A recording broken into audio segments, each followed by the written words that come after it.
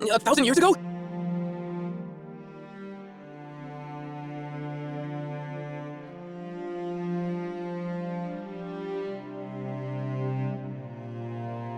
Have you finished cleaning?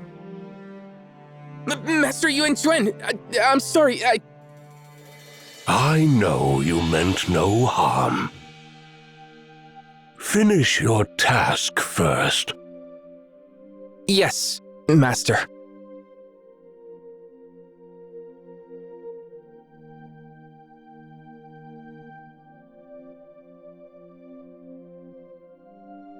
Master Yuan Chuan? Master Yuan Chuan. What is it? Who's playing against whom here?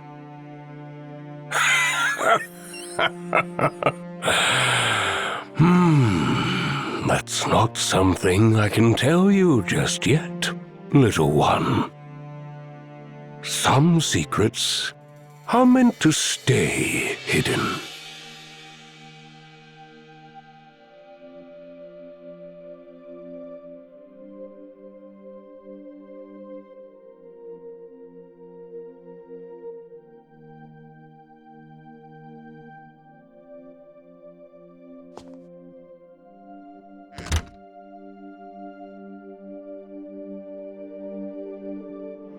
The responsibility of Wei Shi will soon rest upon your shoulders. This study and this board will be yours as well. You've spent years searching for the truth behind this game, haven't you? You knew all along. You've always been obsessed with the Go game. How could I not know? Now that the board has been entrusted to you, it is time for you to learn the truth. Like you've probably already guessed, one of the players on this board has always been the Yuan Shen of Wei Shi. I suspected as much. But who exactly is our opponent?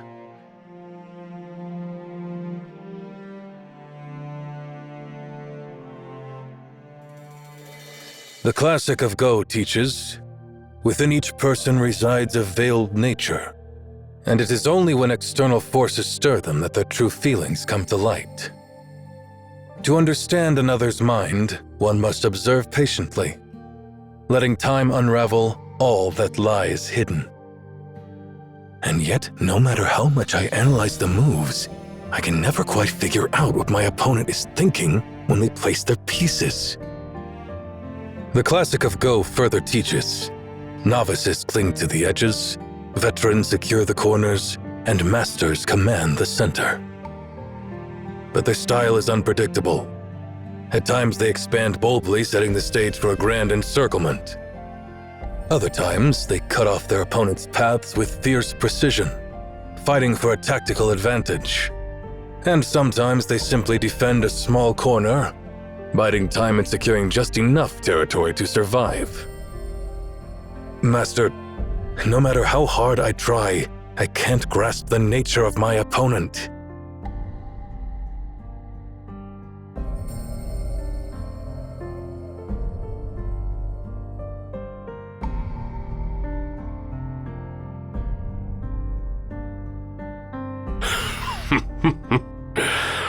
Of course you can't. You're still too young. If you were a book, you'd be just a few pages. Your opponent, however, is a tome as vast as history itself. Most game records you've seen are usually settled in hours or days. But a lifetime? That's long enough to change a person in ways no one can predict. Don't dwell on it. When the time comes, everything will make sense. Just remember, your opponent across that board isn't just any rival. He's a guest of honor. You haven't met him yet. But if he comes during your lifetime, you must give everything you've got to defeat him.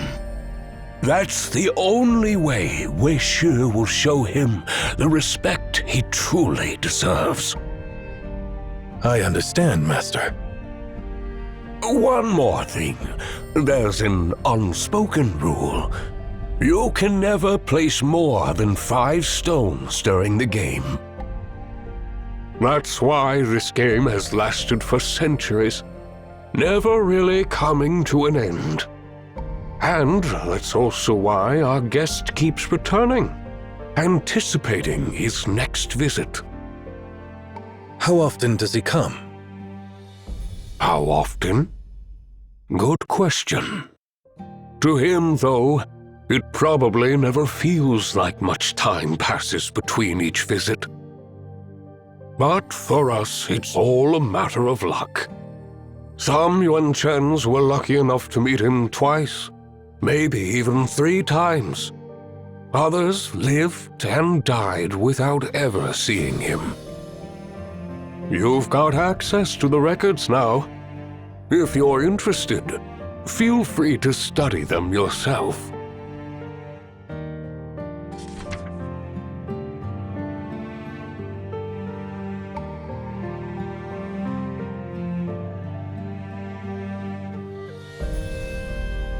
One last question, Master. Go on. How strong is he? When you faced him, how confident were you?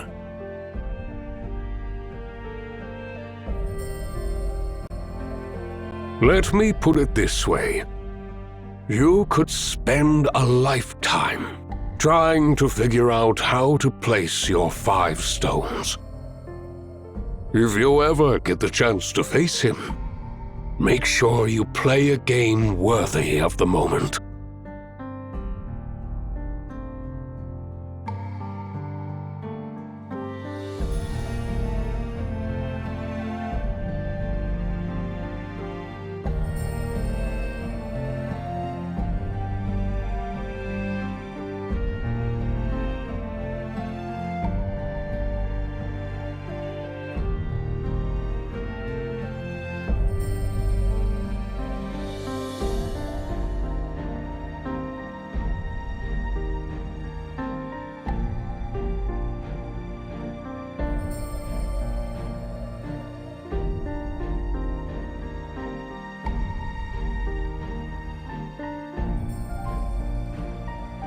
It is my turn to play, Emperor.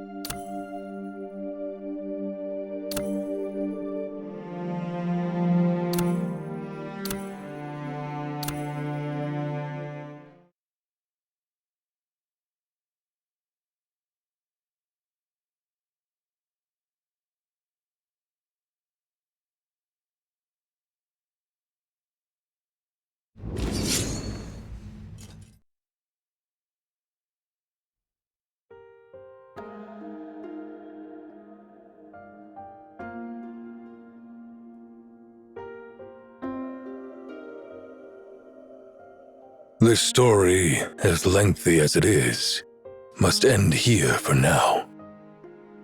Looks like the sealing of the Dragon Pillar is almost done.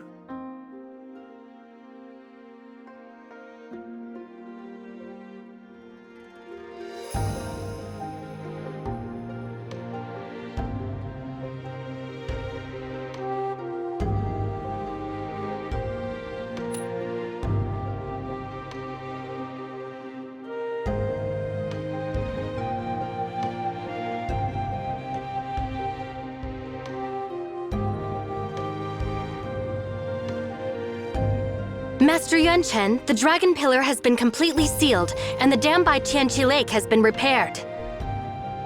Looks like the cerulean waters have been fully contained. We greatly appreciate your help, Head Librarian. We never would have been able to seal the pillar so easily without you and Miss Zero.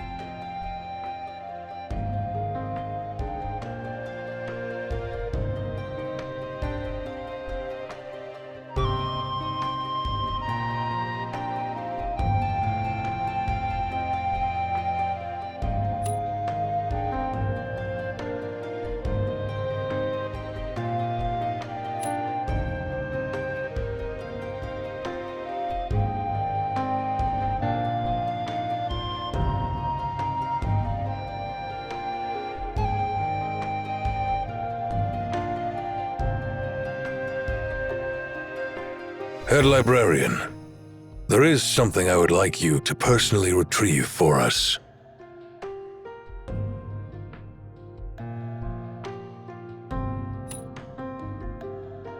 Because it holds the key to the next chapter of the story you're trying to uncover. Find it, and all your doubts will be put to rest. It's the lost Imperial Seal of the First Emperor. You could say it's the national treasure of Tien. But like most things from the First Emperor's time, it just vanished into history. However, from what we've gathered from Weishi, I believe it's not lost to the world. It still exists, hidden somewhere in the Imperial Palace of Qingyu City, tucked away in its countless towers and halls.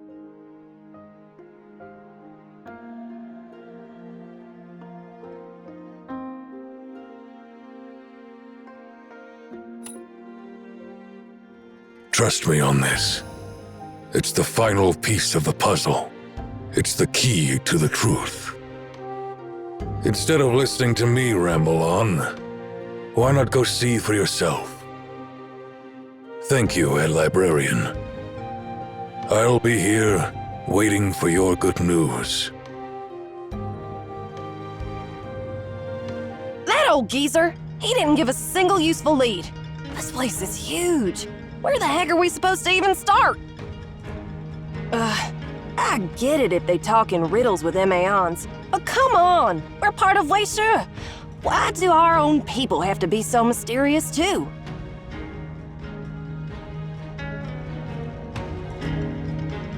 If Master Yuan Xuan refuses to speak of it, he must have his reasons. His reasons? Every day it's the same nonsense. Someone's always got some reason.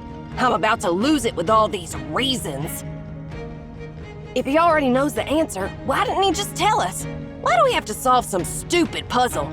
I haven't even finished my basic education.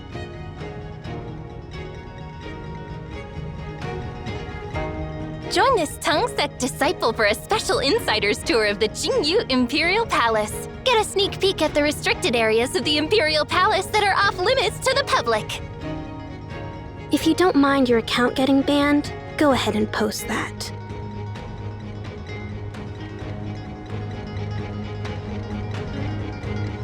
Head Librarian, Master Yuan Xuan has asked me to assist you. If there's anything I can do, just say the word.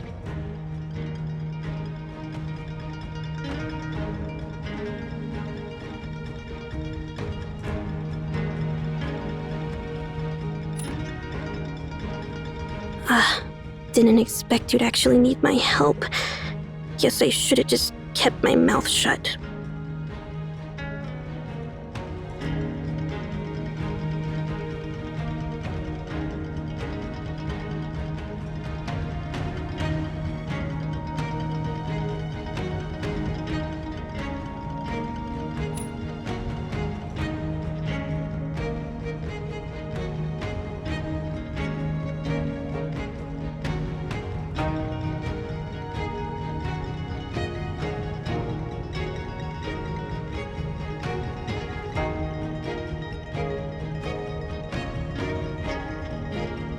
Where should we start?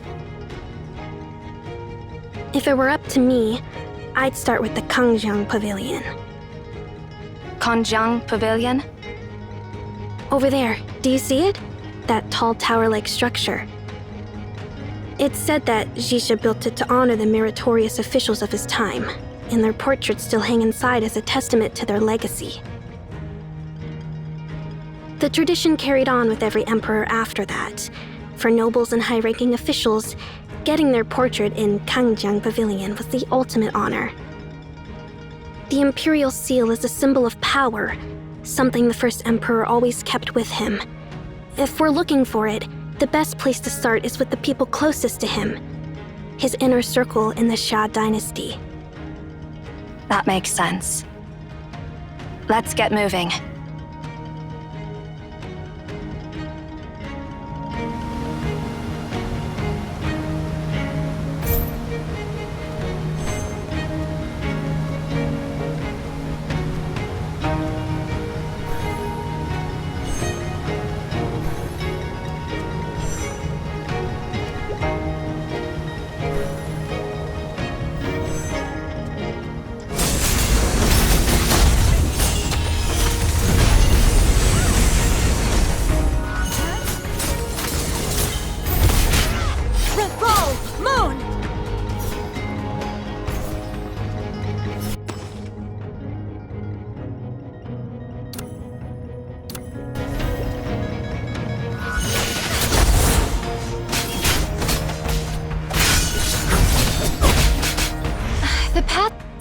Crystals are basically mineral deposits from condensed water and mist. The fresh ones have a brighter color and are less compact. The path ahead is blocked by more of those cerulean crystals. What a pain. These things are the worst to deal with. But if they're left unhandled for too long, they harden into something extremely difficult to break. Don't worry. The mist-clearing lamp absorbs high concentrations of cerulean mist and turns it back into liquid. The crystallized cerulean residue gets stored, and the dried air is compressed. Once released, the compressed air is strong enough to shatter the crystals.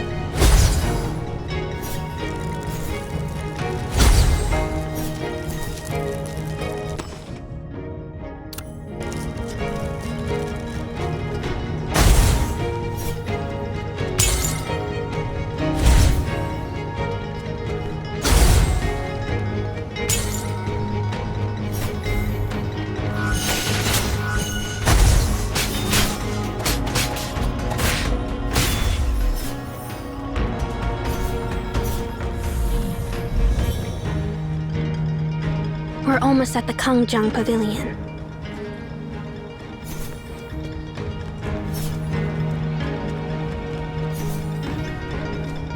It's locked. When we evacuated the residence, we activated security measures at key historical sites to protect cultural relics. But these security systems are usually managed by the Bureau of Cultural Relics. While we know how to activate them, we have no idea how to turn it off. The original plan was for their staff to take care of it when they got back. Oh, looks like it's my time to shine.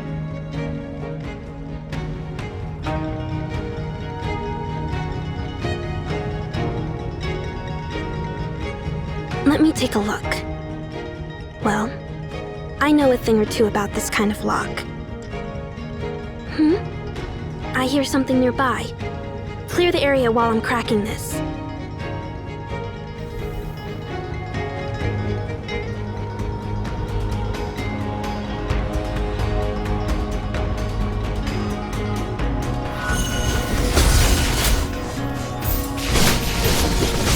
Fire is burning.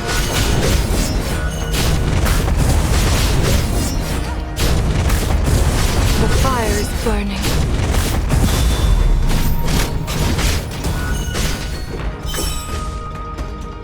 Blooming from the flames. In the name of Florence.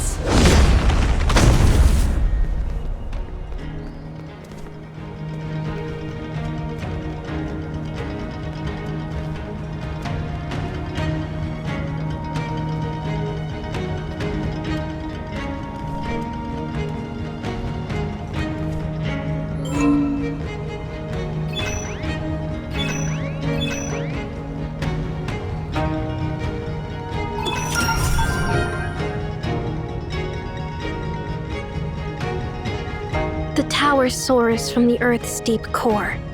Its peak dances with heavens evermore. To ascend is to transcend mortal lore. Its spiral stairs in void explore.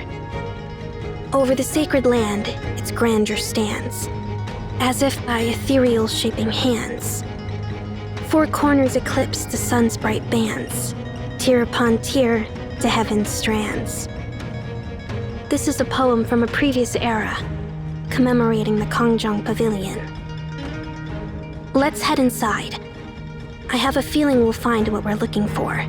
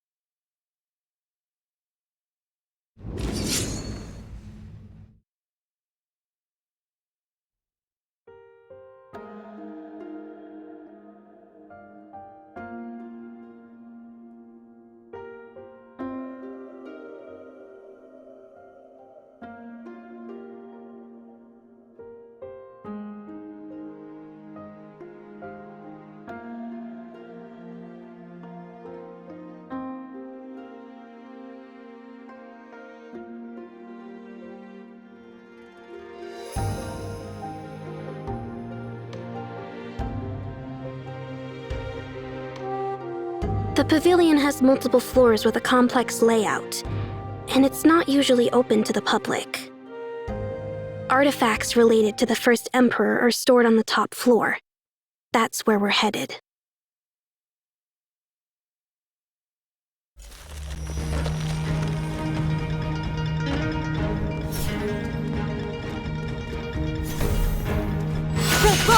Move!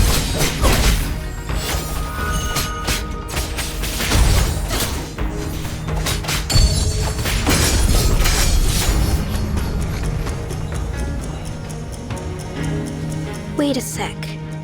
This hexagonal sensor seems a bit off. Let me take a closer look. There's a mechanism inside the base of the sensor. It looks like a master switch. If I clear out this frost mist, it should start working again.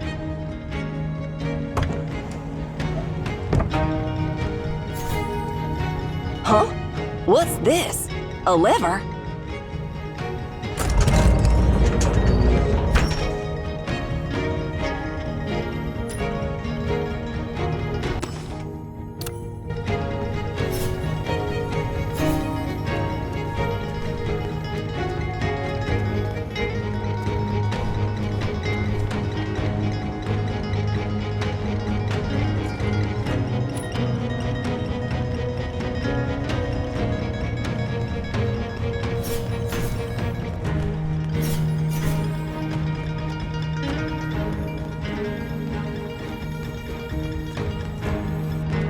think the mist would be this thick indoors.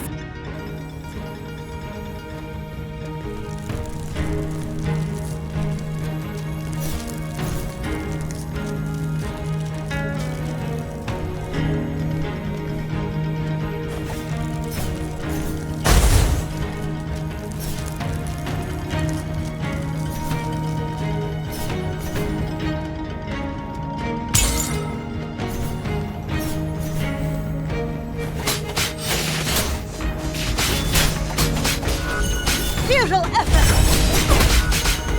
Reckless children are not liked.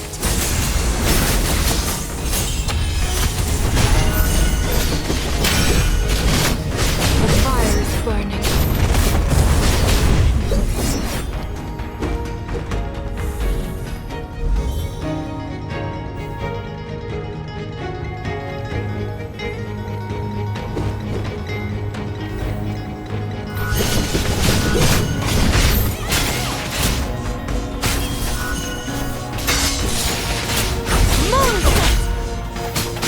Great.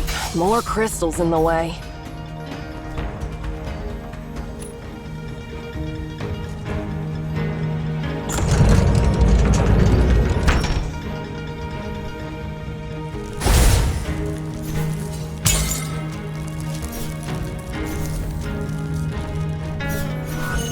Red Bull! Moon! Reckless children are not liked.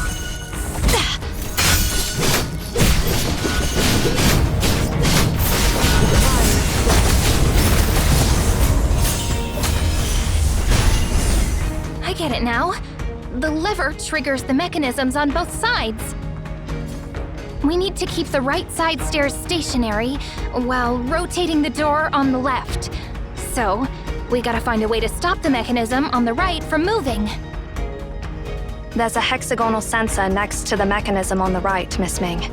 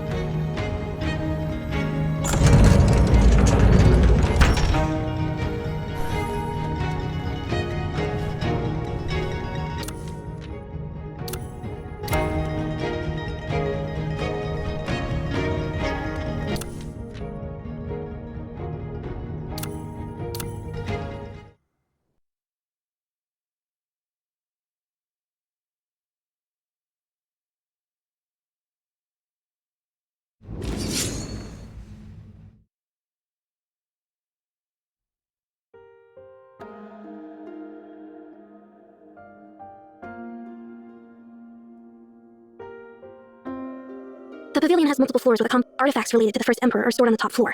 That's where we're headed.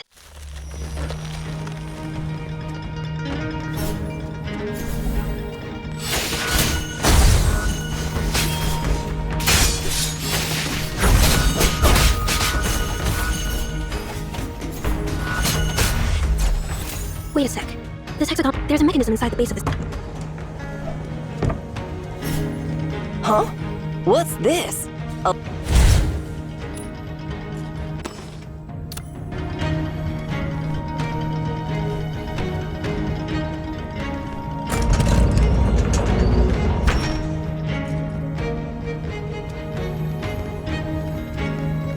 I didn't think the mist would be this thick indoors. Let's purify this area first.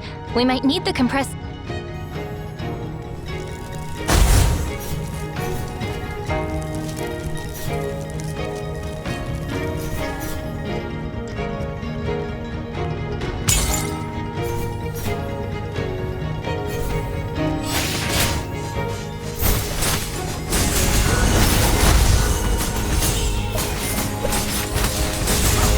Wuthering Waves full. Complete insight.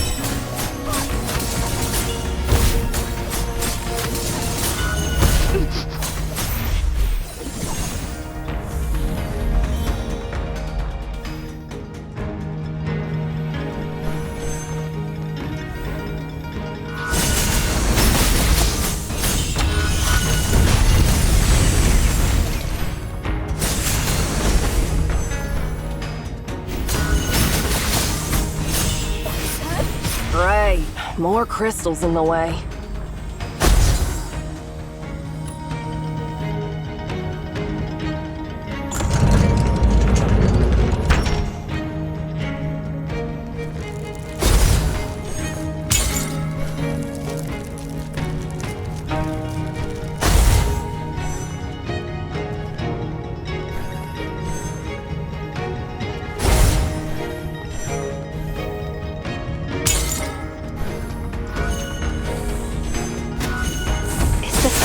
Feels like.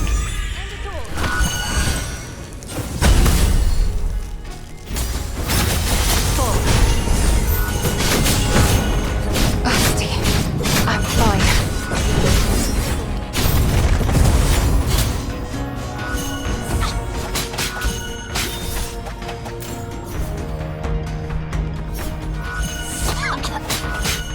Breathless children are not light. I get it now. The lever triggers the mechanisms on both sides. We need to keep the right side stairs stationary while rotating the door on the left. So, we gotta find a way to stop the mechanism on the right from moving. There's a hexagonal sensor next.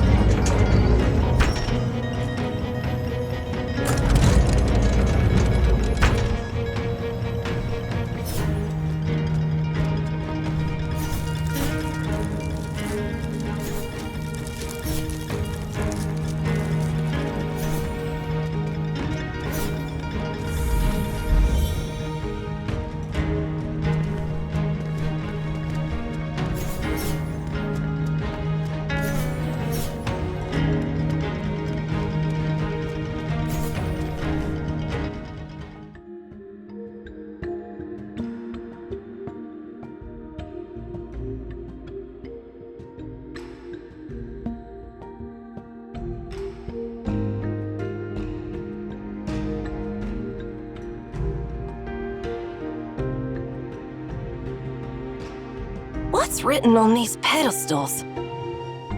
Tseng never told me how to read this script. It's an ancient form of Tian's writing, so it's normal not to recognize it. This figure is Li Jun, believed to be the ancestor of the Tian Li clan. He was a close confidant of Zisha, and even ruled in his stead at one point. This one is Zhang Luo, Tian's first scribe. He accompanied the first emperor for years, and laid the foundation for Tian's historical records, which is why some call him the Sage of History. Is he holding something? Is that a giant seal? That's the legendary imperial seal Zhang Luo carved for Zisha himself. The artisans of that era even carved a replica of it into his statue.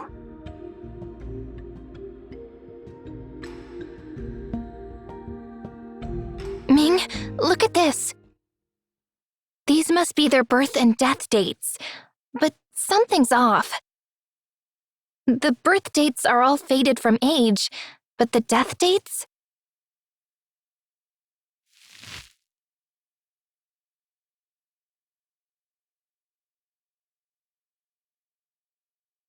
These engravings are new. And they all share the same year of death. This year. But why?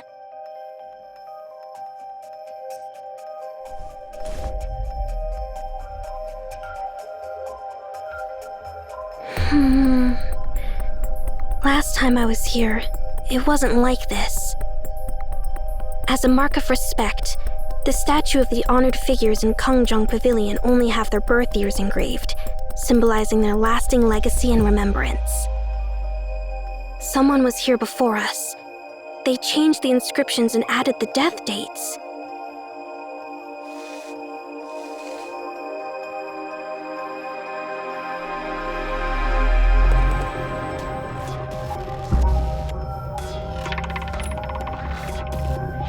You think they left this as a clue for us? Li Jun and Tseng Luo's pedestals haven't been altered. So, it's just the statues of the officials that got altered. Most of these figures were Zisha's blood relatives.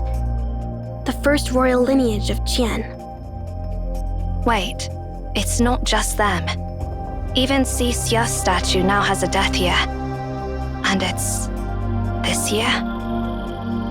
Who hates the Ji clan so much that they deface these statues like this?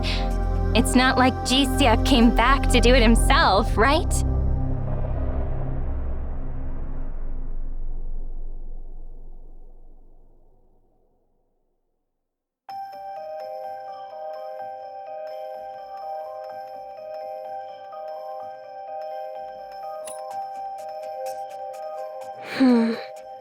This is puzzling. We should document this and report it to Master Yuan Shuan. He might have some insights. Right now, finding the seal is our top priority. Everything else can wait.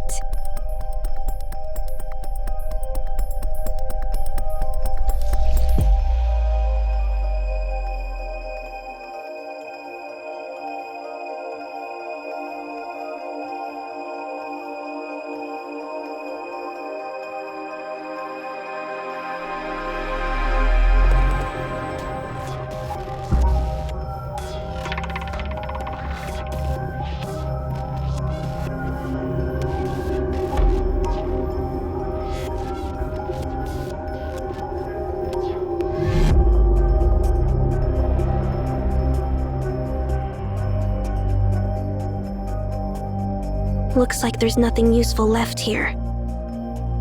Let's head to Wencheng Pavilion.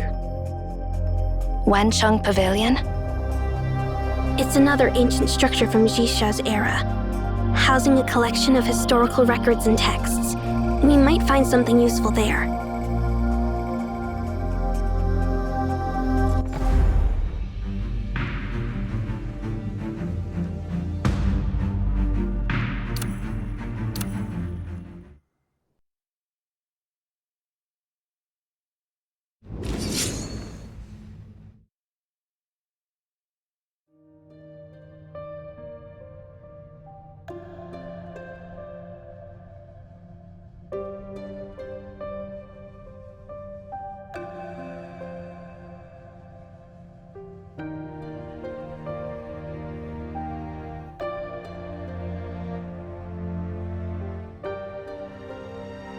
My face isn't really suited to being carved in stone.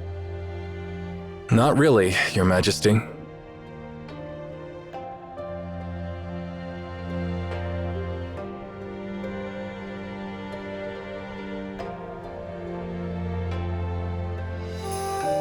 Sanglo, what does the Tianli clan say about moving Li Jun's statue into Kangjiang Pavilion? Go ahead and speak. They've been cursing you non-stop. They call you a treacherous mongrel, the greatest hypocrite under heaven. They say you killed Li Jun, yet you pretend to be honoring his memory. What do you think, Sanglo? Do you think I should be held accountable? History will judge in time. It's not my place to say. So, you trust history's judgment over your emperor's?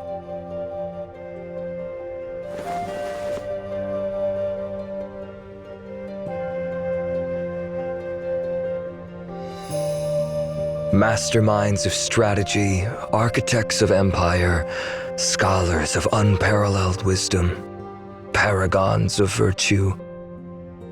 That's how they describe themselves, right?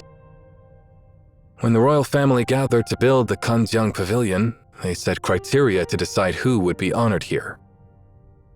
Only those with unmatched strategy, political acumen, boundless knowledge, or exemplary virtue were chosen, and of course, above all, those who possessed immortality. Only Li Jun and I are exceptions. Li Jun ruled as a regent for a decade, and you stood by my side from the moment we began our campaign. They could never erase your legacies even if they wanted to. But this is not the future I once envisioned.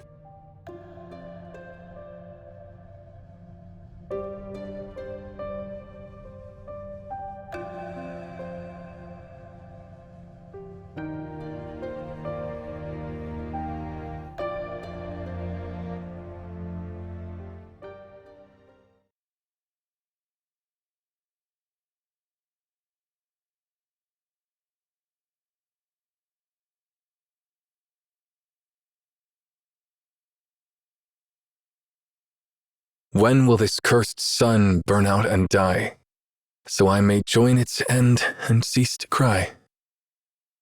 What did you say? It's a song that has recently found its way into the mouths of the common folk, those who were never granted immortality. It means, when will this cursed sun finally die? We'd gladly perish along with you. The sun. They mean me, don't they?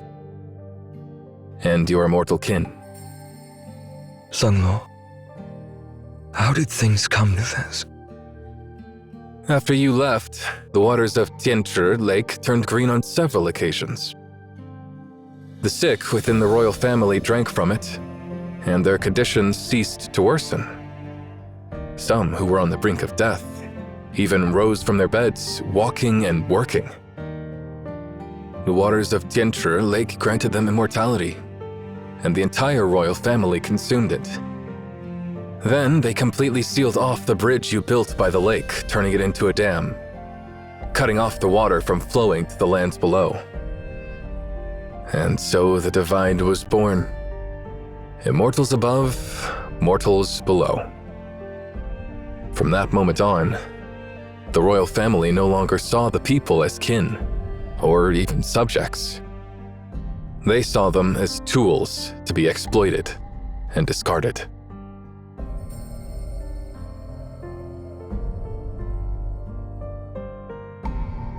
Li Jun tried to stop it, but you know him well. He was a blade, not a needle.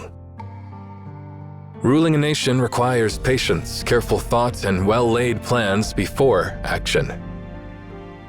His nature made him an easy target for the royal family. After all, they never truly accepted him as regent, not when he wasn't of royal blood.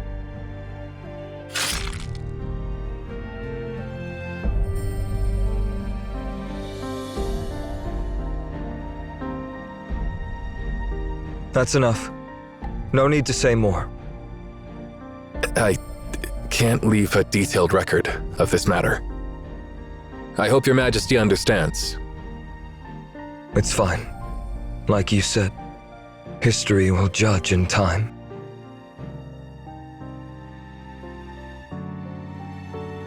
I've come to bid you farewell.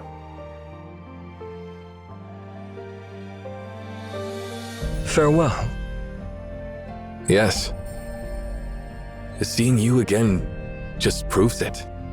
The waters of Tianshi Lake really are the source of immortality. It's been 10 years. You haven't changed a bit, but I've gotten all decrepit.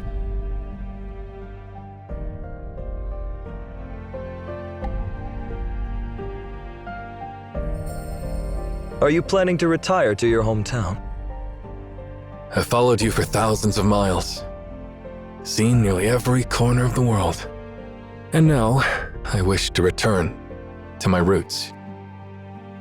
Though Mount Tianshi towers high and the Grandeur River stretches long, I wish to be laid to rest in the land of my birth. In the land where the Ji lineage began, people still grow old, get sick, and pass away, instead of living forever.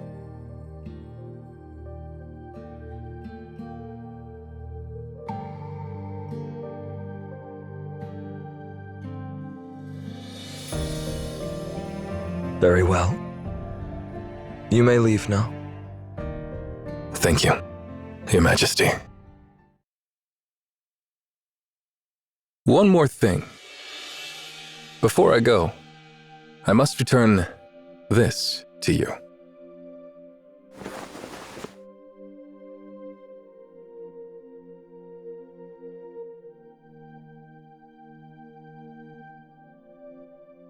As you instructed, during Regent Li Jun's rule, he penned the edicts while I affixed the seal. Now it is time to return it to its rightful owner.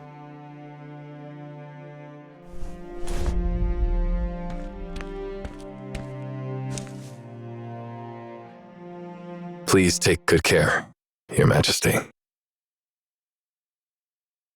Shouldn't I be the one telling you that, Sanglo?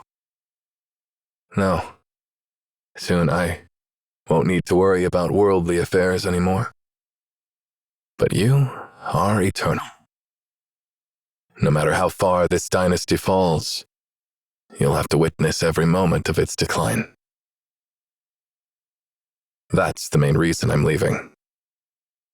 The history of this dynasty has come to an end. It's no longer worth recording.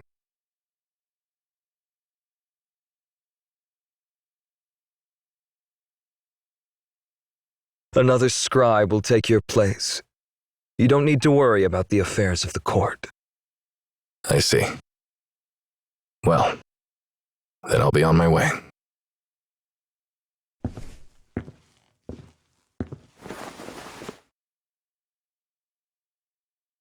Ruling a nation requires patience, careful thought, and well-laid plans before action.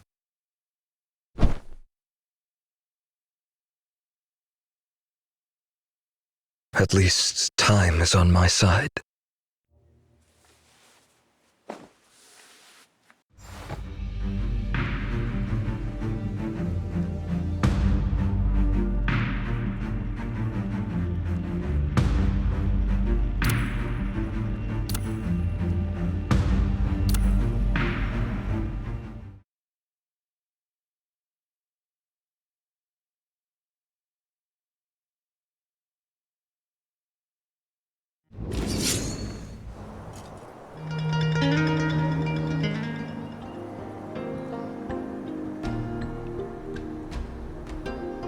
The fastest way to Wencheng Pavilion is through the Imperial Garden. However, it's not exactly safe to pass through right now.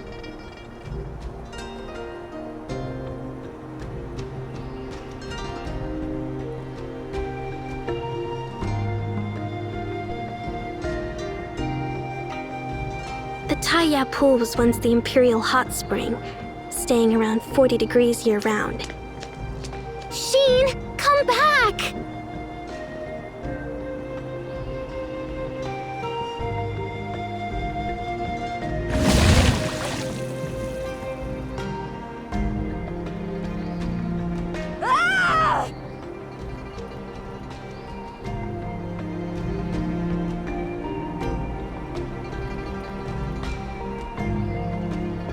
Don't tell me, you liar!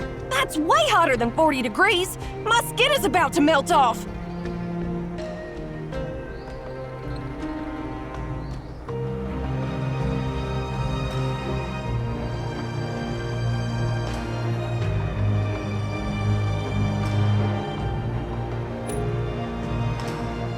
It's not supposed to be so hot.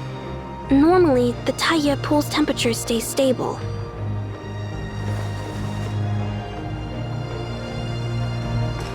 Lately, increased geothermal activity from Mount Jianchue has caused the ground to crack in multiple places. As a result, the pool has been overheating, and hot steam is rising from various cracks.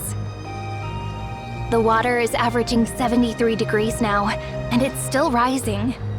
Don't go wandering off unless you want to boil yourself alive.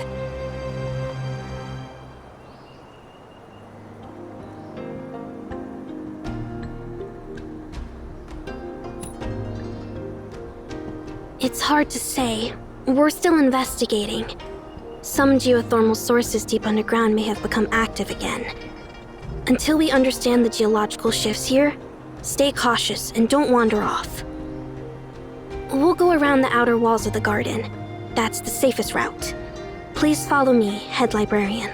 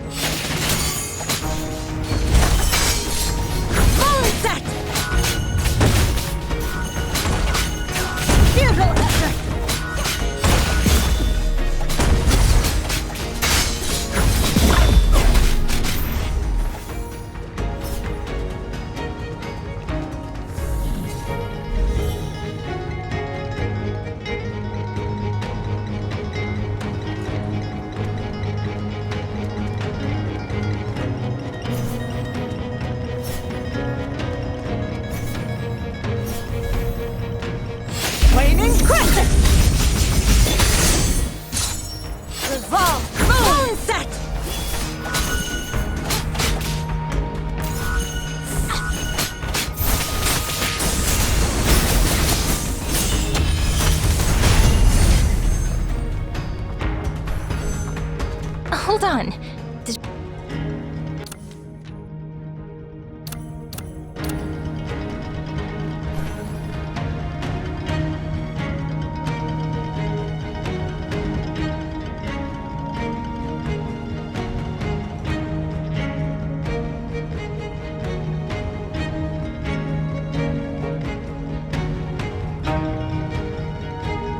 We're standing atop the most fortified section of the ancient Imperial Palace.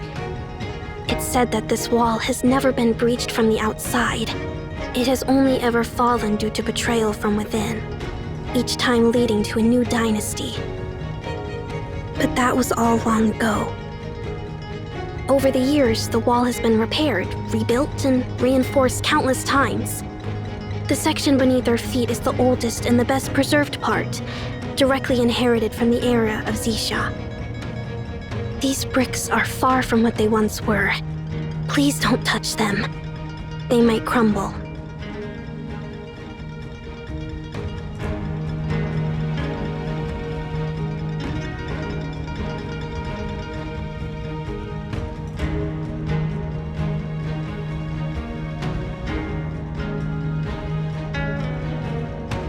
Tourists here really lack manners. So many have carved things like "I was here" into the bricks. Atsu, take a look! Almost every brick has one. Oh, you weren't paying any attention when Sing explained this in class, I guess? Huh? What? Why are you bringing that up all of a sudden? You're not wrong in your gut feeling. These are indeed carved words. But can you make out what they say?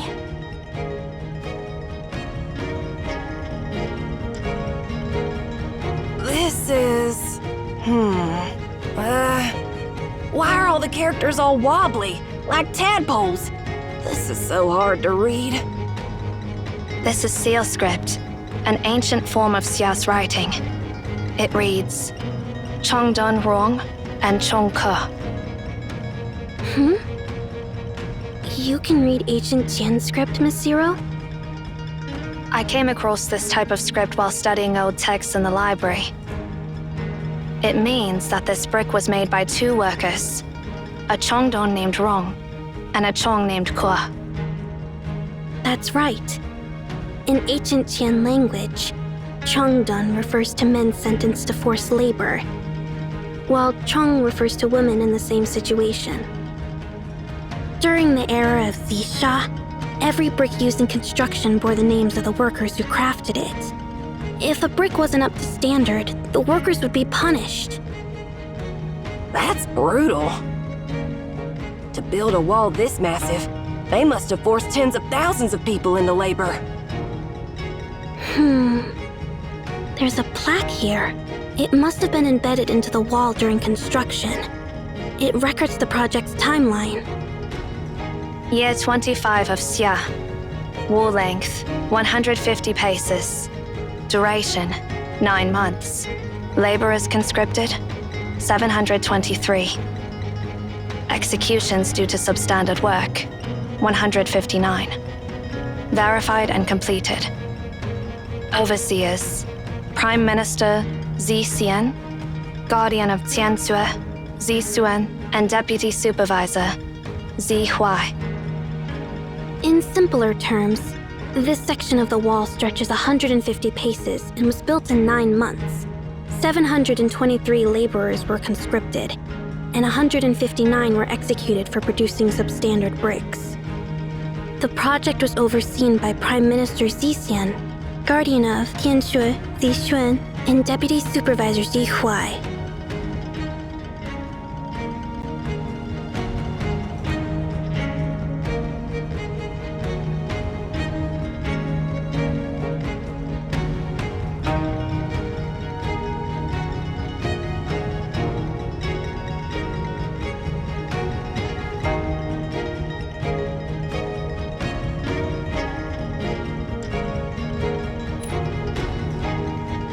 Some of these names seem familiar.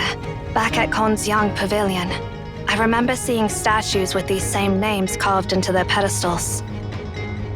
Prime Minister, Guardian of Tianque, and Deputy Supervisor. All those high-ranking officials have statues in Kongyang Pavilion. Let's keep going.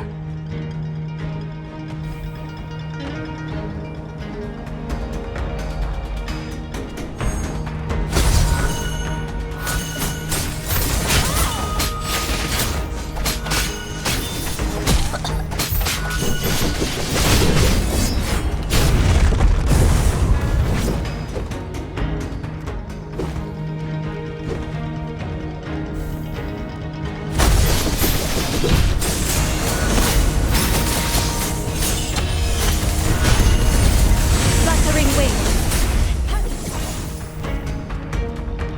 Year 36 of Xia. Heavy rains caused damage to the walls. Laborers conscripted, 2,000. Executions due to substandard work, 432. Overseers, Prime Minister Zi Xian, Guardian of Tiansue, Zi Suen, and Deputy Supervisor Zi Huai. From forced labor to conscripted civilians, imagine how many people had to be forced into labor and how many were executed, all just to repair these walls. If some laborers' work wasn't good enough, they were put to death. Then, they'd just bring in a fresh batch of laborers. And if too many were executed and they found themselves short on manpower, they'd just round up able-bodied civilians and force them into labor instead. The construction had to continue, no matter the cost, until the royal family was satisfied. Just hearing this makes my blood boil. Where did that bastard run off to?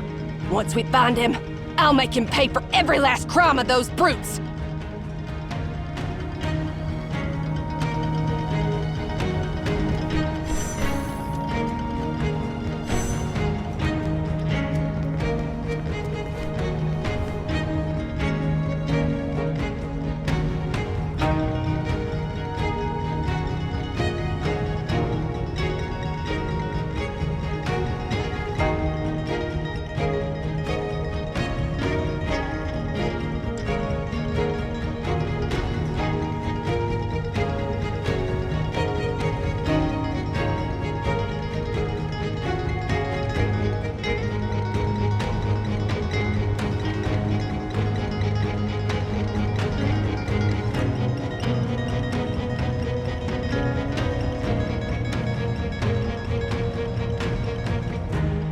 Willows cling to somber green, as autumn's chill whispers unseen.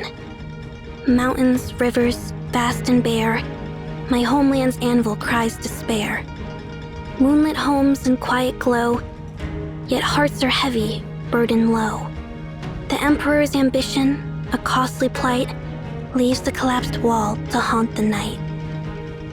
I know this poem. It tells the story of a laborer who died while building the wall, his bones sealed inside. Grief-stricken, his wife wept so intensely that the wall eventually crumbled, exposing his remains. And now they call Jisia the father of human culture? From what I've seen, he's nothing but a complete douchebag. He treated human lives like they were worthless, so selfish and ruthless. He got to live forever because of some anomaly, and he treated ordinary people as nothing more than pests. Then he orchestrated all of this, trying to turn everyone in Qian into monsters just like him. He even made Xing Dao Nongji. Come on, Professor Ming, say something. History is complicated. Different evidence, records, and perspectives can lead people to completely opposite conclusions about the same historical figure. Perhaps when we reach Wencheng Pavilion, the records there will paint an entirely different picture of Xixia.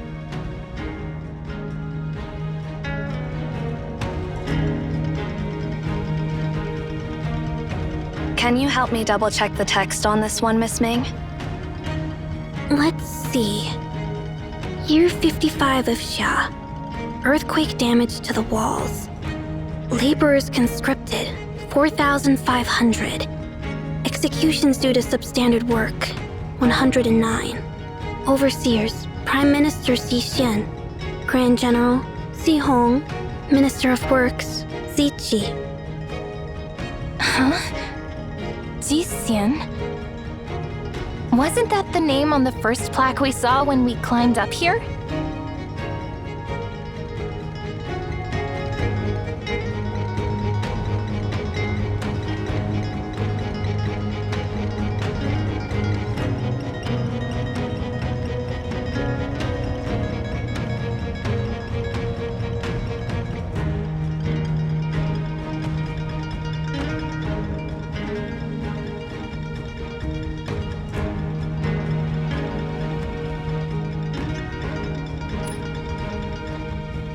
This spans nearly 30 years.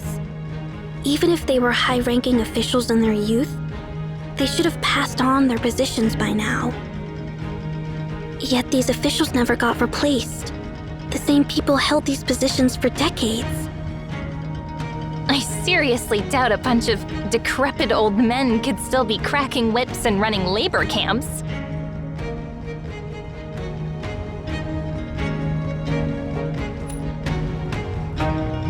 Now I get it. The statues in the Kangjang Pavilion were never engraved with the Year of Death. It's not to symbolize eternal life or keep their names alive forever.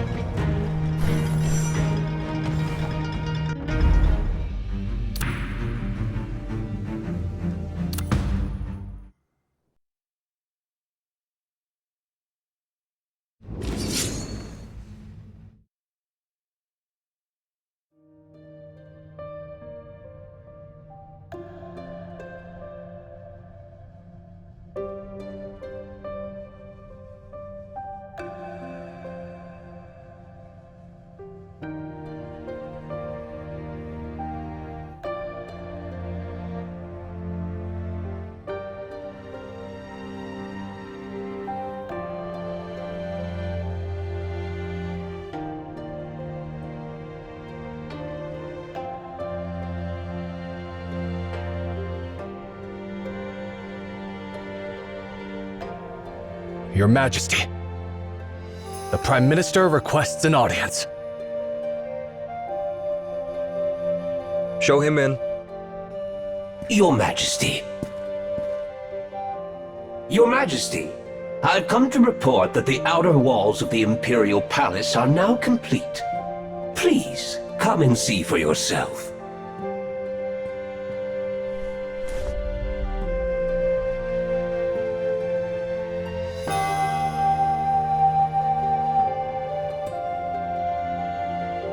The guards and carriages are ready, just outside the hall. You've been efficient. Weren't we expecting the construction to take another 2 years?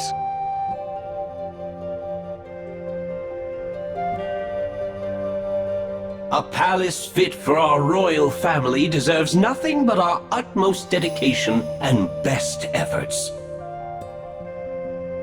The Grand General drafted tens of thousands of laborers. The Minister of Works oversaw construction day and night, and I personally ensured the flow of silver and grain. That is how we finished ahead of schedule. The noble families and high officials are already gathered by the city walls, waiting for your Majesty's arrival. Your Majesty, these walls are 10 meters high and 6 meters thick, and stretch over 20 kilometers around. They are impenetrable, and the land surrounding them is treacherous. With these walls, our clansmen will be safe and secure, standing strong for generations to come.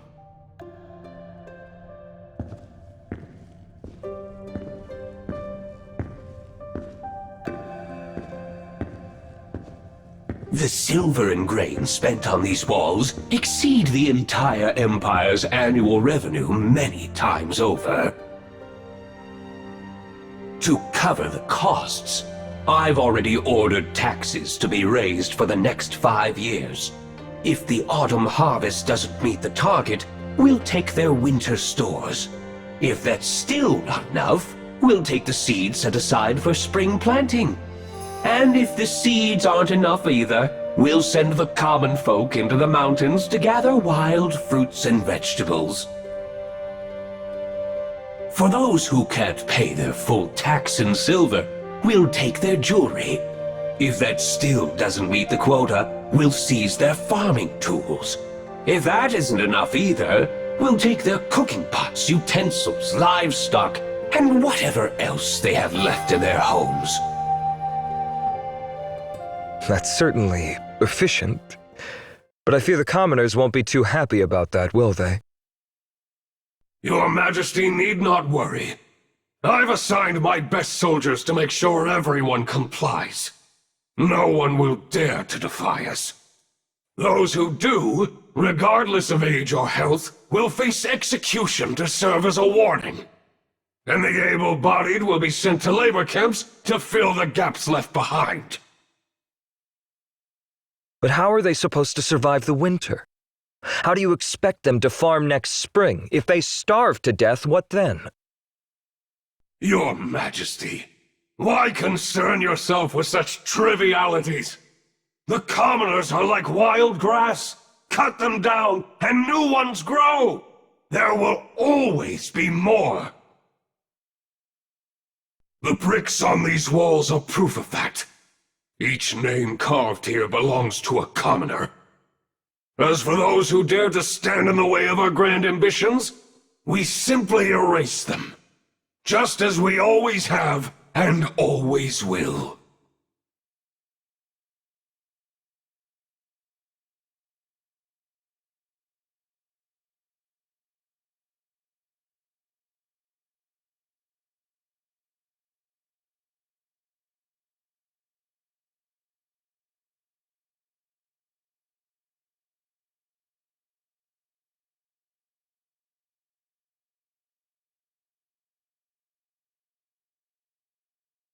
After all, the weak have no place in this world.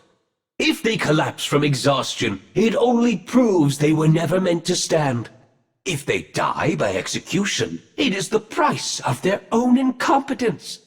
And if too many fall and slow our progress, we will simply conscript more able-bodied laborers to take their place.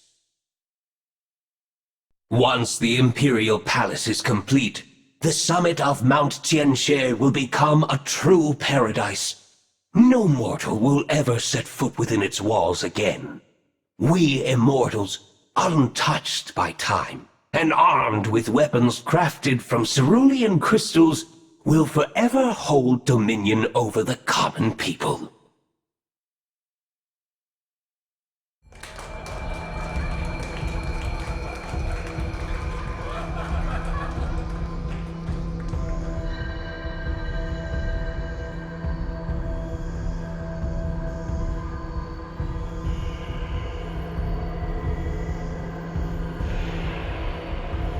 Your Majesty, is something wrong?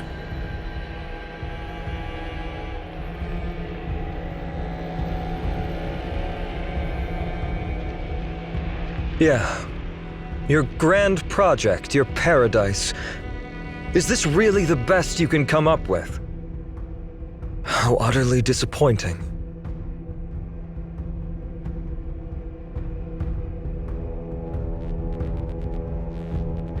What do you mean, Your Majesty? You claim this place is a land of immortals, yet it still clings to the edge of the mortal realm. How can something like that be called paradise? Find me a place untouched by the mortal world. A land where no commoner will ever set foot. A sanctuary where we can live in perfect peace and solitude for all eternity.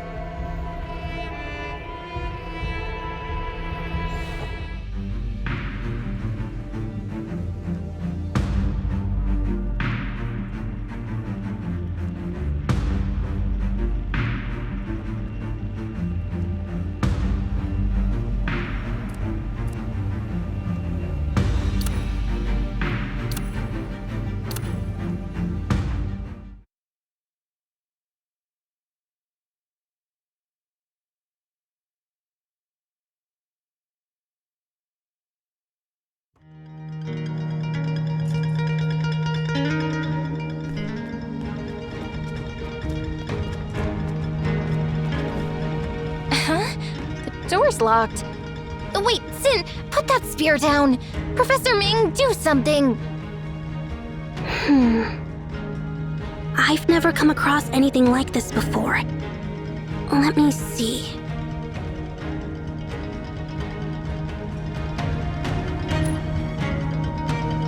Aren't instruments meant to be played? What if we try playing the ones that match the patterns on the wall? I've got a hunch this might just work.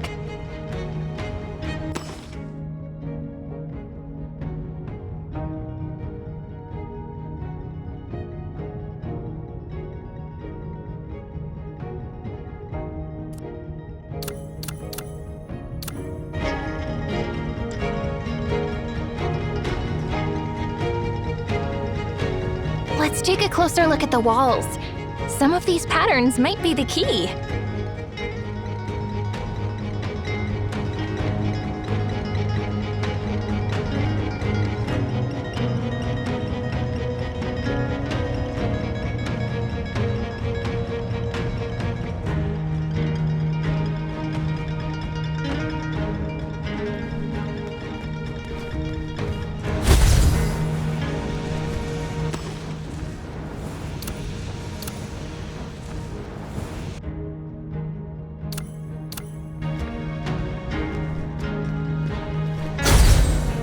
How about we double-check the patterns and play the instruments from right to left?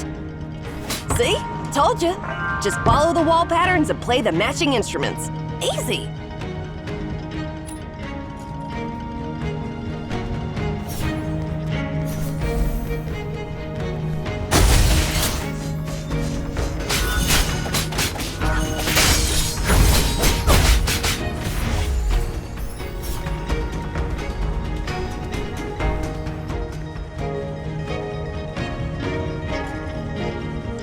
Again.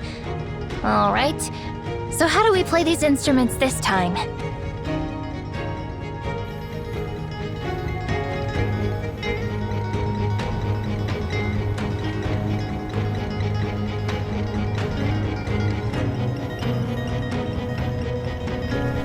Let's take a closer look at the walls. How about we double-check the patterns and play the instruments from right to left? How about we double-check the patterns and play the instruments from right to left? How about we double-check the patterns and play the instruments from right to left? How about we double-check the patterns and play the instruments from right to left?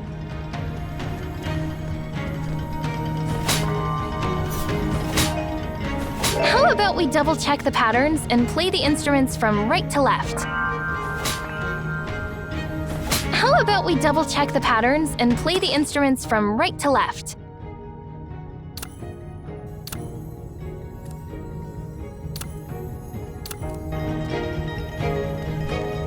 How about we double-check the patterns and play the instruments from right to left?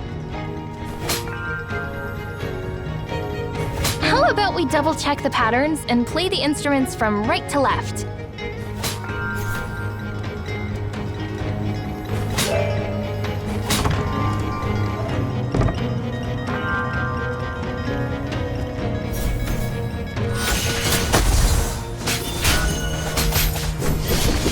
The fire is burning.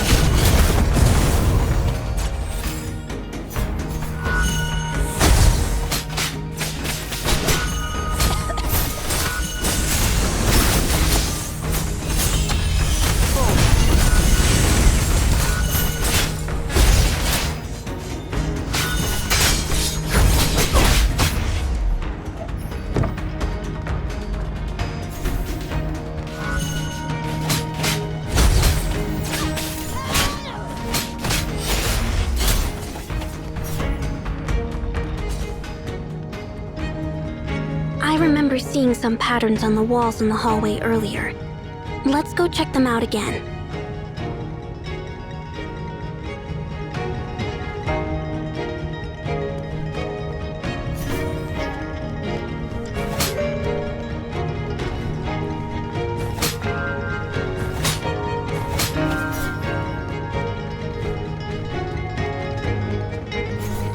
Oh, yeah, there are patterns.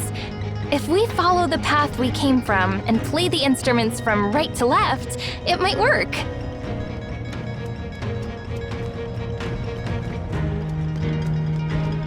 How about we double-check the patterns and play the instruments from right to left?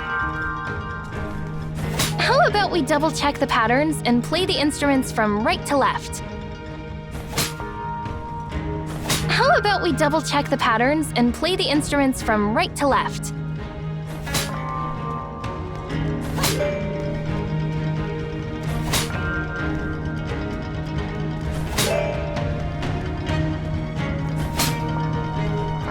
We've been banging on so many instruments since. My arms are killing me. Hey, Professor Ming, what are you staring at? While you all were making a racket, I went ahead and scanned through some inscriptions on these ritual artifacts. If these inscriptions are true, then the Lord of Weaponry's reign was unimpressive. No, scratch that. It was downright atrocious. One inscription says that Legion mistakenly levied double the usual grain tax on the tribe that made this particular bronze vessel. When their leader protested, Legion admitted he had miscalculated but didn't seem to care. Instead of returning the excess, he just promised to waive next year's taxes. So, he took double this year and then just decided not to tax them next year? What if his subjects starve because of that? The inscription doesn't say. Oh, and then there's this bronze plate.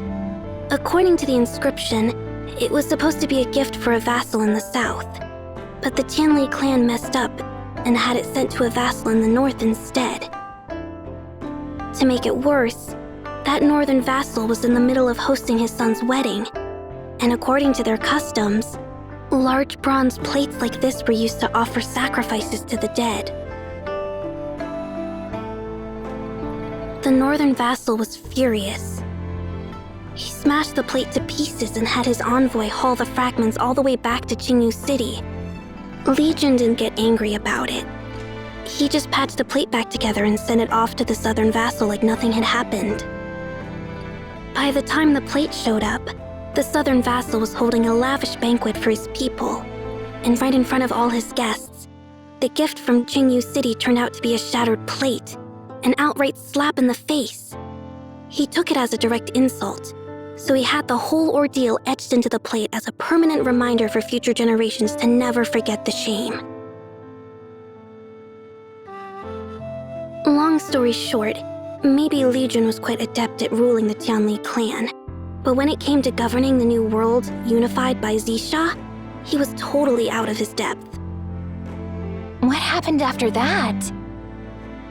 Actually, the ritual vessels we passed by earlier might not have all been crafted in the same era. Depending on the era and the ruler, the inscriptions might reveal different takes on the same event.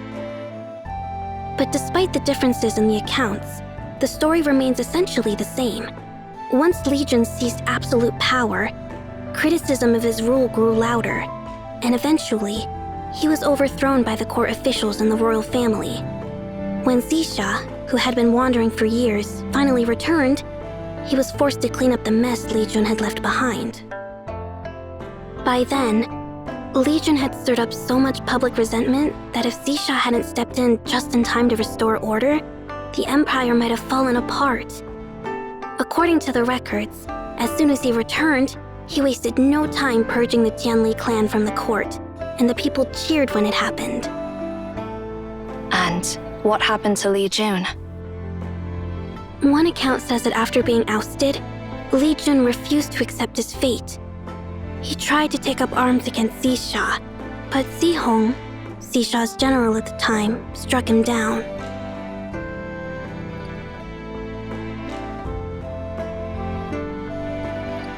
Oh, and by the way, most of these chime bells were made after Xisha returned. Their inscriptions all revolve around one theme: the Eternal Palace. The Eternal Palace? The name says it all. It was meant to be a sacred place where Xisha and his clansmen would live in peace and prosperity forever. Historians have always been captivated by it. According to the scattered records left behind, the palace is said to be a place of unparalleled grandeur, overflowing with treasures. Ancient legends paint a vivid picture of it. They say the palace has rivers made of liquid mercury, a starry sky paved with luminous pearls, and eternal lanterns burning with oil extracted from mermaids.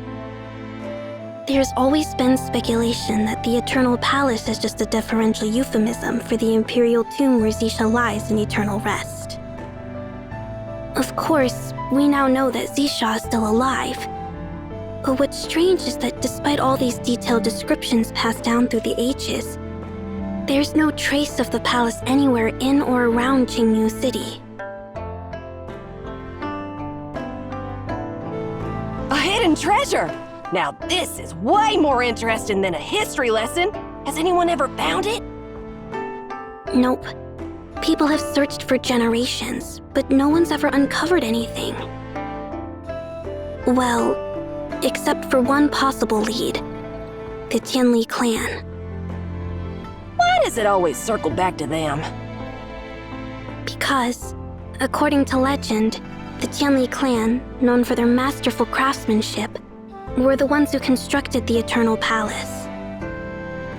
Because of the political corruption during the Tianli Regency period, the entire clan was branded as sinners and forced to build the palace as a form of penance for their crimes. Oh, once their restaurant opens, I'm definitely gonna swing by and see if I can dig up some info on this. That was thousands of years ago.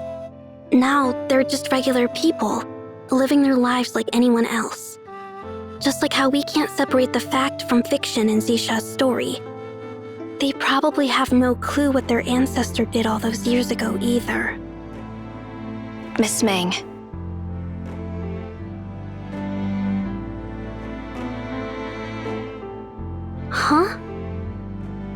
Are these records really true? That's a pretty broad question, Miss Zero. History is the sum of all human experiences, and it can be just as complicated as the nature of humans. Every artifact around us, and every inscription etched into them, holds someone's version of the truth. However, if we shift the perspective or the storyteller, those very records could quickly turn into nothing but a tangled web of lies. That's what makes history so profound and fascinating. Jingyu City is definitely hiding secrets we can't even begin to imagine.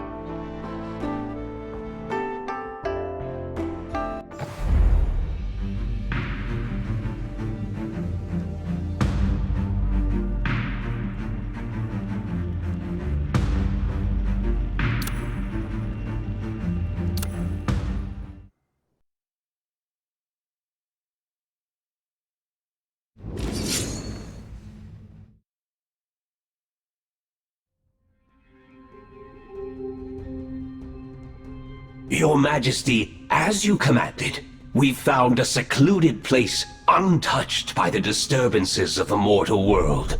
At long last, we have what we were looking for. Please, come and see if it meets your expectations. Oh, then let's have a look. Perfect. This is exactly what I desired. This land shall be the realm of immortality. Here, we will build the eternal palace. As you wish, Your Majesty.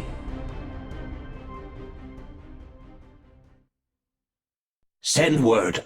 Gather the laborers right away. No, gather the people of the Tianli clan. One more thing. Issue a decree. No one outside of the Tianli clan or the royal family is allowed to set foot on this land.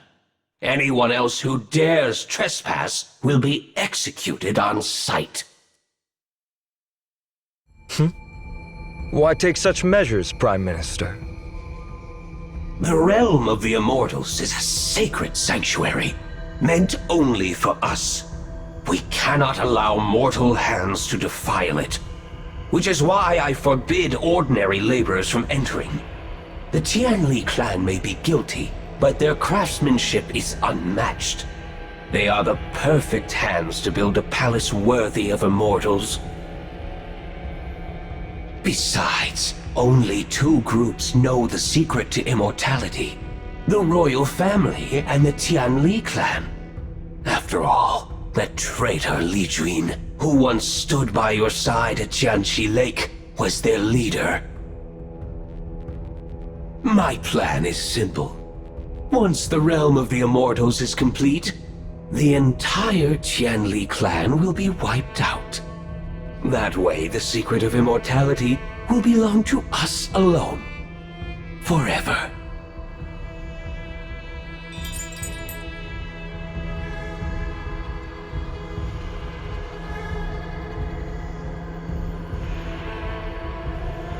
You? Well, you've thought this through more than I have. I am honored, Your Majesty. I'll make sure those Tianli dogs work twice as hard. Our eternal sanctuary will be up in no time.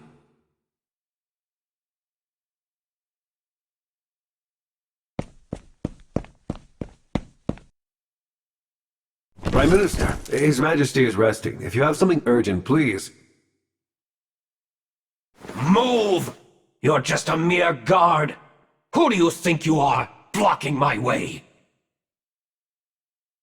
Or I'll have you join those common wretches in hard labor. I wouldn't dare. Please, go right ahead, sir.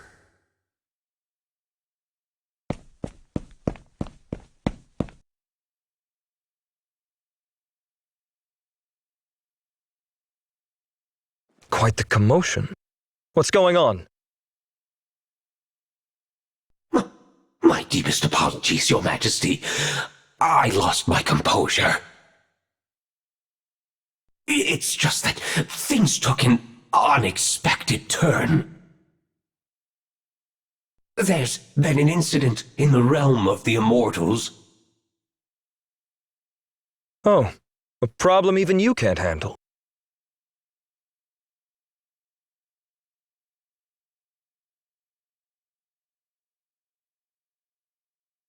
If your majesty wishes, I can take care of it right away, but this situation is quite unusual.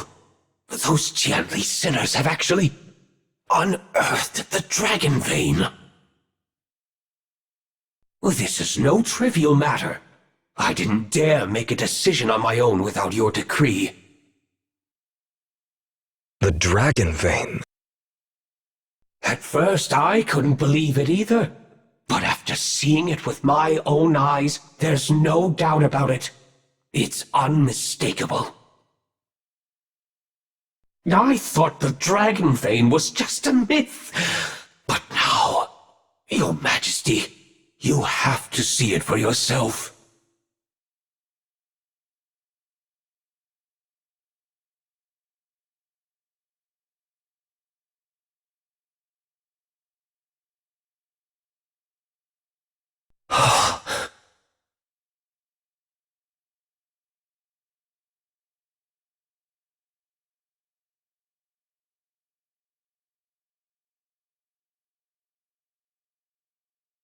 Your Majesty, should we relocate the construction site?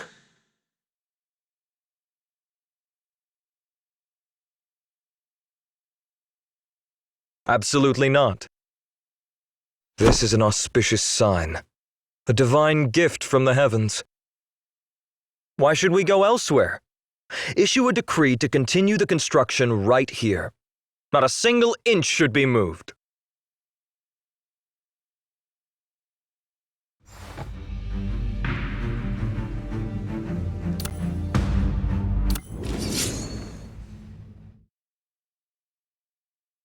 Head Librarian, this is Wencheng Pavilion.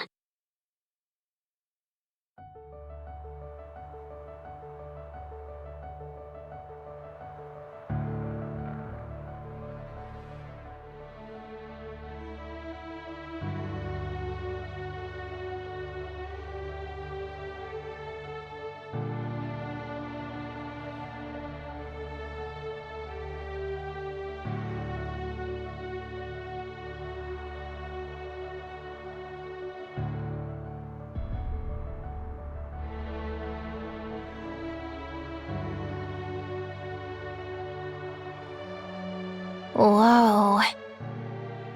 I've heard about this place before, but seeing it in person, it's on a whole other level. Alright, if we're looking for records on Xisha, this is the most complete archive there is. If it's not here, it probably doesn't exist anywhere. But this is way too much! And this is just what's left after centuries of war, pillaging, and fires. If every record had made it through, Wencheng Pavilion would be way bigger than it is now. We can skip over the records of Xisha's early years and focus on what happened before and after his return. What about me? What am I supposed to do? You? You're doing all the heavy lifting.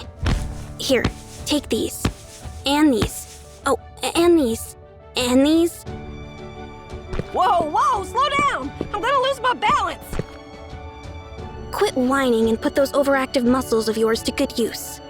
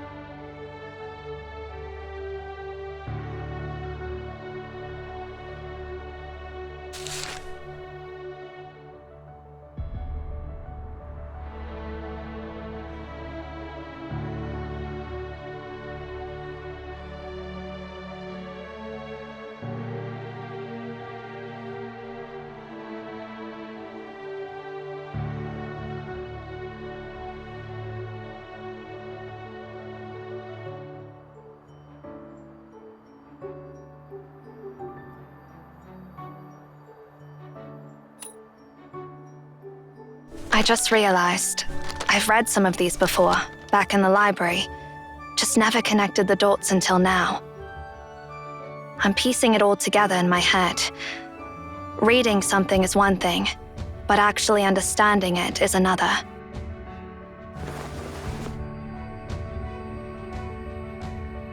I think I've read enough.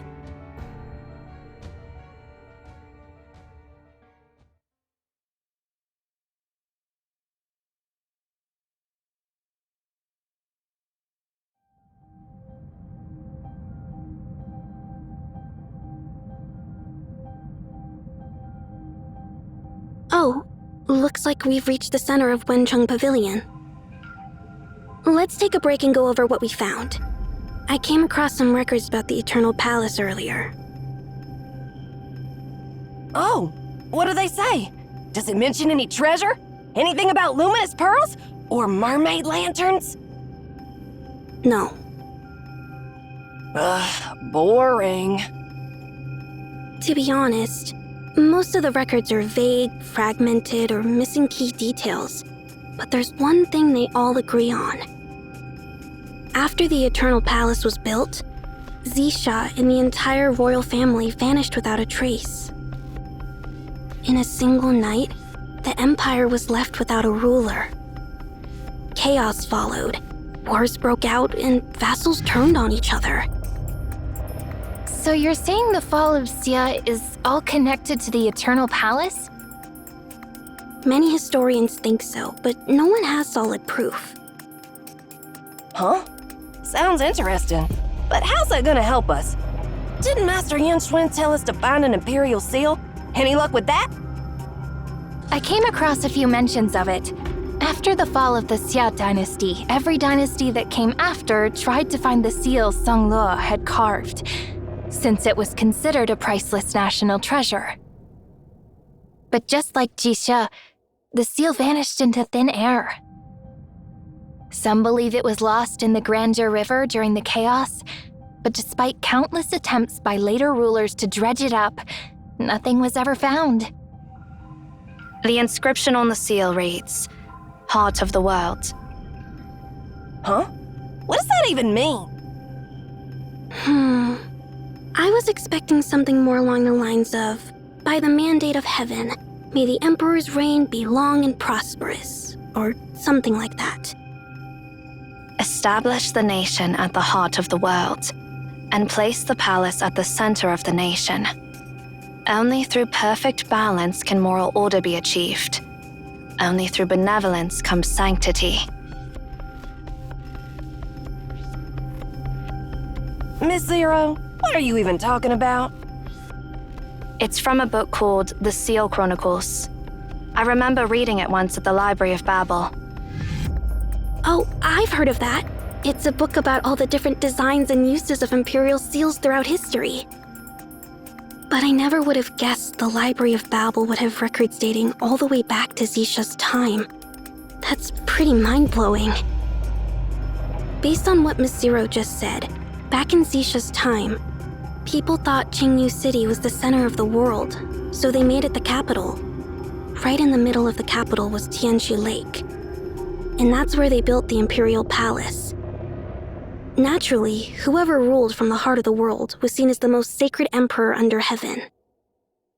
So it makes sense that the Emperor's seal would be inscribed with the heart of the world. Hey! You guys have been talking about this forever, but I'm the one lugging around this giant pile of books. I can't hold on much longer. I need to rest a bit.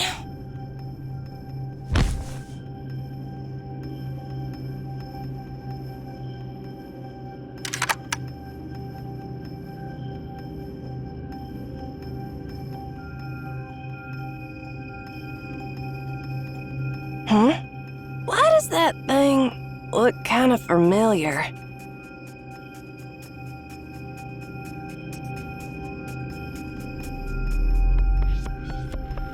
Wait, isn't this the sarcophagus Master Yanxuan told us to find?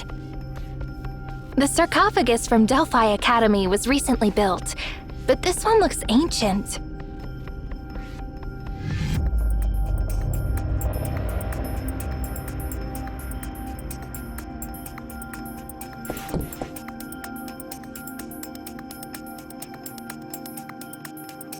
It's empty inside. Professor Ming, any idea what this thing is? According to records, this was one of the very first foundation pillars laid when Wencheng Pavilion was originally built. The pavilion has endured several devastating fires throughout history, being burned down and rebuilt at least 2 or 3 times. However, since the pillar is made of stone, it has survived every fire and has always served as the starting point for reconstruction. Oh, so it's really that old. But why is it hollow? Don't tell me ancient builders were cutting corners too.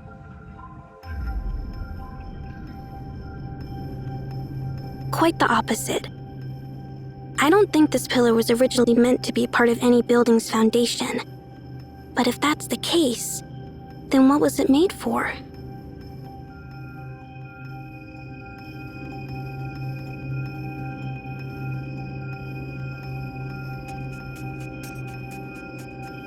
Ming, look! There's some inscriptions on it! Huh? Let me see.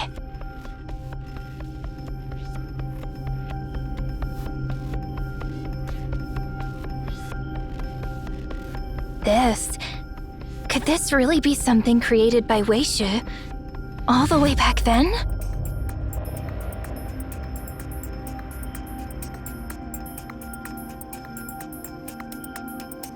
Oh, you found writing on your side too? There's some over here as well.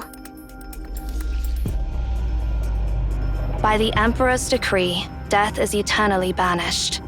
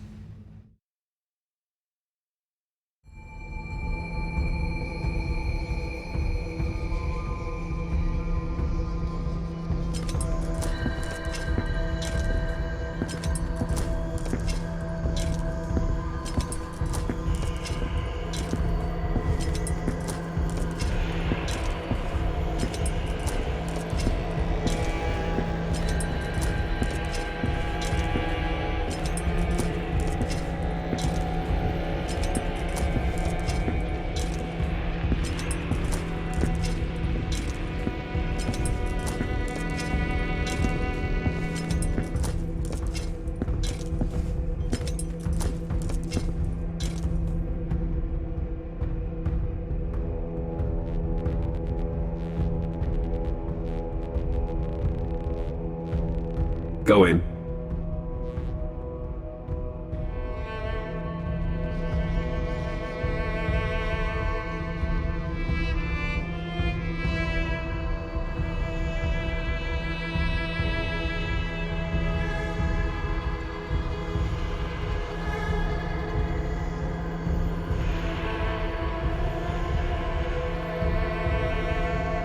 What are you waiting for? You dare make the Emperor wait?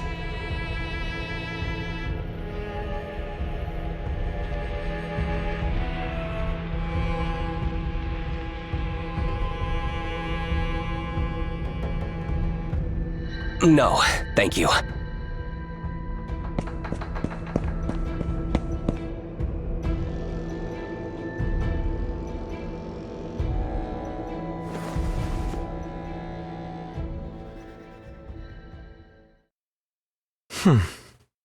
You look kind of familiar.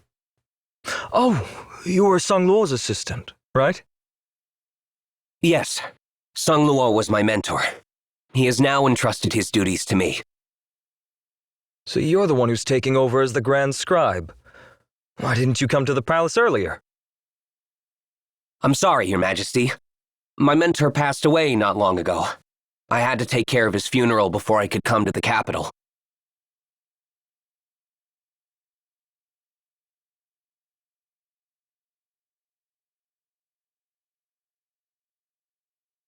I see. So, Sanglo's gone. Did he suffer before he died? No. He passed away peacefully in his sleep. Did he leave any last words? He did, but they were for his family.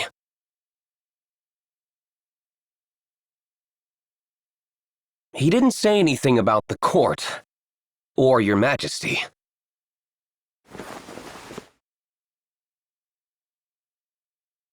You should be familiar with the way to the Grand Scribe's chamber. Since Sanglo left, the position's been vacant, and everything inside the chamber is just as he left it. If you need anything, just let the Prime Minister know. That will be all. You can leave now.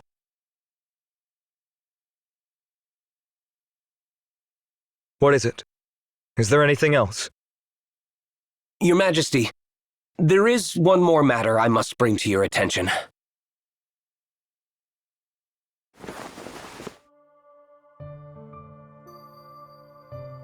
Please, Your Majesty, have mercy on the Tianli clan. Have mercy? Word is spreading that the Tianli clan is building an immortal realm for the Imperial family. There's been talk within the royal family lately. Word is, once the immortal realm is completed, it'll become a palace where the Imperial bloodline can live forever. And when it's finished, every craftsman from the Tianli family will be put to death to make sure the secret of immortality never gets out. So this is the kind of disciple Sanglo is raising now? The kind that gets involved in idle gossip? Since when is that the job of a scribe? Your Majesty, people's words, actions, and way of life are all a part of history. What is recorded today becomes the past, shaping the future as it's written into the annals of history. Even the smallest whispers in the court are things a scribe should keep track of. The Tianli clan holds thousands of innocent lives. Mortals are fleeing, their lives as short as morning dew. I implore you, Your Majesty, for the sake of the bond you once shared with Li Jun, please spare them. Tell me, are you close to Li Jun? Or to the Tianli clan?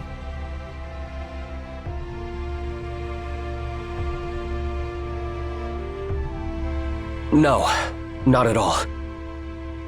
When Li Jun served as regent, I was just a child. By the time I started studying under my mentor, Li Jun had already passed away. I've never met him in person. If you don't know him and you've got no ties to him or his clan, why are you even pleading on their behalf? Because my mentor recorded Li Jun's story. His records describe Li Jun as a man of unyielding integrity, someone who stood by his principles. Although I never had the chance to meet him, I deeply admire his character. The records also mention that Your Majesty and Li Jun were close friends, which is why, when Your Majesty set out on your travels, you entrusted Li Jun to rule in your stead.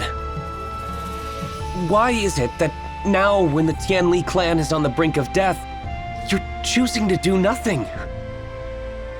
And why is it that in recent years the Imperial family has grown greedier, drowning the people in endless taxes and levies, leaving them without means of livelihood, yet Your Majesty does nothing to stop it? Forgive me for speaking so bluntly, but the ruler I see before me is nothing like the Emperor my mentor described. If it was truly your decision to execute Li Jun, destroy the Tianli clan, build extravagant palaces, and drain the people dry with your taxes, then history will never forget your name. You will be remembered as a symbol of tyranny for eternity. How dare you speak so insolently? What do you know? Just because you've read a few things written by others, you think you can pass judgment and decide what's right or wrong?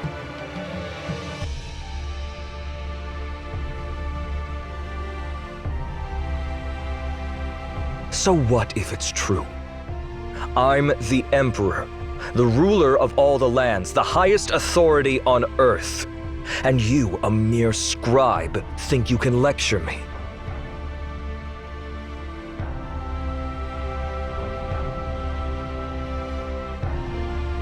Your Majesty, you may rule the world, and your command may be absolute, but there are some things even your power can't sway. Every thought and action of yours, once said or done, will be seen and remembered by others.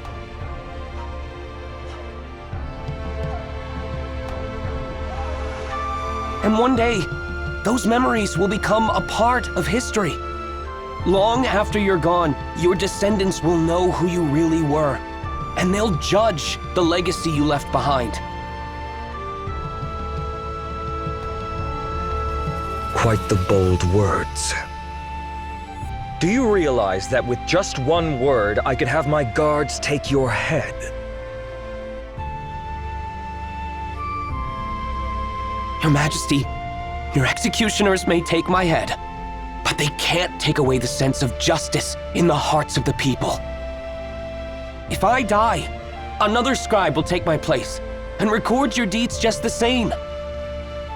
Even if you kill that scribe, and the one after that, and the one after that, the truth will still be recorded and remembered. Tell me, how many executioners do you have? Enough to silence every person in the world who can read and write? The word history was first created by Sung Luo, the Grand Scribe. The term history refers to past events that will be spoken of by countless voices and spread far and wide. The scribe, with steady hand and pen, captures these events, ensuring that what is written remains accurate and enduring, allowing the past to live on and be known. Recording history means telling the truth without fear or bias, without adding or hiding anything. It's not about flattery or cover-ups. It's about recording events exactly as they happened. That's what history is all about. These are the teachings my mentor passed down to me, and I will uphold them and pass them on to my students, ensuring the spirit of the historian lives on. Besides,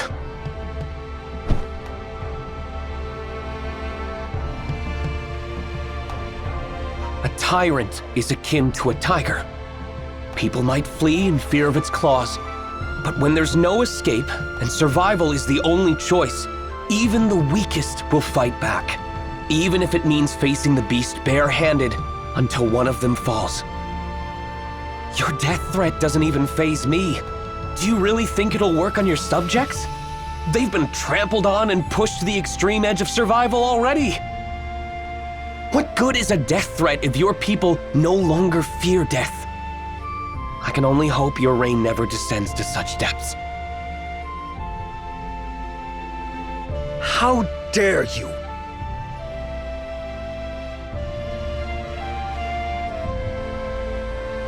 Your Majesty, you and your kin may have gained immortality, but in the grand scheme of time, you're no different from the rest of us. You're just a mortal who happens to live longer, and nothing more. The legacy of history doesn't bend to the rise and fall of fleeting power.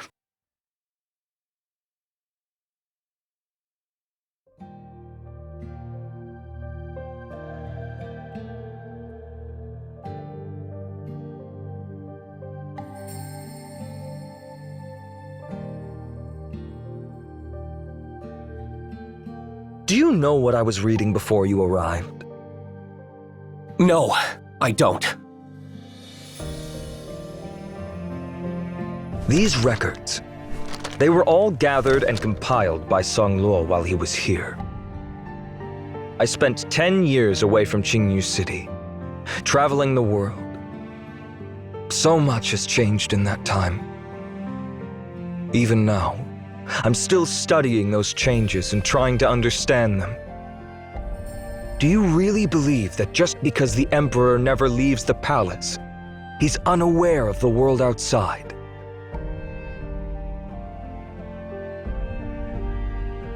What do you mean? From now on, do not bring this matter up again. And definitely not to the rest of the royal family. I'd rather not have to go through the trouble of finding a new Grand Scribe right after appointing you. For now, all you need to know is that I have my own agenda. Although, I must say I'm a bit surprised. Please forgive my insolence, Your Majesty. No, it's not your defiance that surprises me.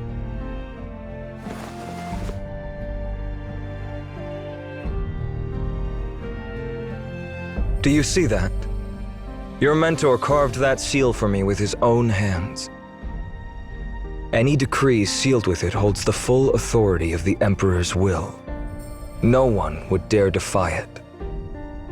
And yet, your mentor created something far more powerful than this seal.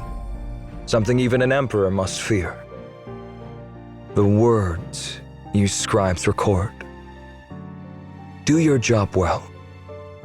Don't let him down.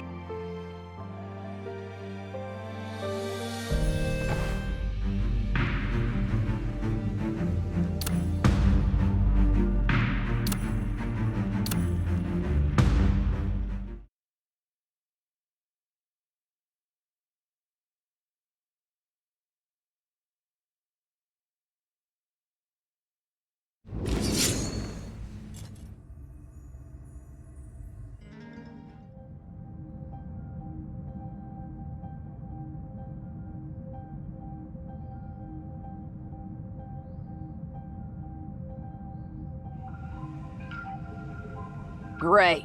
After all this running around, all we found are more questions, and we still have no idea where that seal is. I hate to admit it, but yeah, we're no closer than when we started. Come on, I know that old geezer. He's known where the seal is this whole time. Why did he have us waste all this energy running around the Imperial Palace instead of just telling us? Maybe the answer has been right in front of us this whole time. Establish the nation at the heart of the world and place the palace at the center of the nation. Only through perfect balance can moral order be achieved. Only through benevolence comes sanctity.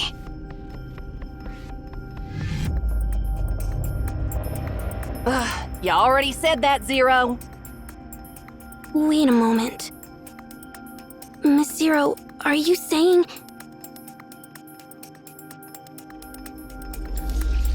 I see. That makes sense. What? What are you guys talking about? Can't you just stop speaking in riddles?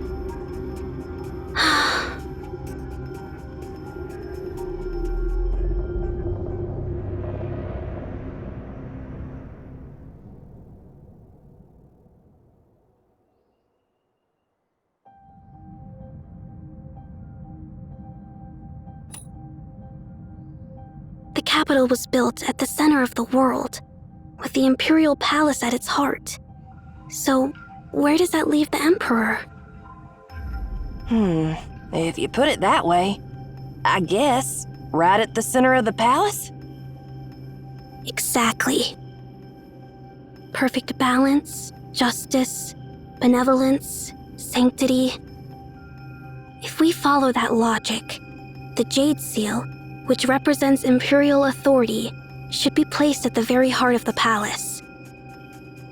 That's the most logical conclusion. But the very heart of the palace, isn't that Jianshi Lake? Are you saying the seal is at the bottom of the lake? No. If you check a map, the geometric center of the palace isn't even Tianchi Lake. It's the plaza right in front of the main hall. Think about it. During major ceremonies, the Emperor needs to stand at the heart of the Empire. They're not going to have him rowing a boat to the middle of a lake every time, right? So, the ancient architects made sure the palace's geometric center is just a little off from the lake. Now that I think about it, right in the center of that plaza, there's a bell tower, and inside, there's a huge bell. The bell. The center. Miss Zero, this could be the clue left for us. In the Qian language, bell and center are pronounced the same. The seal must be inside the bell. That actually makes a lot of sense. Come on, let's go check it out.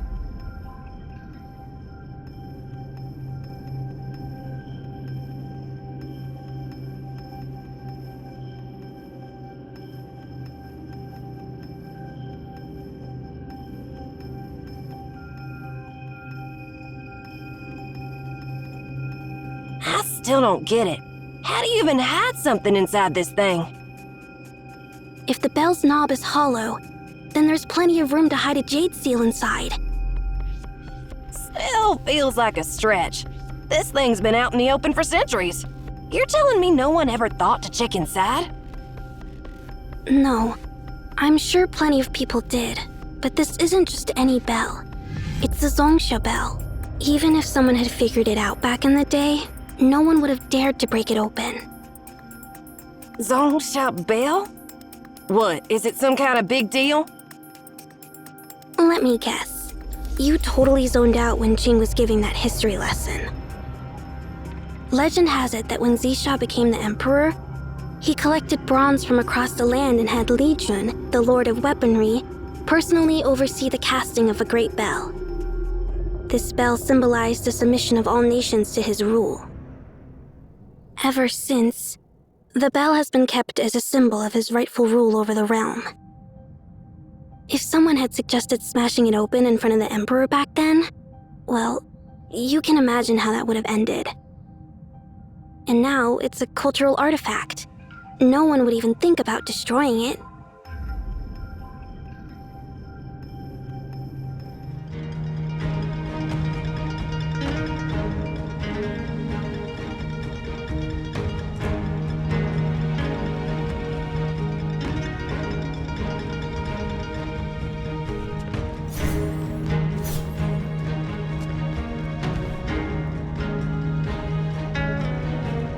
So, what do we do? If we can't break it, then how are we supposed to check if the seal's actually inside? Let's do this. Huh? I said, let's do this. Once we're done, we'll collect the pieces. With Weisha's technology, we can put the bell back together like nothing ever happened. Wow, Professor Ming. I didn't know you had such a devious side. If this bell really dates back to Zisha's time, then it's definitely been broken before.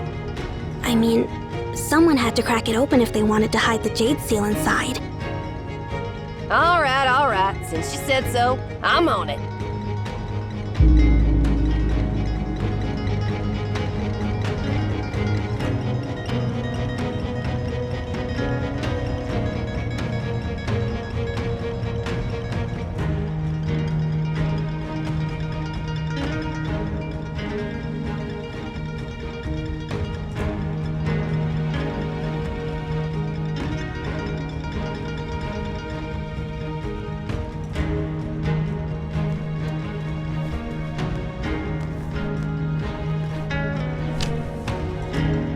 Is this it?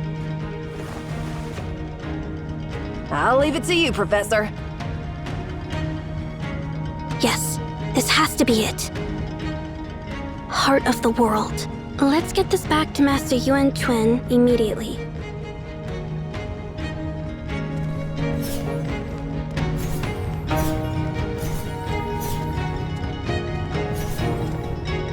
I've been expecting you, Head Librarian. Master Yang Chuan asked me to wait here for you. See? Told you. He knew exactly where this thing was the whole time. He even had someone wait for us at the end.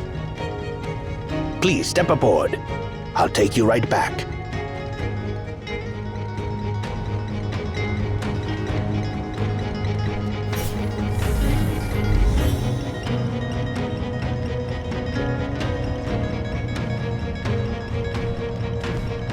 Looks like you found what you were after.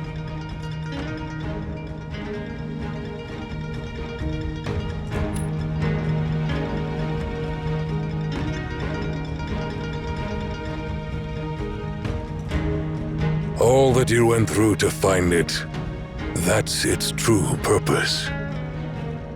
Before I answer your questions, mind if I ask you one?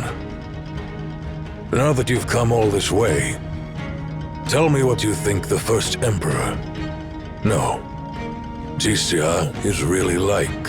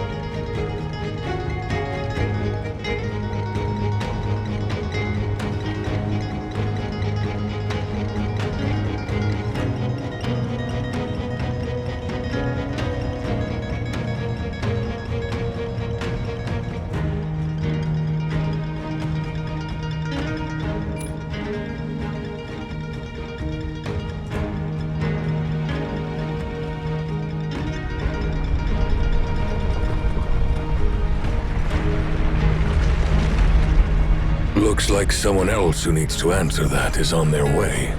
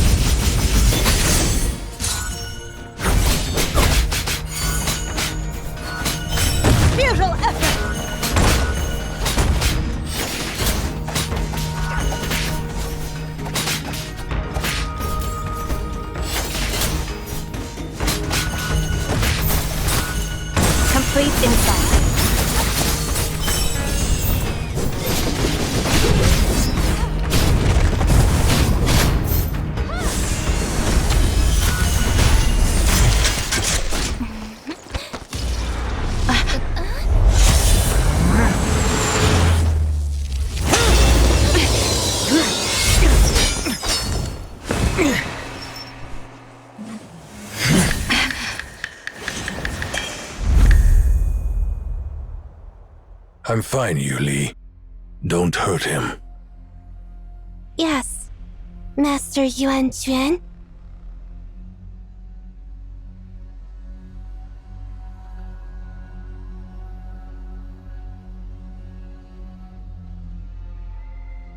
Whoa, hold up. Isn't that Leech? What the heck, man? It's only been a couple of hours and now you're pulling weapons on us?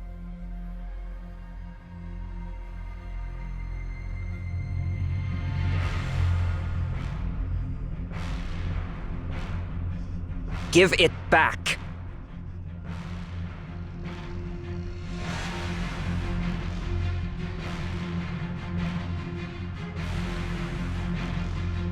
Huh? Wait. Okay, fine. Maybe I ate a little more than I should have, but you guys said it was on the house. No take-backs? What? I grabbed a few silver trinkets and crafts, yeah. But seriously, those were just cheap mass-produced stuff. The guys back there were basically shoving them at me, asking me to help promote them.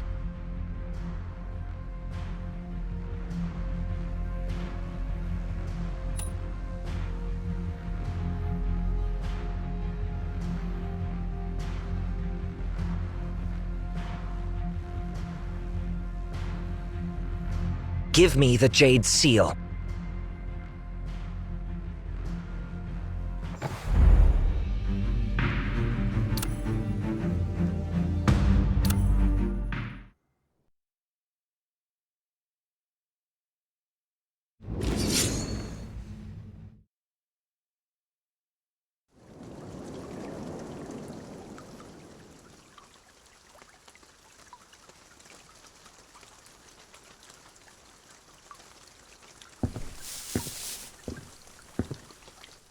There. Whose kid is out here crying all alone?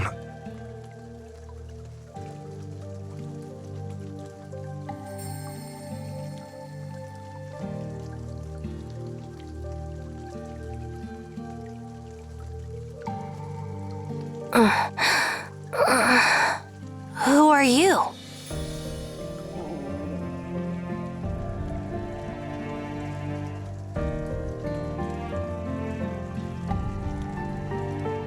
Does it matter who I am? Eat something first. A growing kid like you shouldn't be hungry. Though, all I've got is some cold food. So don't eat too fast or you'll upset your stomach.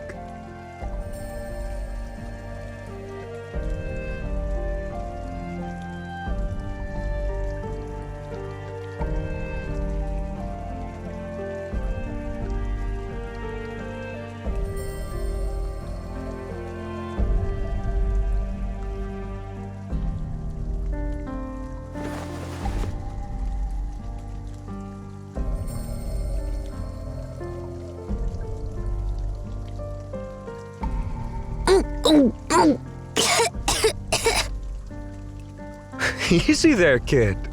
You eat like you haven't seen food in a week. Here, drink some water before you choke.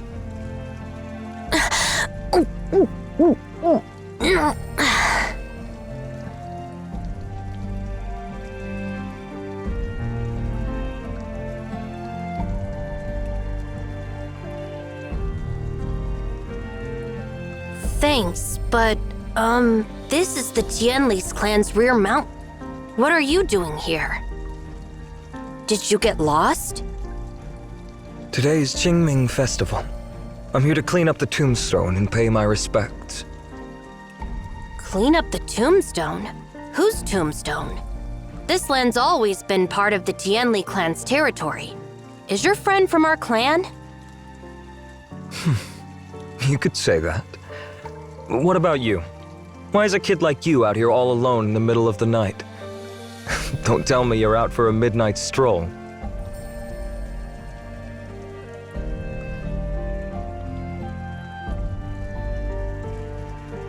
A stroll?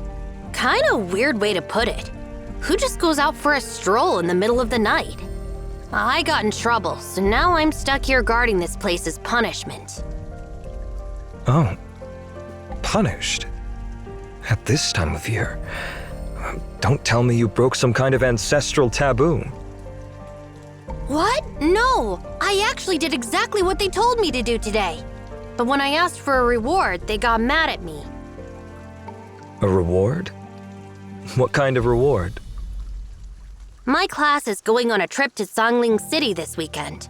I really wanted to go, but they wouldn't sign my permission slip. It's been years, and every single time it's the same excuse. No one in our clan is allowed to step outside Jingyu City. 3 years. 3 whole years, and I haven't been allowed to go on a single spring trip. Not even the autumn outings. So, yeah, I talked back a little, and next thing I knew, they sent me here as punishment. And then they gave me that same lecture again about how as the future clan leader, I can't take the rules so lightly. Like, have they ever even asked if I want to be their stupid leader?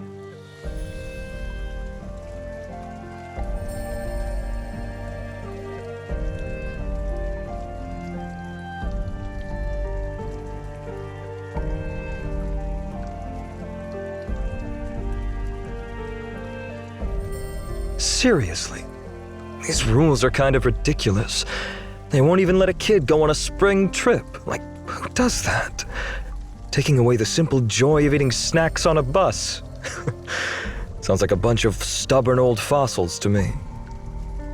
Don't worry, sooner or later, you'll be free from all these burdens and responsibilities.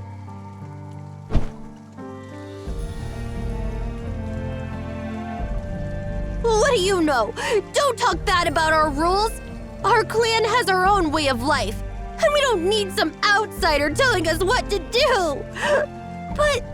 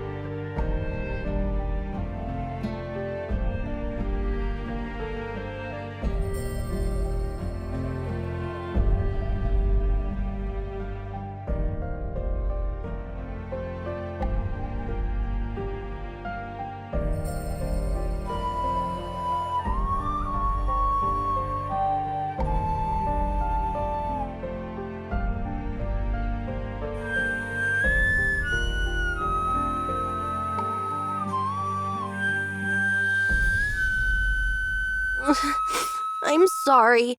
I shouldn't have snapped at you earlier. You gave me food and water, and I let my temper get the best of me. But seriously, no matter how mad you are, that's no excuse to torture my ears like this.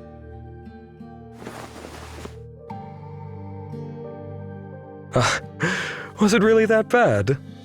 I've been practicing for years.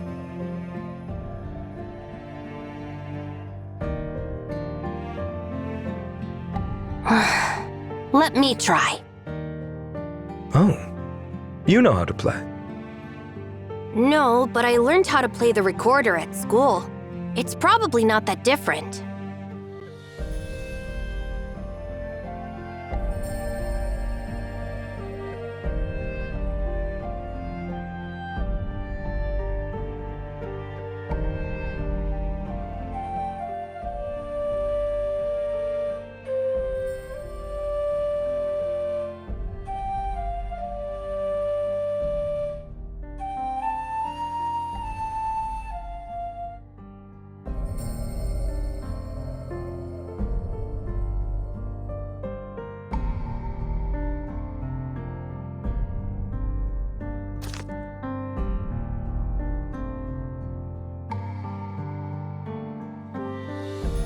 That was a song from my clan. Pretty good, huh?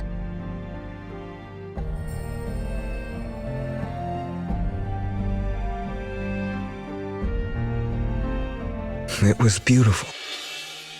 Keep the flute. It's meant to be with you. Meant to be with me? This wasn't mine to begin with. I can't just take it. Starting today, it is yours. Take care of it. It's been through a lot over the years, but now, it's finally where it belongs. Here you go. Now, don't tell me one little song is all it takes to make you this smug. Come on. You've got more than just one in you, right?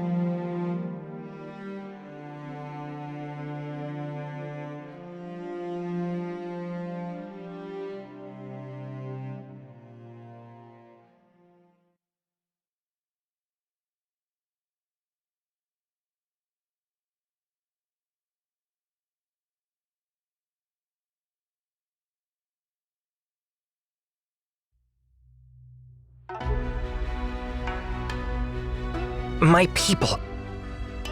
We are leaving Jingyu City. Now.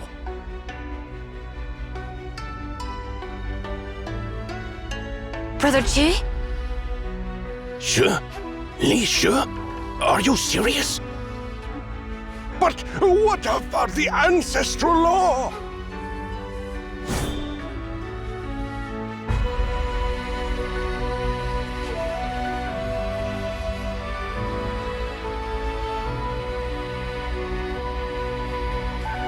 Long ago, the Lord of Weaponry forged Yu Pi to end harsh laws, severe punishments, and needless formalities. When stained with the blood of his descendant, the blade becomes Yu Pi anew. As the 297th Patriarch of the Tianli clan, and in the name of Yu Pi, I hereby invoke the Lord of Weaponry's authority and abolish the decree forbidding us from leaving Jingyu City. Gather your things. We move now.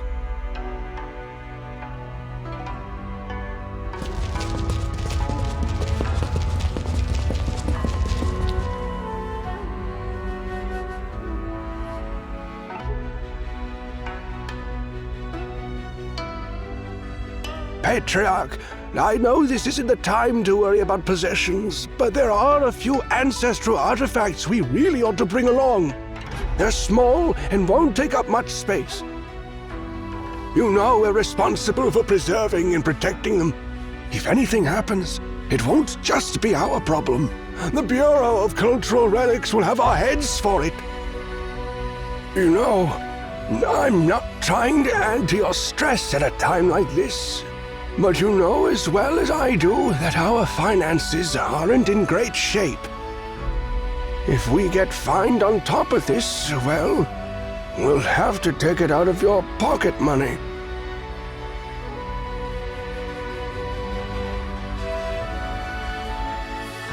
Fine. I'll send someone to get them.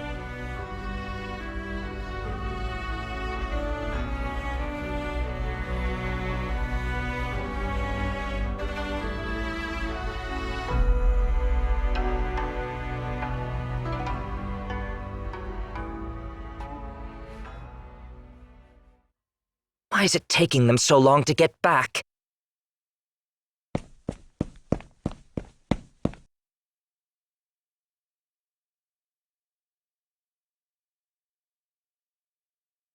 Alicia! No, Patriarch! That thing!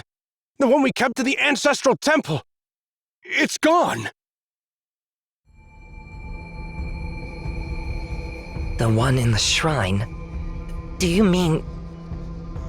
Yes, that thing! We searched everywhere, checked the entire inventory, and everything else is accounted for except that!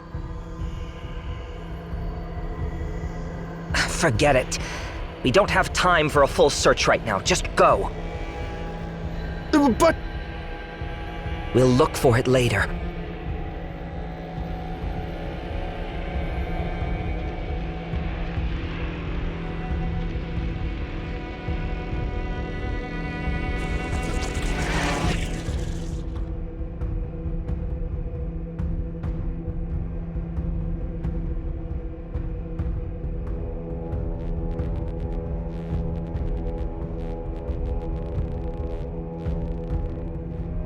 So it was you.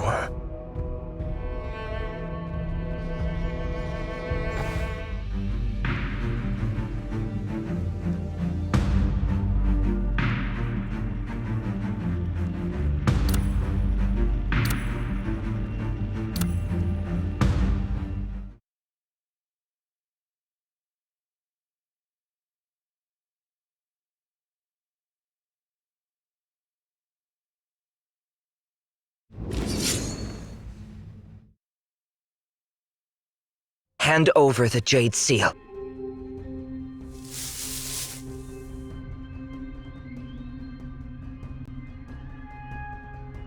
Wait, there's one more of them.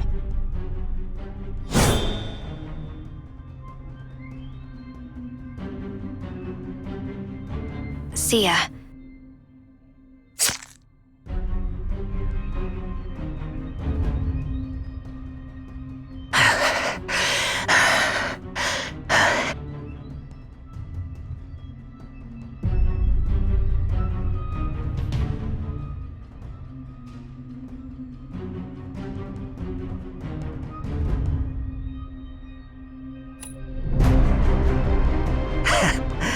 Don't get me wrong. My clan plays it straight. No underhanded tricks. Hand back the Jade Seal. Now. Or else. Please hand the Jade Seal to His Excellency, esteemed head librarian. It's all right.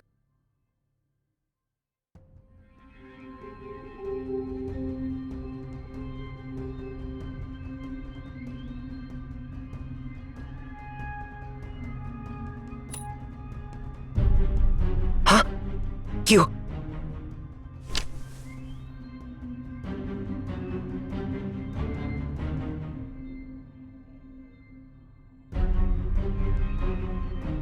No, not this one. It's the heart of the world, not the justice of the world. This isn't our seal at all. Where did you hide our ancestral seal? Whoa, bro! What's got you all fired up? You're throwing around accusations like fireworks. Even us Tong Sect folks aren't that trigger-happy. Okay, we might have overstayed our welcome a bit, but that doesn't make us thieves. That's just unfair. I've got no clue about your ancestral seal, but the one you're holding? We went all through that massive royal palace before we found it. That's right. So, how about giving our seal back to us?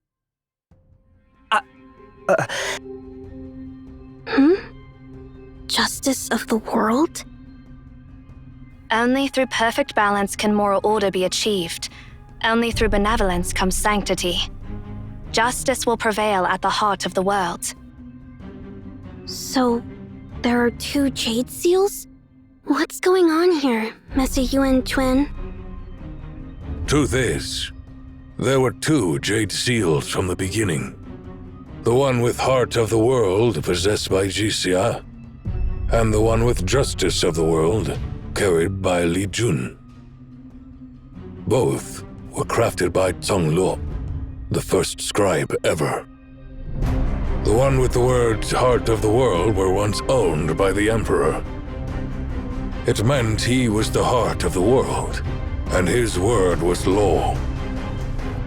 As for the one with Justice of the World, it was carried by Li Jun during his regency. It bound its holder to uphold justice and act in the Emperor's name. Together, they were the bedrock of the Xia dynasty's steadfast reign. Together? How ridiculous! Jixia is but a backstabbing rat.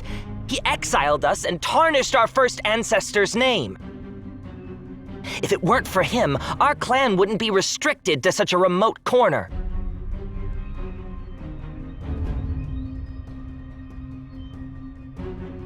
Your hatred is hollow, patriarch of the Tianli clan. Your words and actions lack conviction even to yourself. Your Tianli clan clings to an ancient rule. The Tianli clan must never leave Qingyu City. However, none of you know why your first ancestor decreed it. You follow it blindly, just like how you cling to your hatred of Jixia and his legacy. I believe you've realized it. Your resentment is ingrained, and thus meaningless. That's why you keep cursing everything about Jixia, to convince yourselves that your belief is real. Who do you think you are, you pompous old man? What makes you think you can...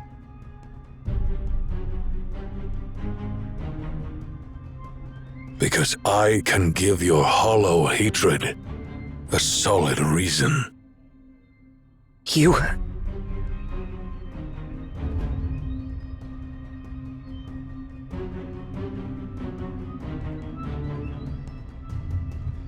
Head Librarian, didn't you once ask why I sought this artifact now of all times?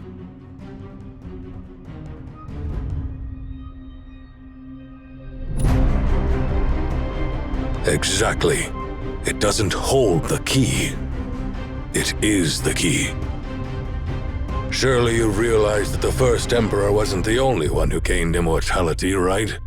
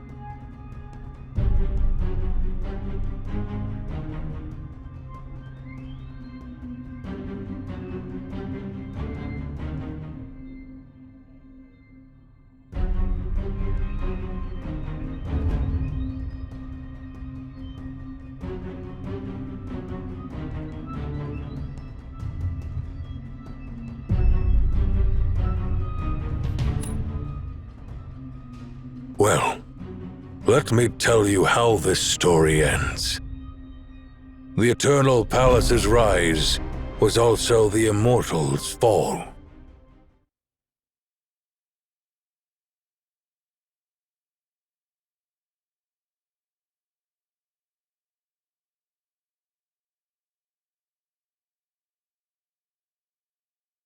So Jisia's true target is the Eternal Hall. No wonder we haven't seen him this whole time. But what exactly is his plan? One moment he's infecting people with cerulean water, and the next he's reopening the Eternal Hall. I know that.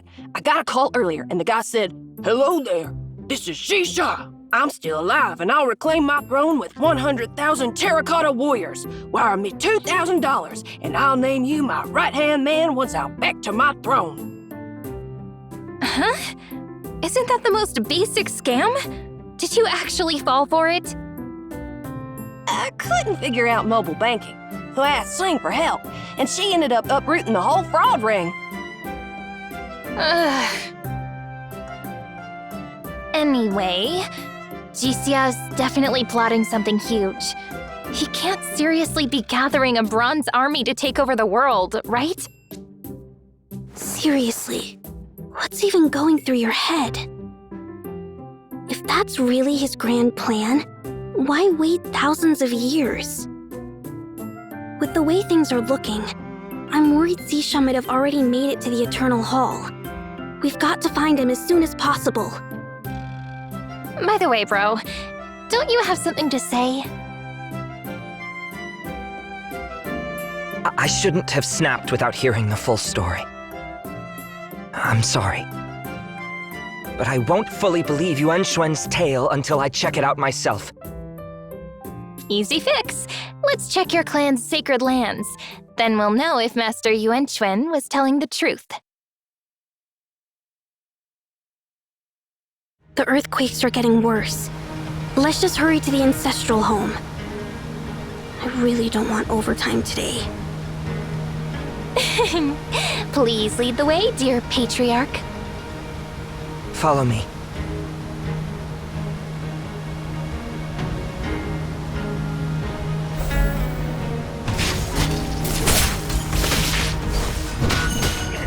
Blood melting core!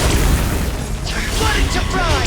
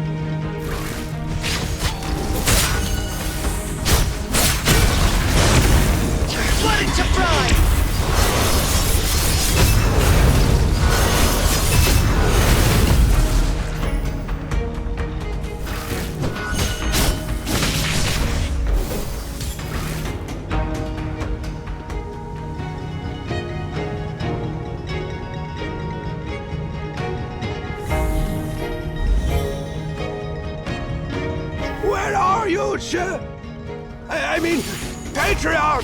Where are you? Flooding to fry!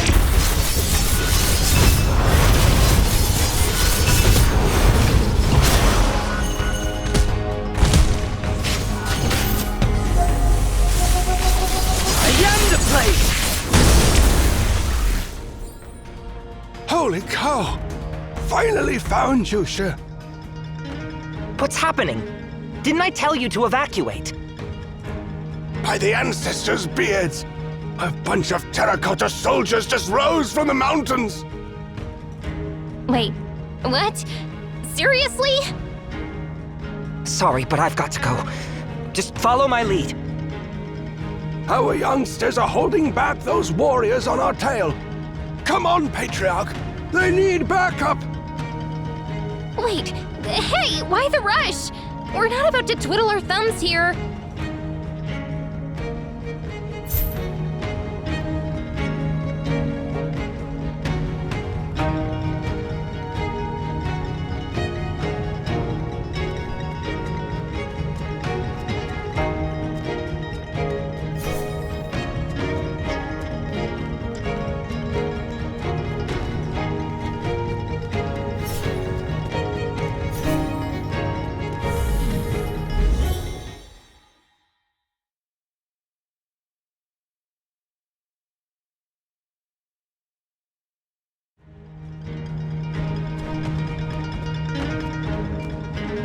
Are those humans? People? Are these bronze things even human? Or some messed up movie props? Just look at their green blood!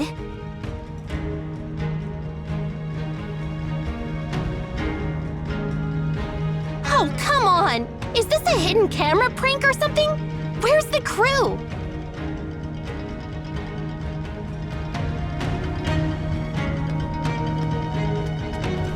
The earthquake caused a landslide, and these bronze soldiers just crawled out of the rear mountain.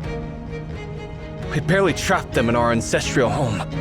Thank the heavens Che got back in time to finish them off. Che went in alone. Please help him.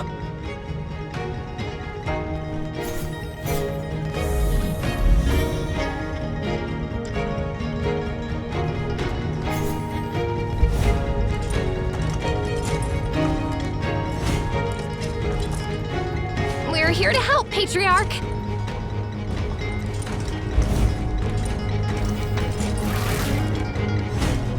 Don't bother. I've got this under control. It's an emergency. Drop the pride.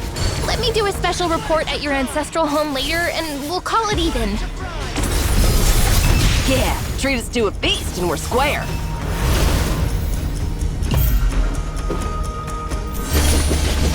The fire is burning.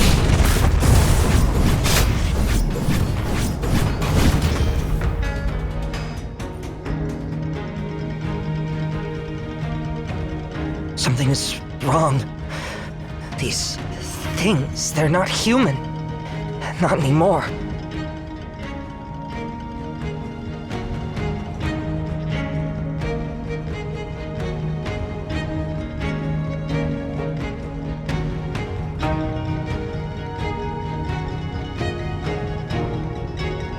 The beast we fought earlier only had bronze skin and bones, but these things, even their flesh and blood are metal.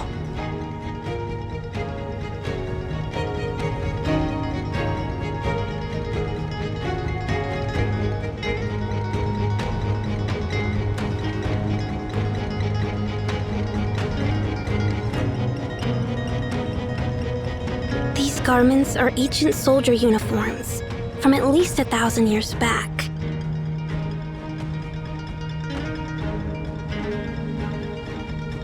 Are we seriously fighting ancient zombies right now? These beasts crawled out from the rear mountain. My clan's sacred lands. If we're going there now, that isn't trespassing, right?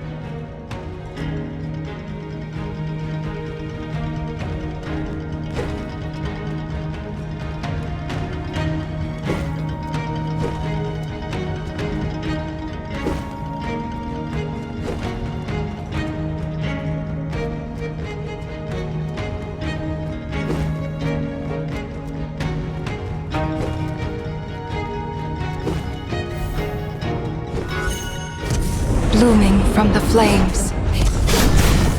In the name of Florence. Forgive all sins.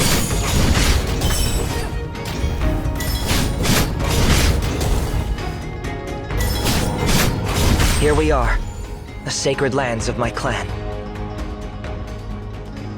Even I have never stepped foot inside. Huh? It's just a flimsy wooden door. How is this supposed to keep anything inside?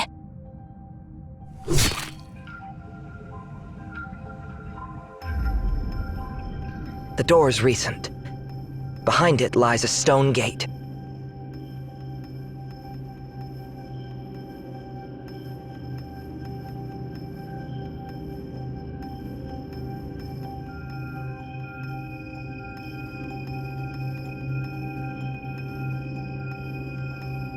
The carving on this gate, it's shaped like the Jade Seal.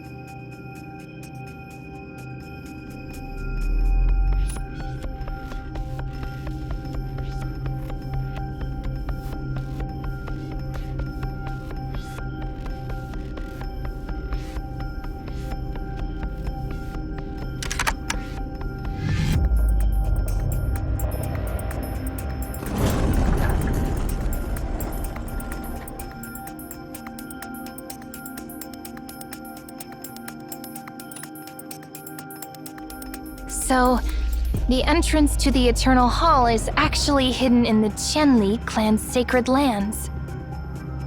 See? Told you Master Yuan Xuan was telling the truth.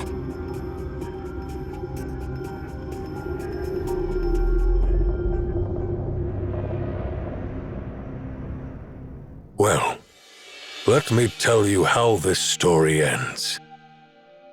The Eternal Palace's rise was also the Immortal's fall. Your clan upholds an ancient rule. The Qianli clan must never leave Qingyu City.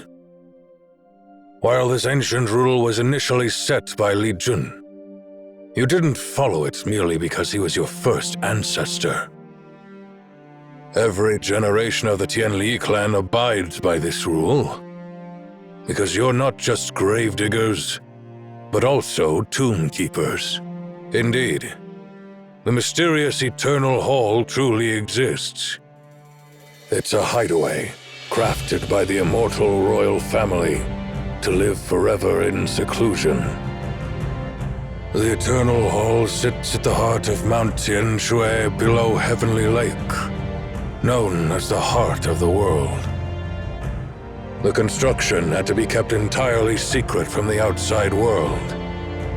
Carving a city inside a mountain was not an easy feat, so only skilled craftsmen like those of the Qianli clan were allowed. The royal family compelled the skilled craftsmen of the Qianli clan to construct the palace.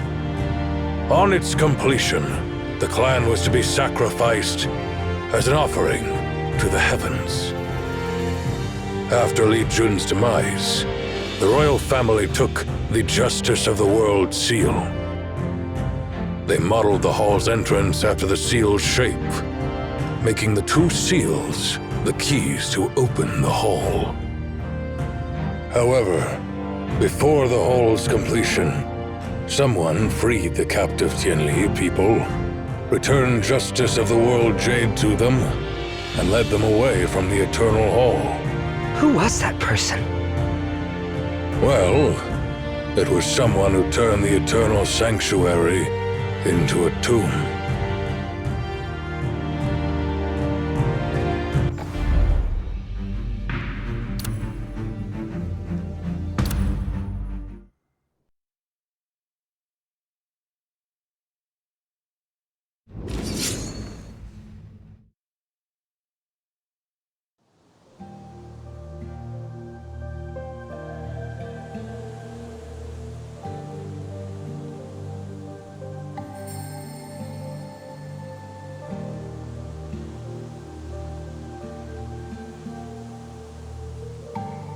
Your Majesty? Your Majesty?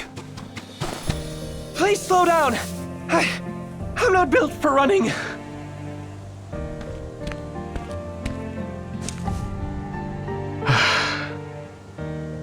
The first time Li Jun and I climbed the summit of Mount Tianshui, your mentor Song Luo looked just about the same as you do now.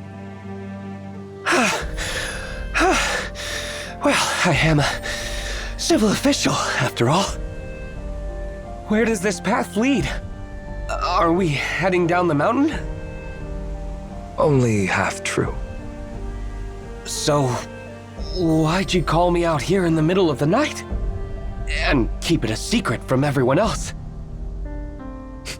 You ask too many questions. Aren't you always poking your nose into the Tianli clan's affairs? Then I'll give you a chance. A chance to change their fate. I still don't get what you mean.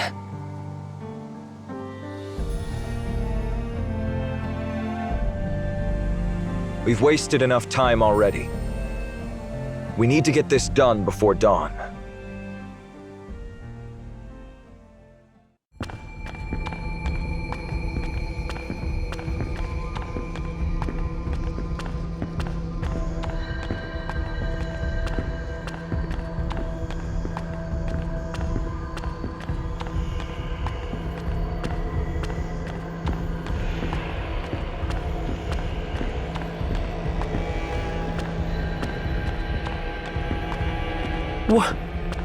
What is this place?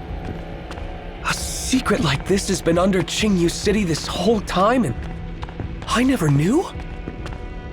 You should consider yourself lucky you didn't know. If you had found out earlier, you wouldn't have lived to see tomorrow. Who could have pulled something like this off and kept it a complete secret? Who else? I gave the order. This is the so-called paradise, a sanctuary untouched by commoners. The royal family has been working on this place for years. It's a utopia, where those blessed with immortality can live forever. I know you've been looking into the Tianli clan. You've noticed how so many of them have disappeared without a trace. But no matter how hard you searched, you never found out where they went. Well, now you have. They're here, forced to dig tunnels and build palaces for the royal family. Beneath every single patch of land in this paradise lies a Tianli clansman, bled dry. Now that the Eternal Palace is finally complete, the Tianli clan has outlived its purpose. Tomorrow, the royals will cut all ties with the mortal world and move into their eternal sanctuary. As for the Tianli clan, now that they're no longer useful but know far too much, what do you think will become of them? Enough talk. Those immortals will be drinking and feasting all night. They won't be paying attention to anything else. Let's get this done while they're distracted. If you drag this out, your head will roll right along with the clansman's.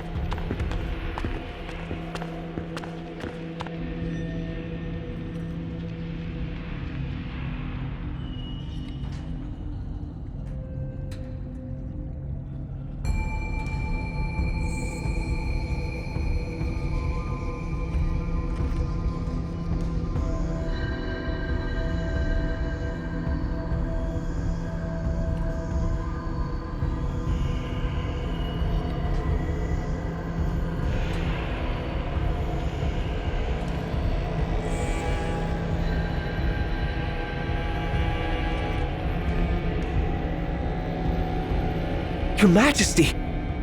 This...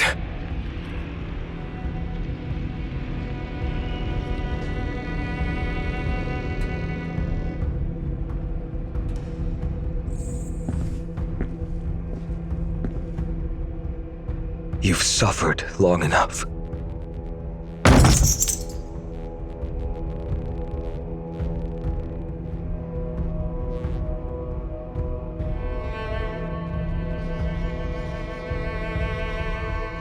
I'm sorry.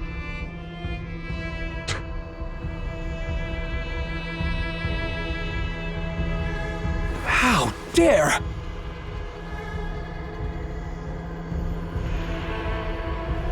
Don't judge a man until you've walked a mile in his shoes.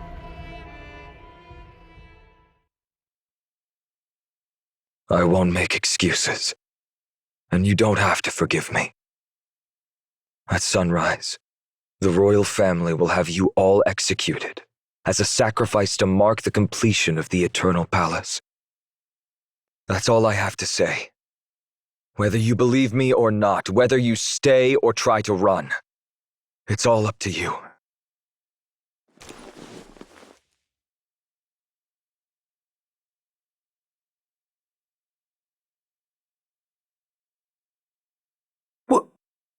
Why aren't you leaving? His Majesty is letting you go!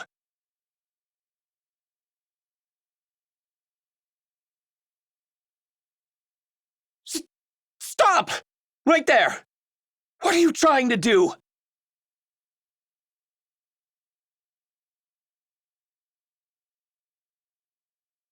Are you one of G-Shaw's lapdogs too? This is personal. Get lost! If you weren't so weak, I would have ripped her head off already.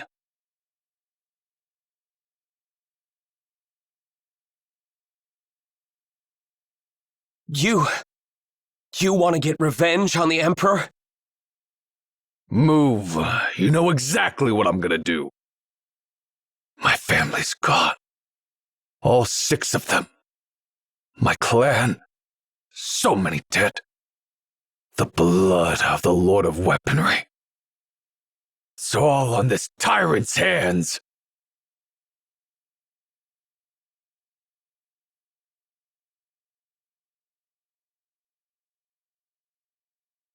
Coward, face me and die like a man!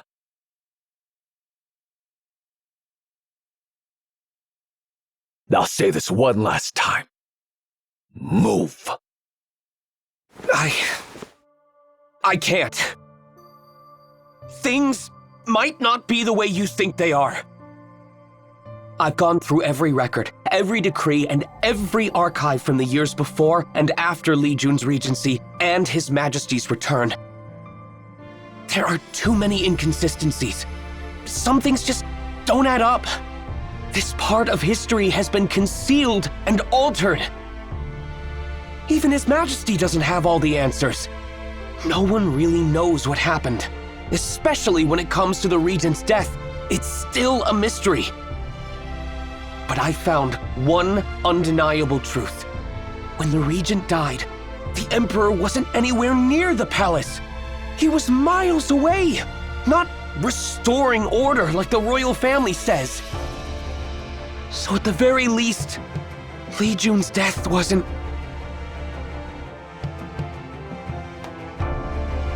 Enough! How dare you speak so recklessly? Know your place. The Imperial family's affairs are beyond you, and they're none of your concern.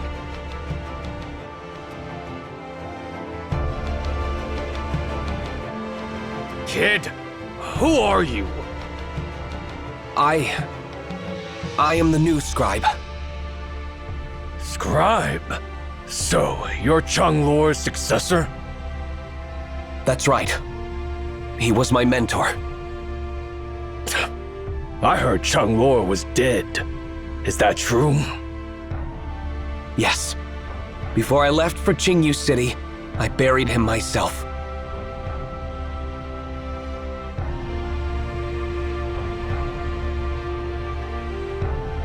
Changlor.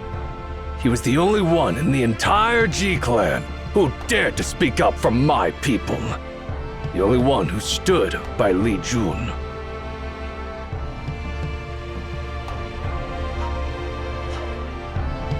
If you're a Changlor student, then you must have read his records. Of course. So what did he say about Li Jun? My mentor, he wrote, "The Lord of Weaponry was a man of striking presence, with a powerful voice full of heroic spirit. Fierce as fire and ruthless against evil, he treated his soldiers with kindness, but held a haughty disdain for aristocratic officials. He honored the noble-hearted, yet had little regard for the wicked. A true hero among men."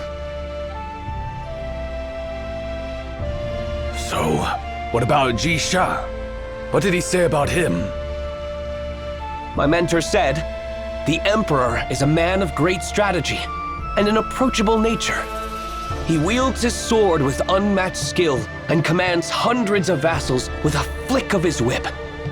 He carries the worries of the common people in his heart and truly understands their struggles. A sagacious ruler in every sense. How much of that do you actually believe?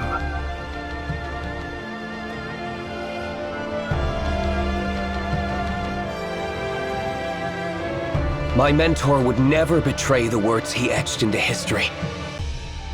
I believe every word he wrote. That's the history he saw for himself. The records tell of the Lord of Weaponry and the Emperor as he knew them. Nothing more, nothing less.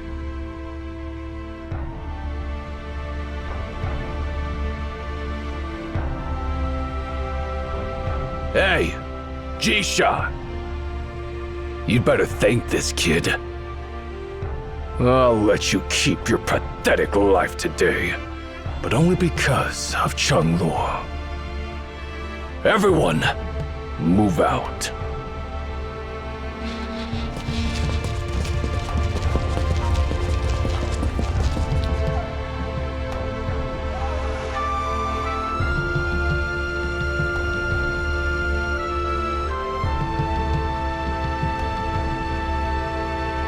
Wait.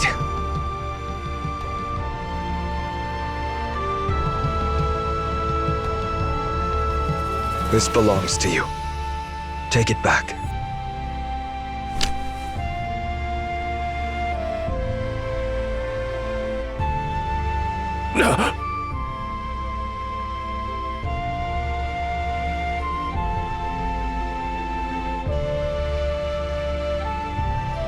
That's from back when the Lord of Weaponry was regent. Guess it's finally back where it belongs. All right. We've wasted too much time. Let's go.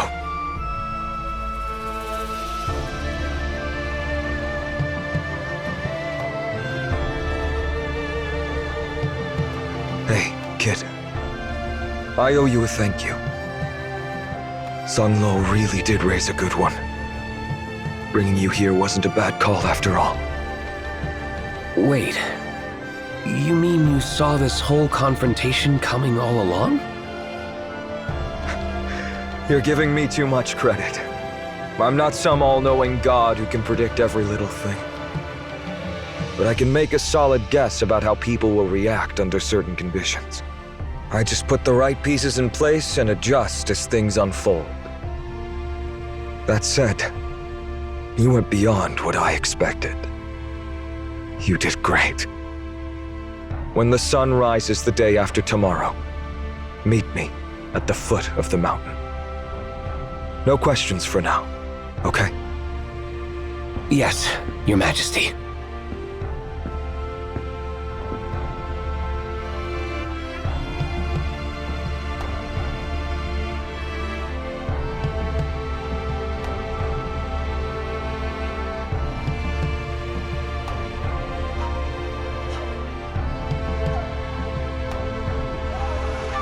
A path paved with injustice can only lead to ruin.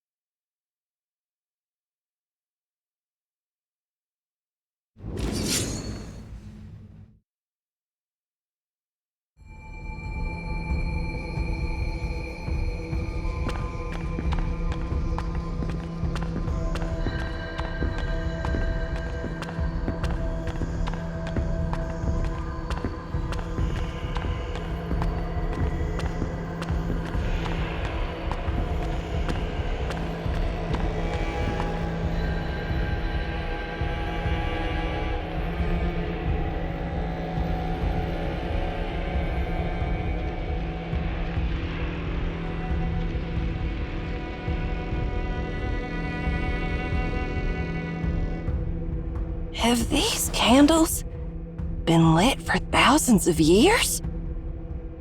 Legend has it that the constructors used mercury for tiny rivers and copied the whole world in miniature. The candles are fueled by essence oil from mermaids, meant to burn forever. But that's just myth. These candles, they look recently lit. Who'd have time to light every candle in this massive place? Maybe the Emperor raising his bronze army? Speaking of that Emperor, Jistia, you know what's on my mind, dear Patriarch? We're not the only ones near your ancestral home. But why did you pin it all on us? That guy who showed up out of nowhere in your home, he's way shadier than us, don't you think? Shouldn't he be your prime suspect for stealing the heirloom?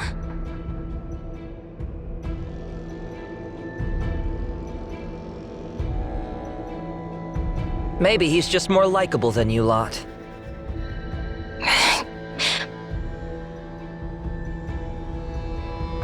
Whatever he's planning, we need to find and stop him. But do we actually have enough people for this? Why didn't Master Yuan Chuan send more backup? He's putting way too much trust on us, don't you think? No, he hasn't put any trust in you, Atsu.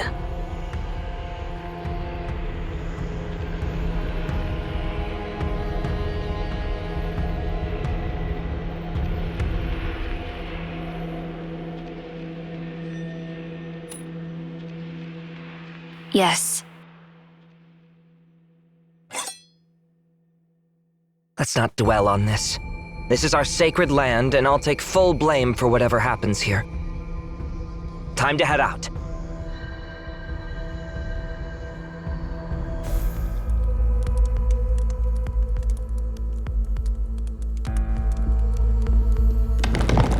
Look out! Another earthquake! The pillar's up ahead! This underground palace is shrouded in thick mist.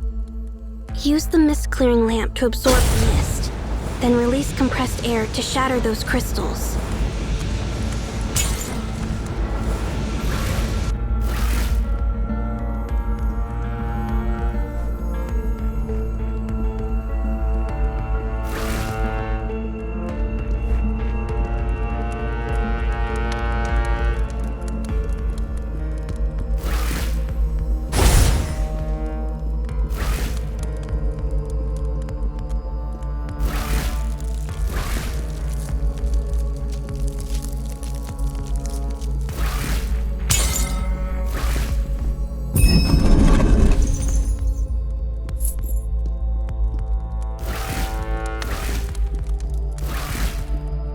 Seriously? How big is this palace? Carving a city into a mountain's core. Ancient engineers were next-level genius.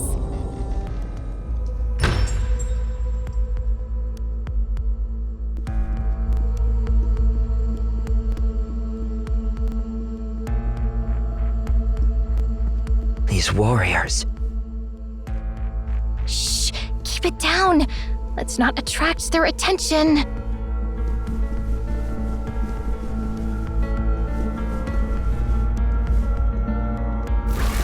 Wait, there's a guard up ahead. Is this big guy dead or just napping? Judging by his outfit, he looks like a general.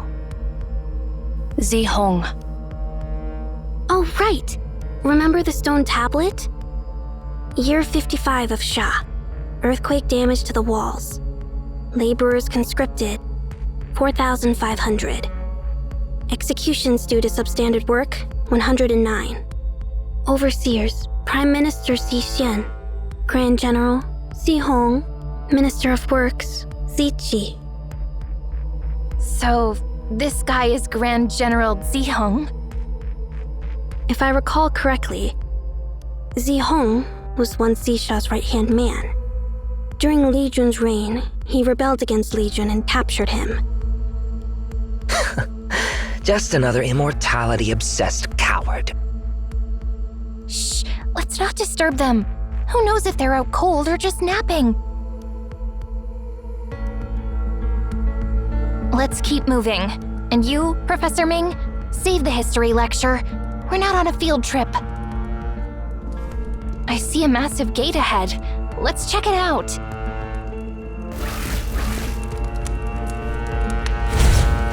Ugh, it's stuck tight, and no levers or buttons to open it.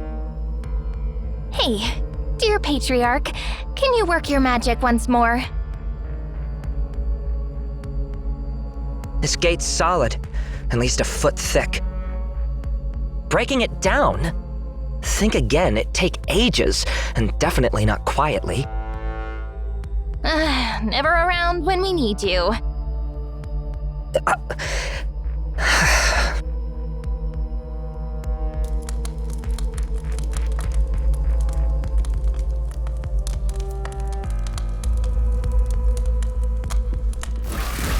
Hold up. Where'd that big guy go?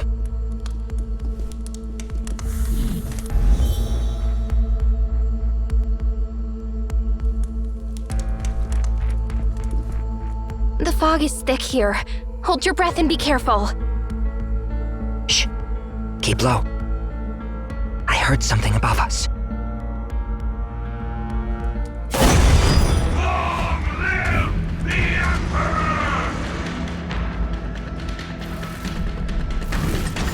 Run!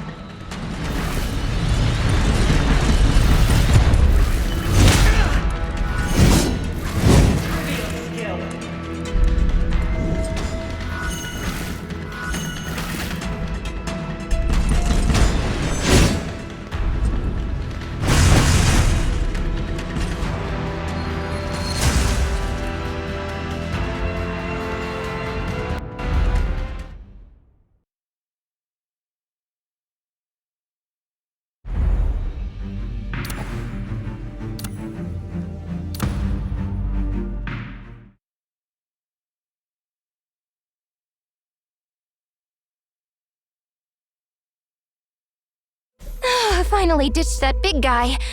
Jeez, where are we now? Every spot looks the same. It's risky staying put here. That guy could show up at any minute. There's an exit up there.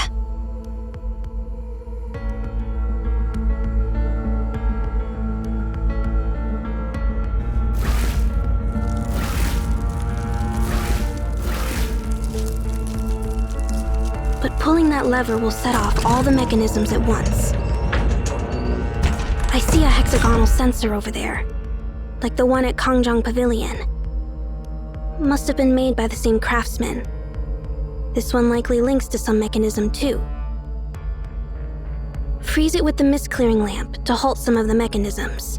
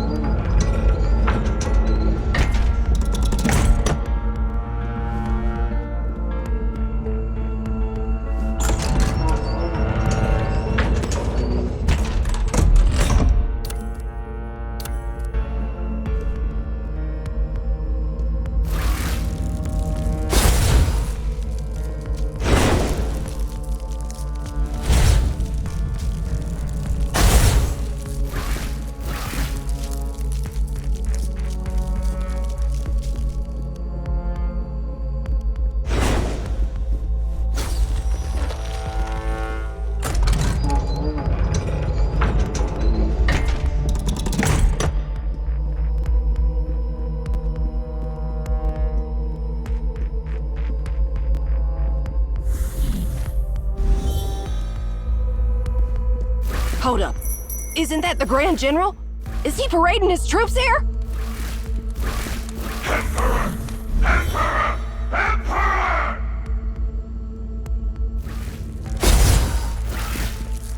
like another familiar mechanism. Remember what I said?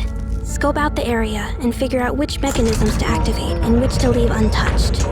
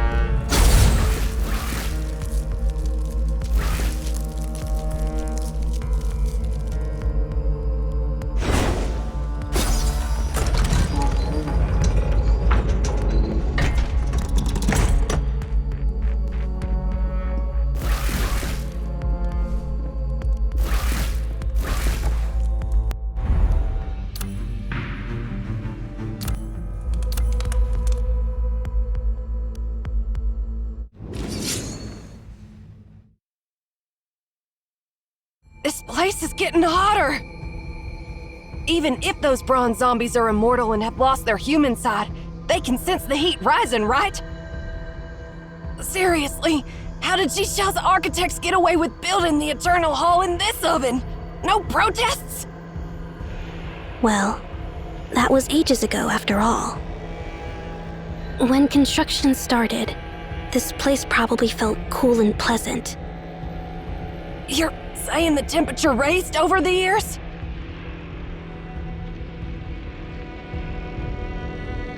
The Heavenly Lake atop Mount Tianshui. It's actually an ancient volcanic crater remnant. That's true. The geological team sent to Mount Tianshui affirmed it as a dormant volcano, hinting at active magma chambers deep down. One of my mentors used to say, geology is all about pressure and time. Think of a magma chamber like a pressure cooker. The crust is the lid, and the mantle's heat keeps building. Heat rises constantly. Magma accumulates, pressure builds. The lid can't hold it anymore, and boom! The volcano erupts. Maybe there was less magma back then. Could have been cooler when Zisha built this place. Jeez, you're giving me the creeps. Are we essentially treading on a ticking time bomb that could blow at any moment? Could it erupt any second? Technically, yes. Come on, quit with the grim news, poker face and all. Professor Ming, be straight with us. Will this volcano erupt or not? I'm sorry, but that's beyond my expertise. No one knows it for sure. As I said, geology is all about pressure and time. But that timescale spans millions of years. Human civilization, from the Stone Age till now, is barely a blink in geological time. The next eruption could be in a minute, a week, or perhaps in 50,000 years. We lack the knowledge to precisely predict geological shifts. Human civilization is too young to have witnessed the full range of geological changes.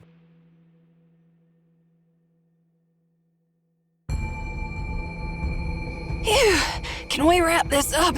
Your lecture is giving me a headache. Wait, something doesn't fit. What, you spilled all that and now you're saying you goofed up? Quiet, Scene. I think I figured out why Zisha came here.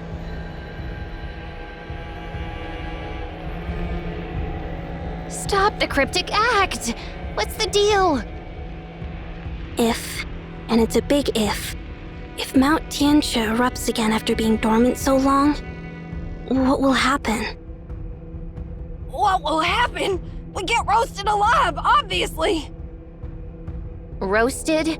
We'll be vaporized. Not even ashes left. We're standing on a lava chamber, with Heavenly Lake right above us. If Mount Tianshui erupts, it'll vaporize the entire lake. Yeah? Then what? Then what? Is that a coconut between your shoulders? Even I get it now. The whole lake's filled with cerulean water. If that lake evaporates, Zing taught you about the water cycle, right? Steam becomes clouds, then rain. If cerulean water gets up there, the wind will spread it everywhere.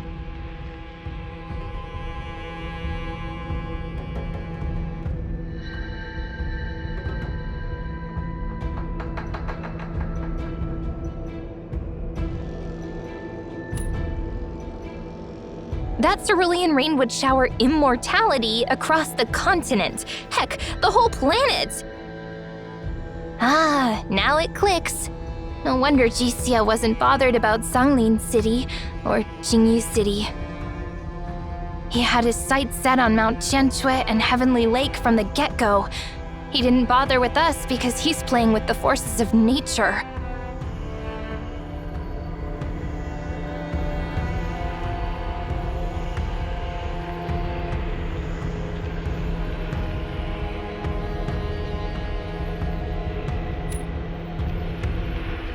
Nope, not even he can force it. The lid still holds the magma pressure for now. As for when Mount Tianxia will erupt, it's a matter of pure chance.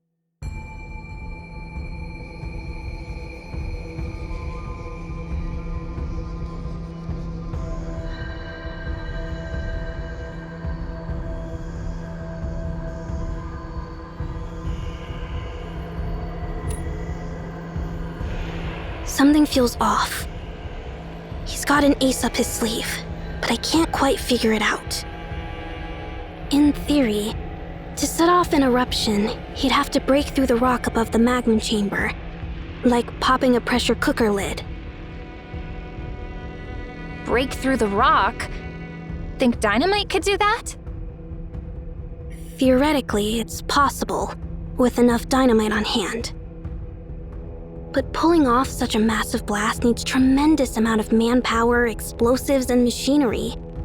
No way he pulled that off without raising Wei Shi's suspicion. But all we see are those bronze monsters. No gear, no explosives. That's odd. He's not planning on drilling through the rock himself, right? Yeah. What's his endgame exactly?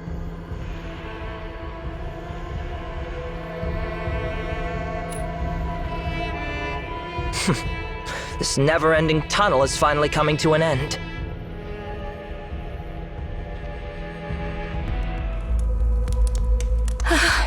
This heat is killing me, and the mist choking. Legs feel like cement. Bronze bodies are strewn all over. These sword wounds look familiar. You! I knew I wasn't imagining things.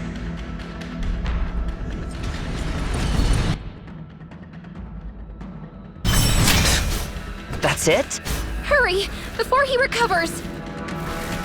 Did he just talk to me? Oh, those crystals again? The lamp's fading. It needs more mist.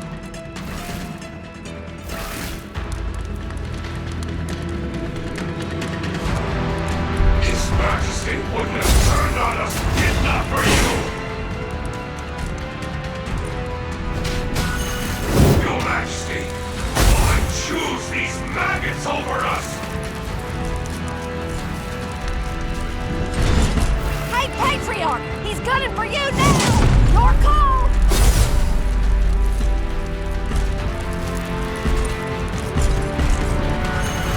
Trivial skill!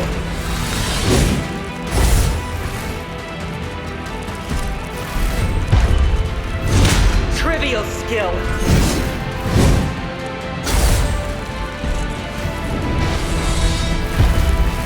Path's clear. Don't engage.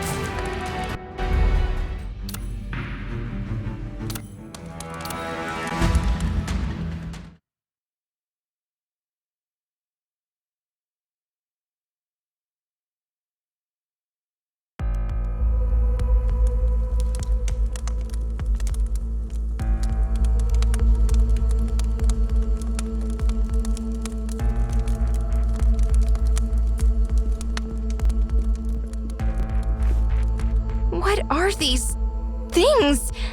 They look like giant fish scales. Are they carved? Huh? Could it be those imprisoned here were so starving they carved? Starving? They're bronze monsters with eternal life. They don't need food anymore. Then why carve huge fish scales? And made them so delicious? It's delicate. Still, were they really carved? What's wrong? When I heard you talking about geology, time, and stuff, it made me think of the cerulean crystals we used for crafting weapons. What about those crystals? I mean, the thing that brings the cerulean water. What's it called again? A beacon? Has it ever been activated before? Of course it has! Didn't we already know that it was activated in GCS time? No, I mean earlier. I'm not an expert on your fancy theories, but from what I've heard, the beacon and anomalies don't have much to do with humans, right? That's one way to look at it. We haven't figured out the triggers for activating beacons or anomalies yet. Then, could the Dragon Pillar have activated before humans even existed?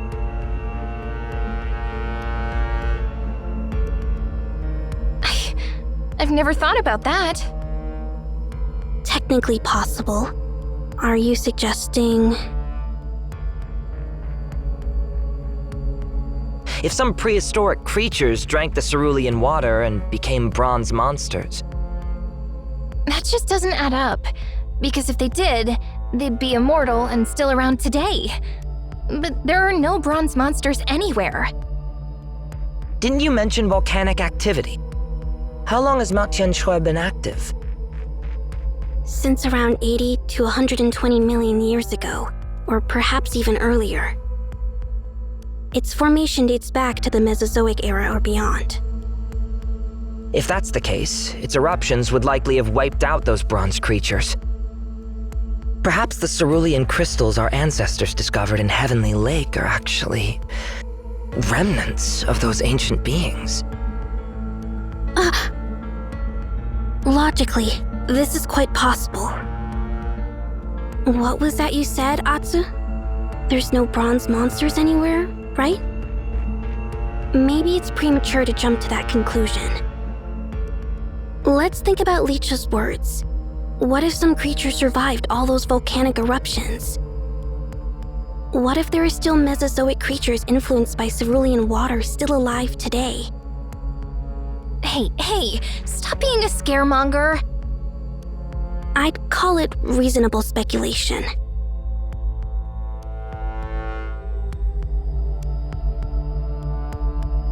Anyway, we should be careful.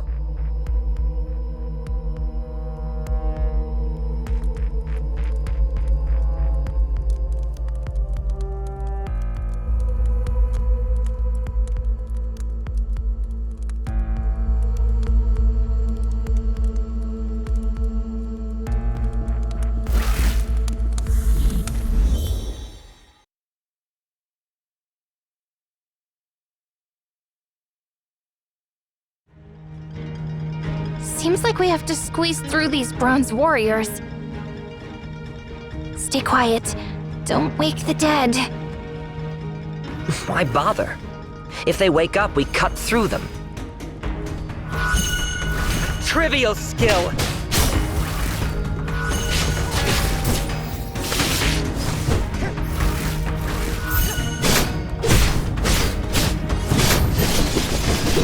Look! There's a lever!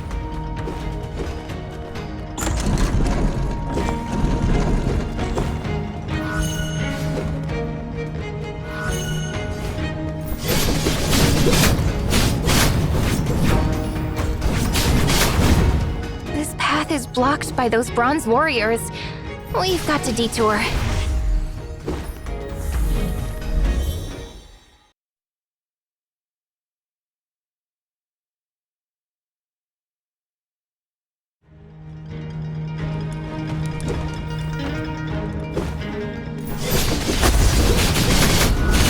Forgive all sins. Stay.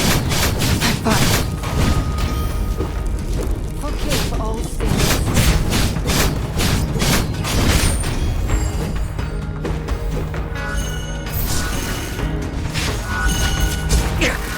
Damn insects!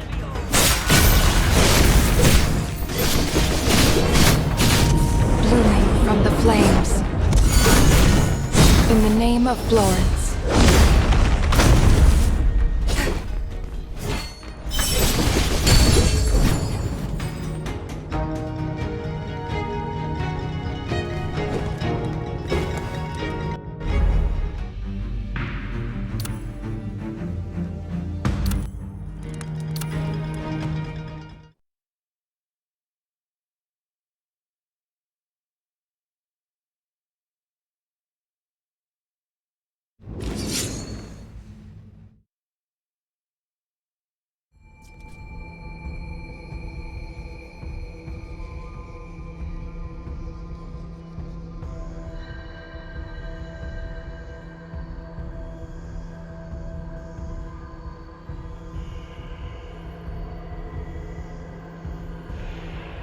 are you running away? I could have taken him. No doubt about that. But if you engage him, how can we be sure an endless horde of bronze soldiers won't overwhelm us? Our enemy isn't just one general. It's the whole bronze army.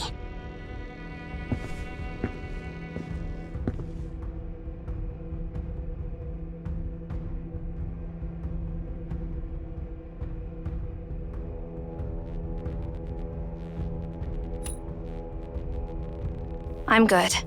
Been conserving my energy. However,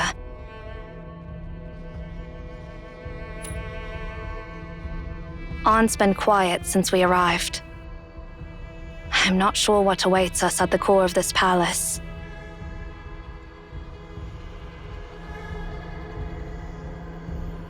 We've been running forever, but all we bump into are endless bronze warriors and that general obsessed with leech. As for the Emperor, he's nowhere in sight. Did he even show up here? He was here, I'm certain. I recognize the sword marks he left behind. I spotted the cuts on the dismembered bronze soldiers we stumbled upon earlier. Hold on. So you're saying the Emperor offed his own troops? But this doesn't add up at all. Didn't he open this palace to raise his army and conquer the world? Stop filling your head with those scams, Scene.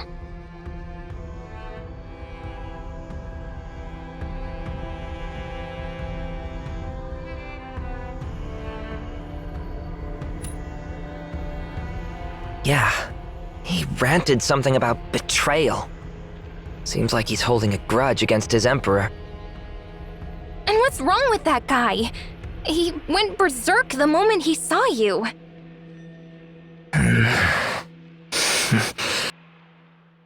Sihong's era dates back thousands of years. If he's tied to some of us, the only possibility would be... You mentioned he rebelled against Legion and captured him. So if he's connected to us somehow... Think he's nursing a vendetta against Legion's descendant?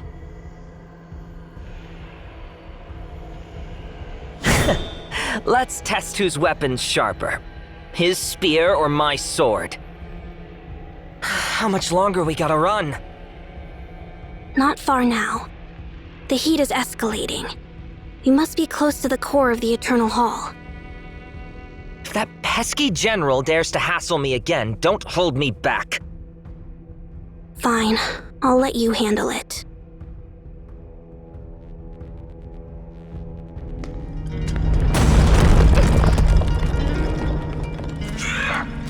Found you again, Luisri. The so-called Lord of Weaponry. Just as how I crushed before. I could do that over and over again. Trivial. First your head, then your limbs. Even if you claw your way back from hell, you'll tremble at my sight forever.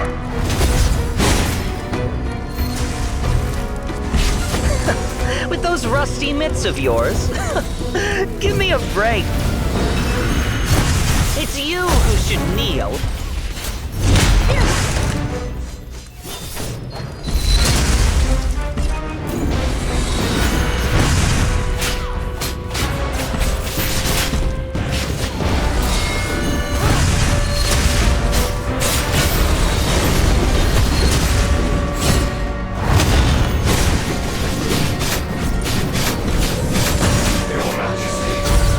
I'll be your loyal brother forever and ever.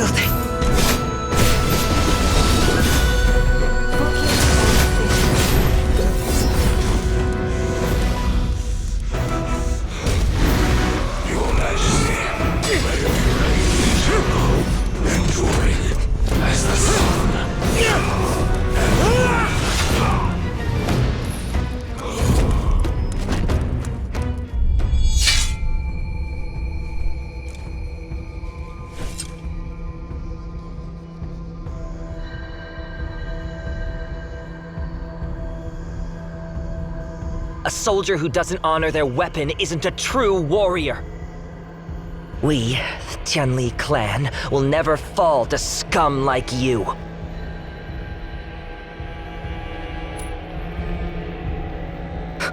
Just a scratch. Turns out the immortal isn't so immortal after all.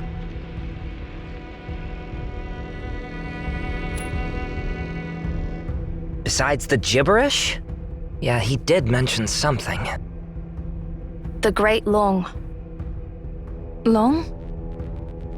Rabbit eyes, deer antlers, ox mouth, camel head, clam belly, tiger paws, eagle claws, fish scales, and snake body. 9 features combined. That's the Long. Hey, our world doesn't have that fairy tale stuff, right? Of course not. But remember what Licha mentioned earlier? If some prehistoric creatures drank the cerulean water and became bronze monsters. And remember the scales we saw earlier? What if they're not sculptures, but... Not sculptures, but part of some mysterious creature? By the scale, the creature should be as colossal as the city itself. Even Mesozoic dinosaurs weren't that huge. Our planet is 4.54 billion years old. How can we claim to have documented every species that ever existed? Also, cerulean creatures cease metabolism, leading to the accumulation of metallic cells over time. Imagine such a colossal creature, surviving extinction, laying dormant beneath Qingyu City, melting with the mountain itself. What if it stirred awake like those bronze soldiers? It would wreak havoc.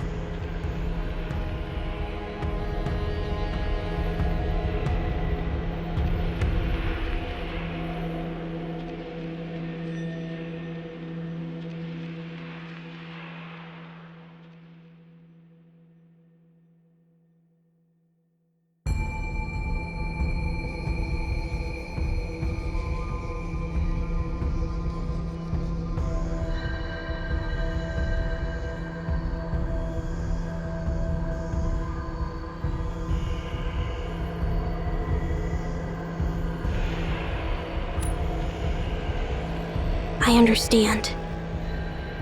Something feels off. He's got an ace up his sleeve, but I can't quite figure it out. In theory, to set off an eruption, he'd have to break through the rock above the magma chamber, like popping a pressure cooker lid. But all we see are those bronze monsters. No gear, no explosives. That's odd. He's not planning on drilling through the rock himself, right?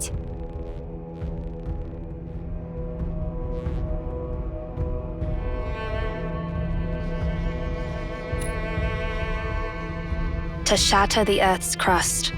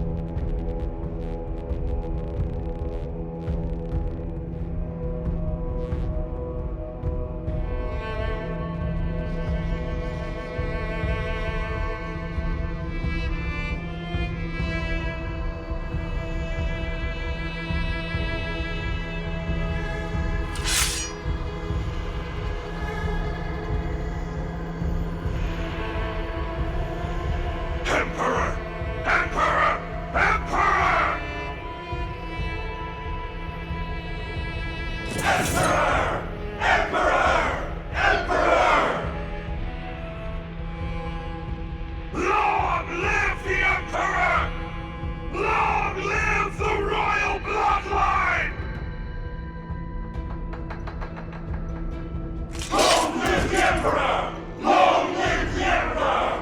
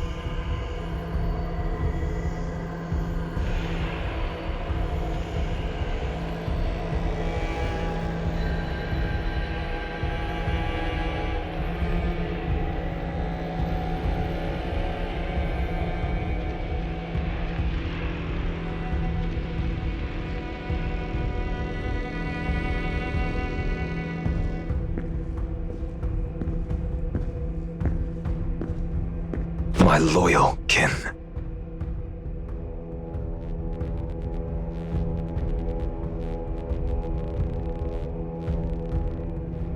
We're immortal now, free from mortal constraints.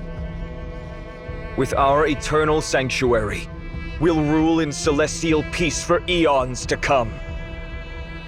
Long live the Emperor! Long live the royal bloodline!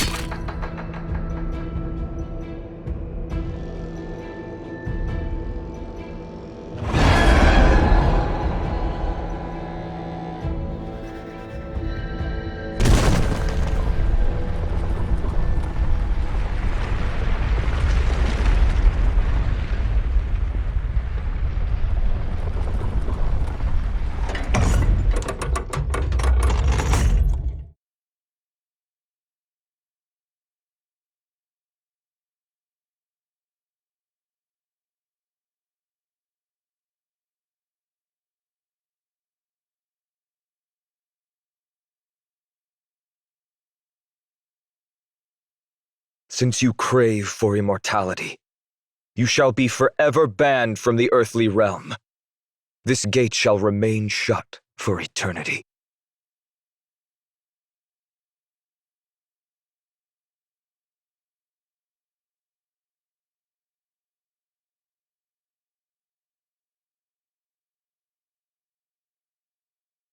Now, this seal's what unlocks the curses behind that gate.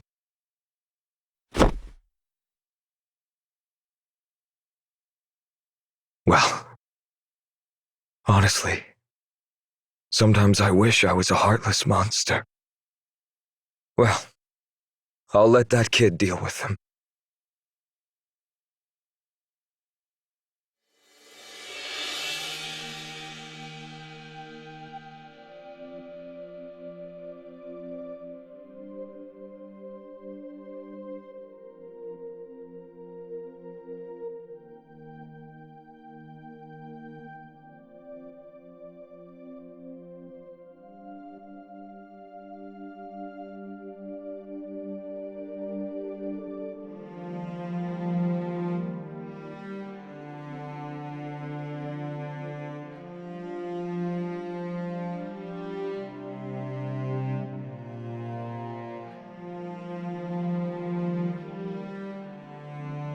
Your Majesty?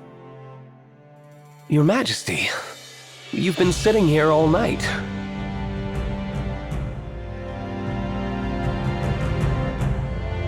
And you've been standing all night. I told you to meet me at dawn. Why'd you come so early? I honestly don't know. But I had a feeling whatever you left to do last night was big. Like, world-shaking big. I couldn't see it myself, but I had to be here just to make sure you were all right. I guess it's just the intuition of a scribe. Sorry, but I don't have the energy to worry about other people's feelings right now. Hope you don't take it personally that I ignored you all night. Of course not. It's not that serious, Your Majesty. You can drop the whole Your Majesty thing. Hearing it over and over is exhausting. The world doesn't need an emperor anymore. I don't quite understand what you mean.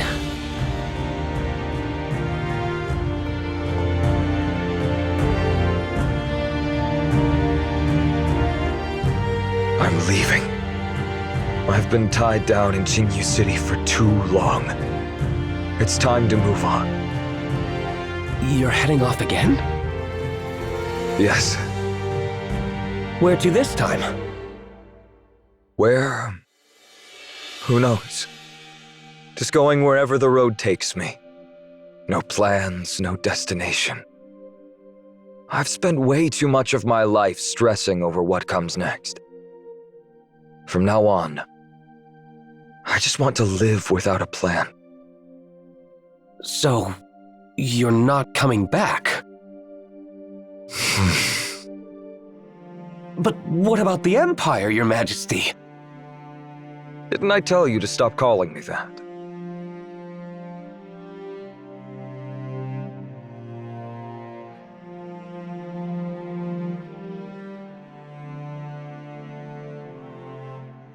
An emperor owns everything under the heavens.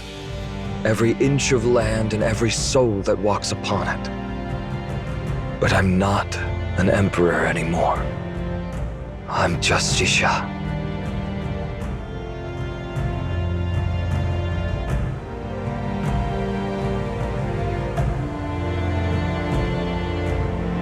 Then how should I address you? Call me whatever you want. The world doesn't need an emperor anymore. At least, it doesn't need me. As for Xia itself, Sun Lo once said its time had passed long ago. It was like a corpse that had been dead for ages, but still clung to life. But now, it's finally laid to rest.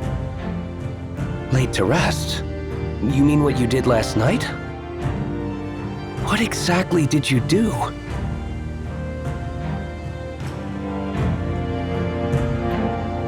I gave them exactly what they wanted. They wanted eternal life, so I gave it to them. An endless eternity with no sense of time.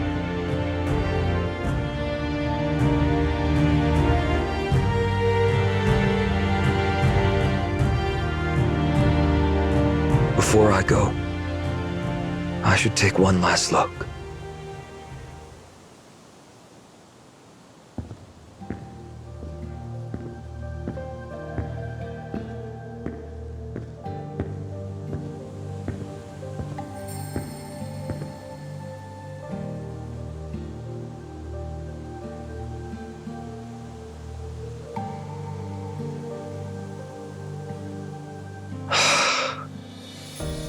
It really is beautiful up here.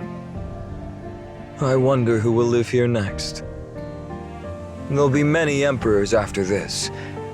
They and their ministries will come up with all sorts of names for their empire. There's something I've always wondered. You're always so nosy. Always digging around. Whether it's Tianli or the G-Clan, you always want to know more about everything. But there's one thing you've never asked me. You've never once asked how I and the royal family gained immortality. Aren't you curious?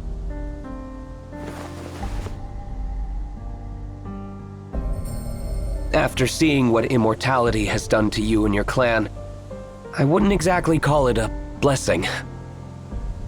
I'd rather live and die as a mortal, just like my mentor, Sun Luo.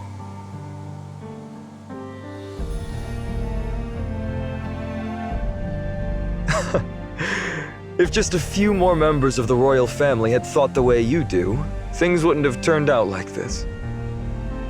All right. I'll tell you everything.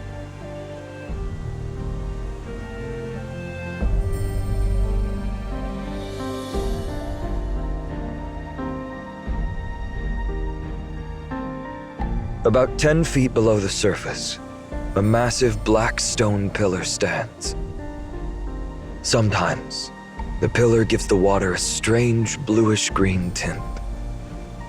Or maybe that's the color of the water when it releases. It's hard to say. For now, let's just call it cerulean water.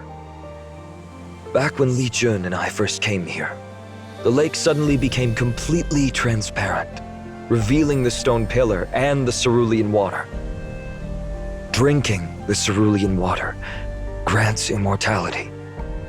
The day Li Jun and I climbed the mountain, I only took a single sip, but then the royal family drank without restraint. Well, you've seen the consequences. They all turned into those inhuman bronze monstrosities. If it hadn't been for Li Jun's foresight, the Tianli clan would have suffered the same consequences. Why are you telling me all this now? Because when I'm gone, someone needs to watch over the Tianshi Lake and keep an eye on that mysterious cerulean water. And watch over my people. Have you forgotten already? Back at the foot of the mountain, you said you weren't an emperor anymore. Yeah, I know I'm running away. But that doesn't mean I can just ditch everything and walk off. If another disaster like the royal family happens again, who's going to clean up the mess? So you're leaving the problem to me? Just think of it as my last bit of power as the former emperor. I'm just a scribe. How could I possibly be worthy of such a heavy responsibility?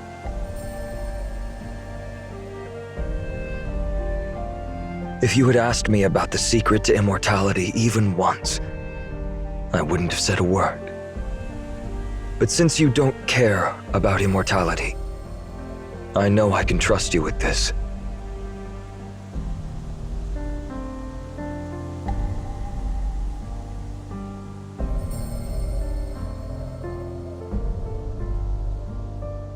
Think of it as doing me a favor. From now on, don't let immortality corrupt this world again.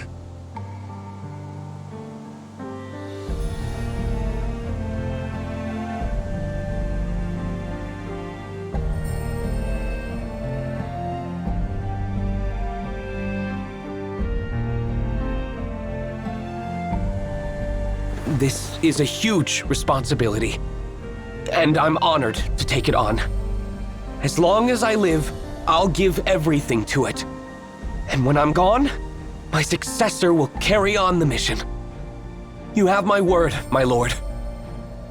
Good. That's good.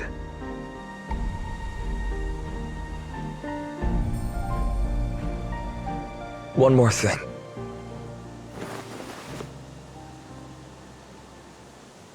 This is... Exactly. This is the Imperial Seal carved by Sun Luo, the original design for Li Jun's Regency Seal. The heart of the world. I was planning to get rid of it myself. either by tossing it into Chuncha Lake or throwing it into the Great River and letting it disappear. But no. This is the only thing I've left that connects me to Sunglo and Lijun. They're both gone. And I don't even know if there will ever be a day where I'll see them again. Destroying it with my own hands would be like wiping away the last memory I have of them. I'm not that cold-hearted. Do me a favor. When I'm gone, just make sure it disappears. I don't want anyone fighting over it, using my name to ignite some stupid power struggle, or even worse, causing pointless bloodshed.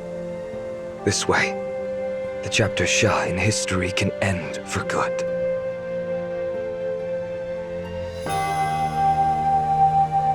I will take it.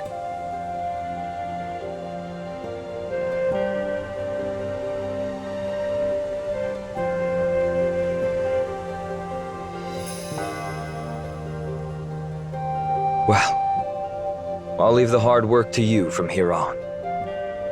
Though I have to admit, I'm curious.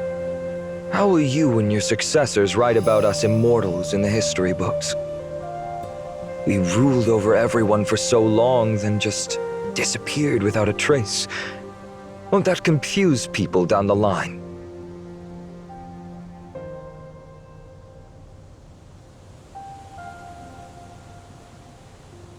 No need to worry about it. For years, the people have suffered, living in misery with their lives hanging by a thread. Recording their struggles to warn future generations is hard enough. Why bother wasting ink writing about immortals? Why obsess over the divine when we have the living to worry about?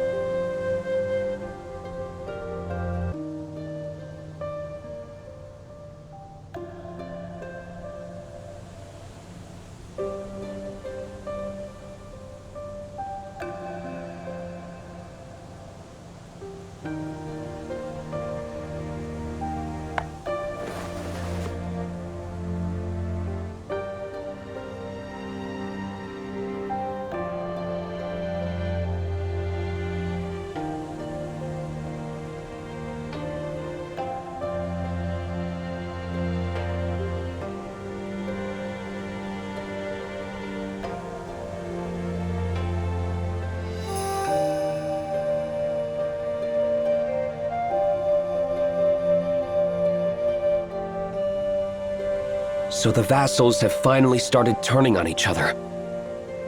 But none of them seem powerful enough to take over Qingyu City just yet. Send more people to foster communication between the regions and keep a close watch on things. Right now, the top priority is to restore the abandoned fields at the foot of Mount Tianche.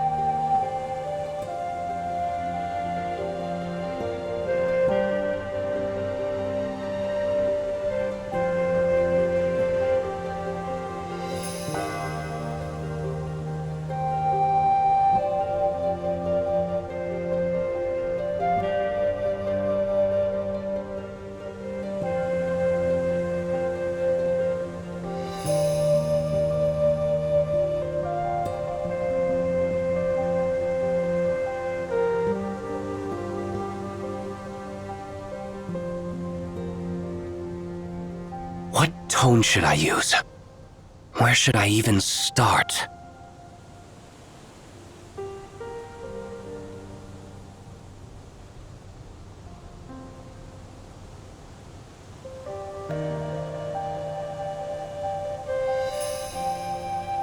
Should I use my real name?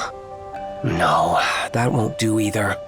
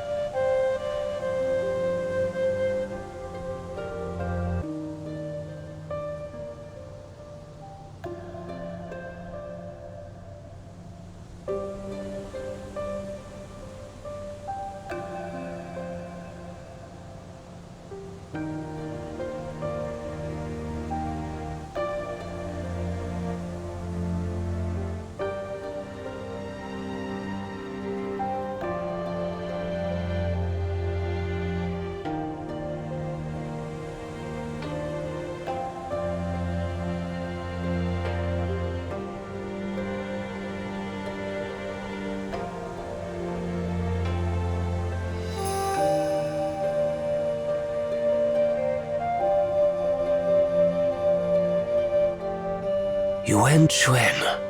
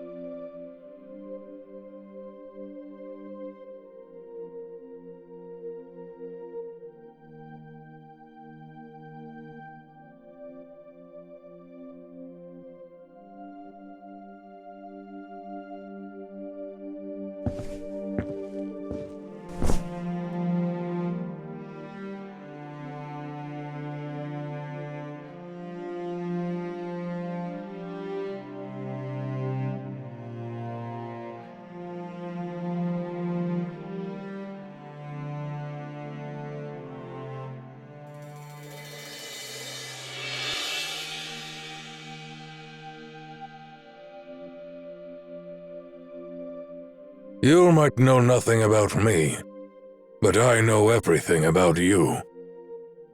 That's what I always believed. Until you took the seat. I've spent the last 40 years analyzing our Go matches against you. I envisioned your image and your decisions in every era, throughout your entire life. I thought I knew you thoroughly. I revered you and your game against us. I once believed conquering you would be the ultimate quest of my life. Yet upon finally meeting you, I realized I was mistaken.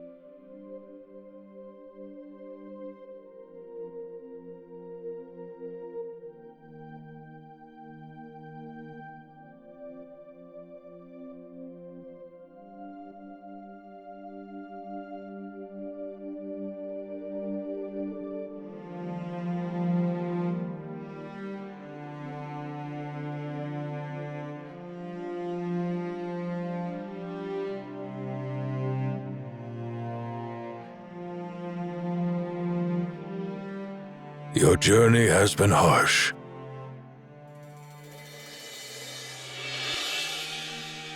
Attachment to your opponent is a no-no in Go.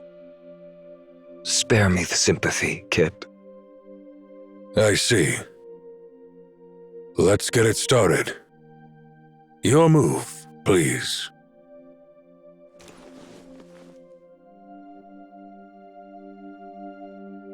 You're limited to just 5 moves. You're aware of that, right? Yes. This game has dragged on way too long. Still, I'm surprised you're in the mood to play amidst this chaos. Rest assured, Weisher has been attentive to both the match in this courtyard and the affairs in the outside world. Are you so certain that you'll best me in your generation?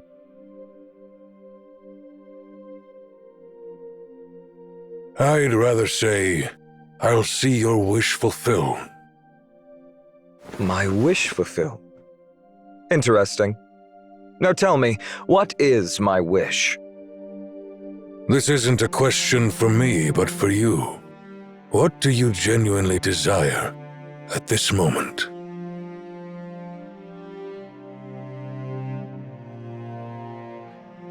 Yeah. What do I truly desire?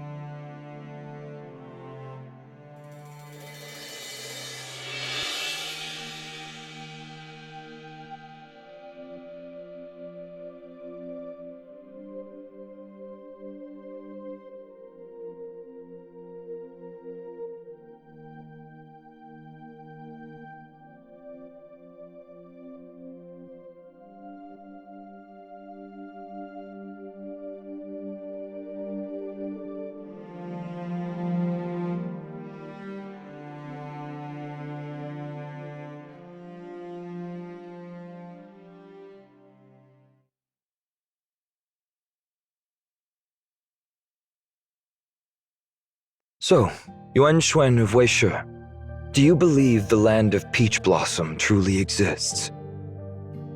I do.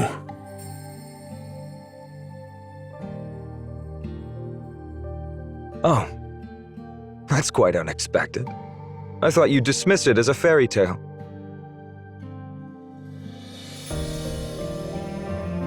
The land of Peach Blossom is a beautiful dream for all living beings. Every dream, no matter how naive or childish, has its believers. People strive for them. You understand this better than anyone. For millennia, haven't the people of Jin been striving for a better world and better lives? That's their land of Peach Blossom. That's true. Haven't I been pursuing my own land of Peach Blossom as well? You know, Yuan Xuan. So far, I've explored two paths. First, letting the immortals govern the ordinary people, and it failed. Second, letting the ordinary people govern themselves, yet reigns ascend and descend incessantly over the centuries, both in Shen and in distant realms. Even the most illustrious monarchs and empires eventually crumble. Many in power boasted of establishing timeless feats or systems, but history always progresses in its own manner. It's like a vortex, pulling everyone in and starting anew. Now, I'm giving it a third try. You mean granting immortality to all? Letting immortals govern immortals? Perhaps.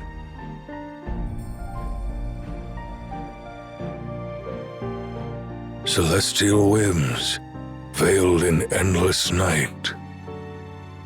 No tear-stained prayer may breach their flight.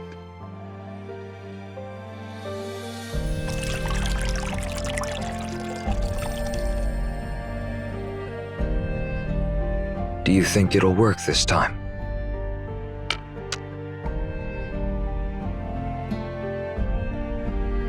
You're discussing the external world, but for now, let's focus on the game before us.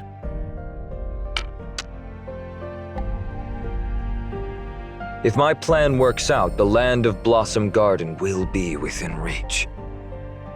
If everyone is granted immortality, they will amass wisdom over time, rectifying the mistakes of their predecessors and learning from them.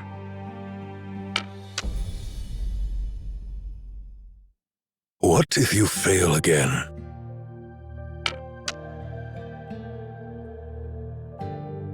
Yeah, I can't dismiss that possibility.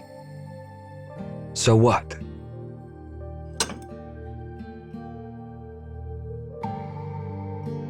Within the hourglass, how many grains remain? Why not unclench the reins, let wind decide my lane? What phantoms chase us through these frantic days? Gilded chains corrode, divinity is but haze.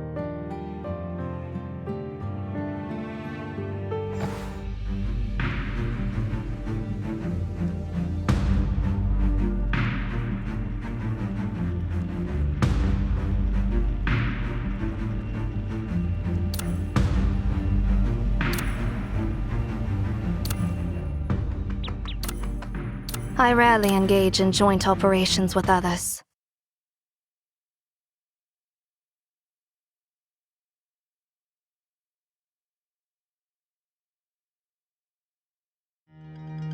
It's scorching out here.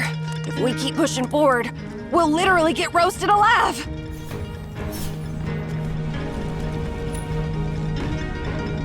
All right, let's keep moving.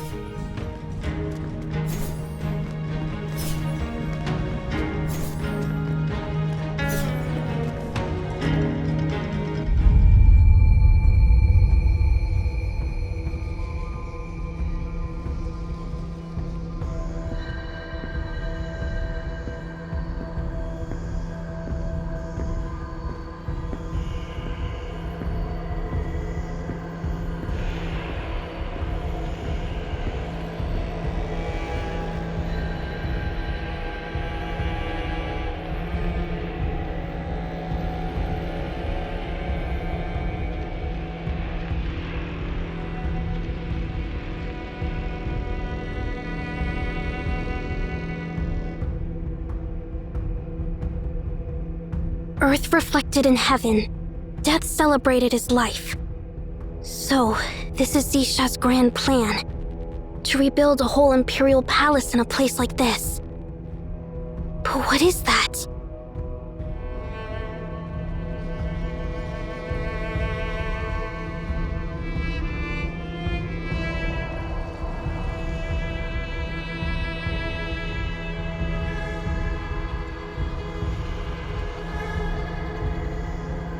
The lung.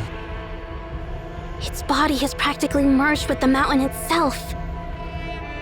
So, is this what caused all those recent earthquakes on Mount Tianshi? Is it dead?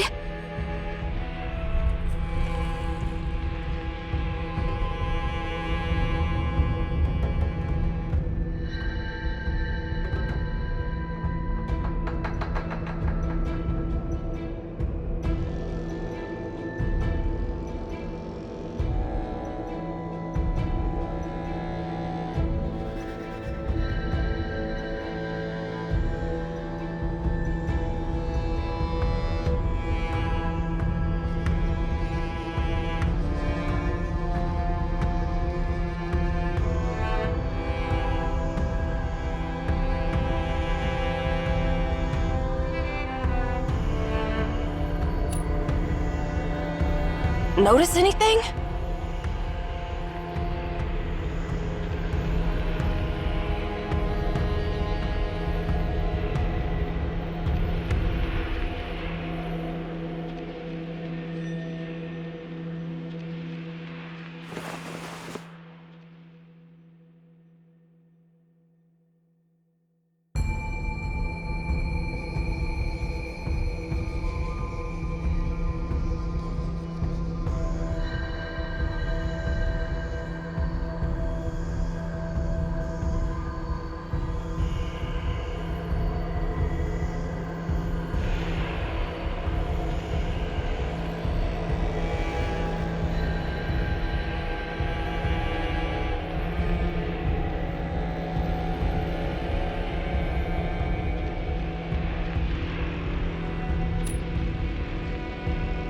Huh? Is that a cerulean crystal sword?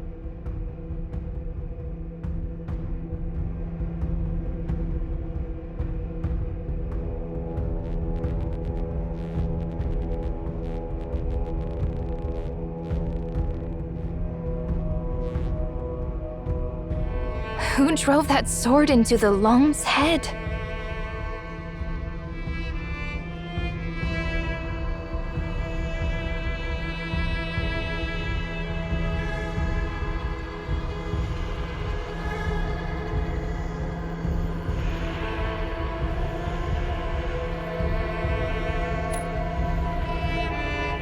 Was he trying to...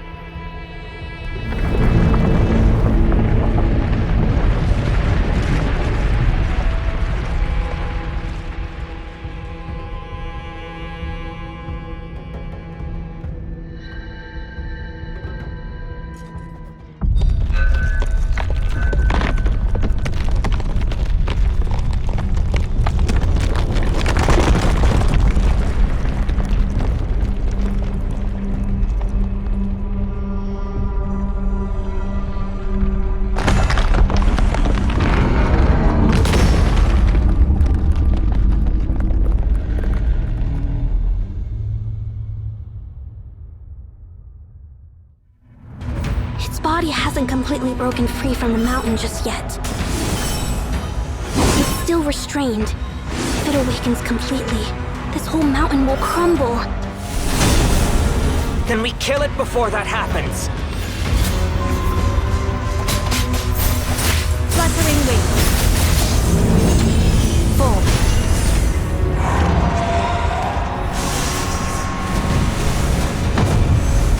Complete insight.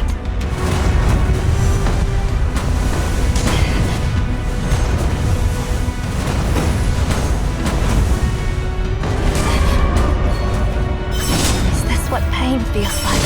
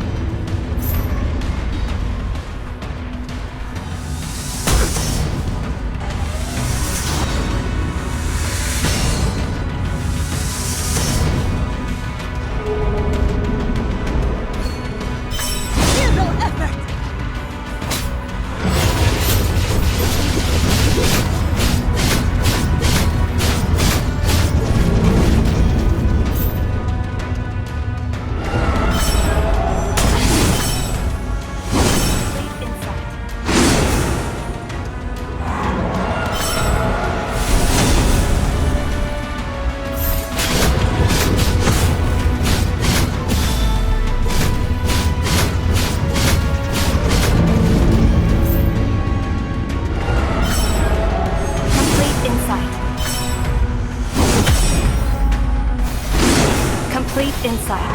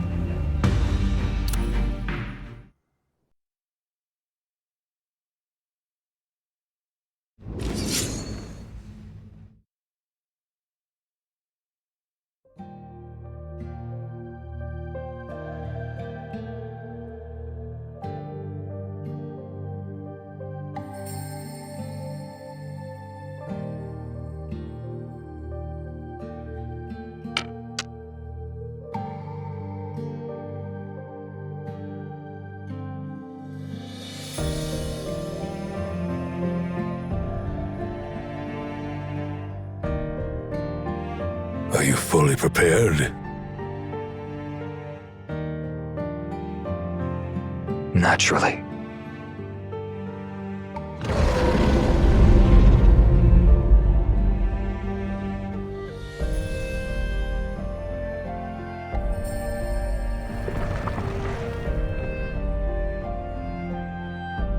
Seems they've discovered the Eternal Sanctuary. The Eternal Sanctuary. Just a fancy graveyard. A crypt for corpses that should have rotted ages ago. And a sleeping monster that'll only wreck everything if stirred.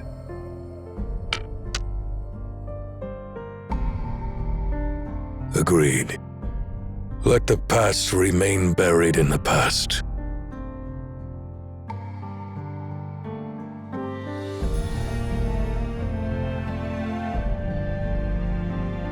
Back then, I told the first Yuan Xuan to destroy the seal with the heart of the world.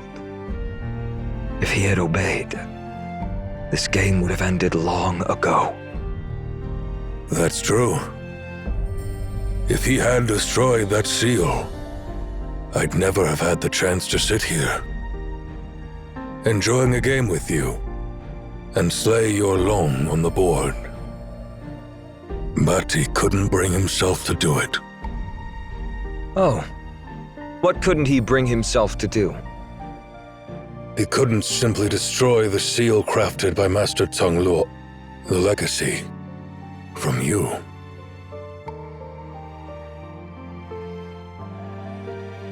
Those scribes loved preaching. The Emperor's words are final. But the truth?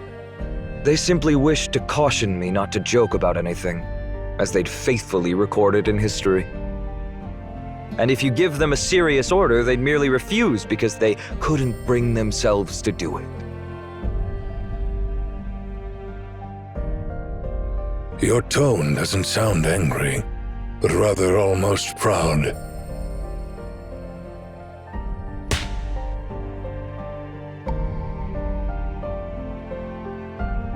Of course I'm proud.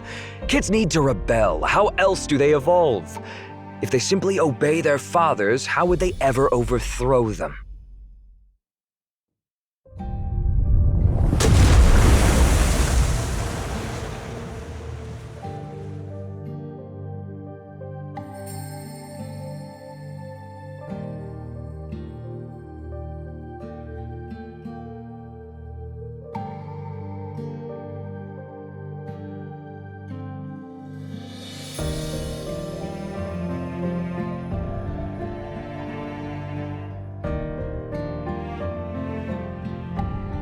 Congratulations. Your wish is fulfilled now.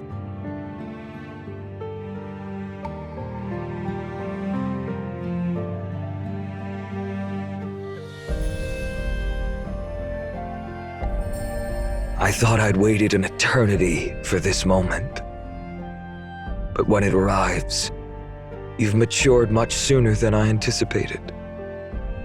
The decisive move was made centuries ago. I've loved the game of Go since I was a child. The game of Go reflects its players. Watch someone play, and you'll glimpse their soul. When I was young, this game with you felt profound, almost unfathomable. Yet now, nearing the end of my life, this game doesn't seem quite as enigmatic. If you had truly made your decision, we wouldn't be here at all.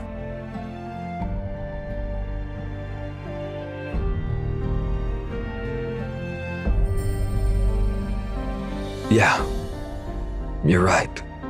I'm just a wanderer, hesitant, lost.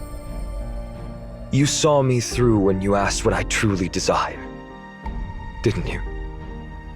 Do I wish to awaken that Long, or kill it? Do I wish to construct the land of Peach Blossom, or raise it? I knew it was impossible, yet I was still obsessed. Perhaps I've lived far too long, ebbed away by my hesitation in the end. Now you can break free from your hesitation. Now you can liberate yourself from your hesitation.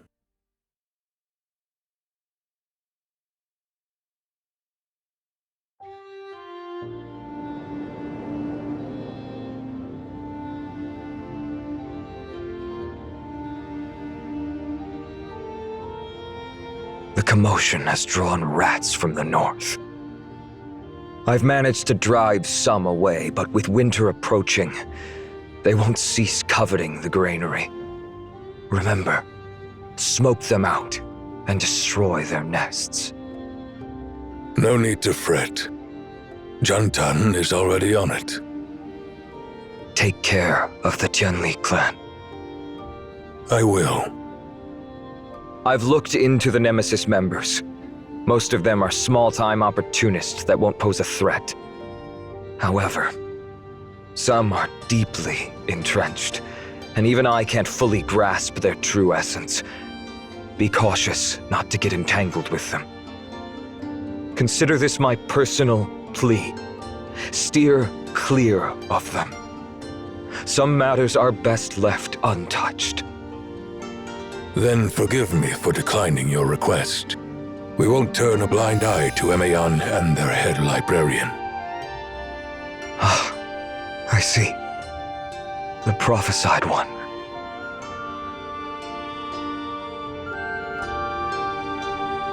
If it involves the prophesied one, you will be sheltered.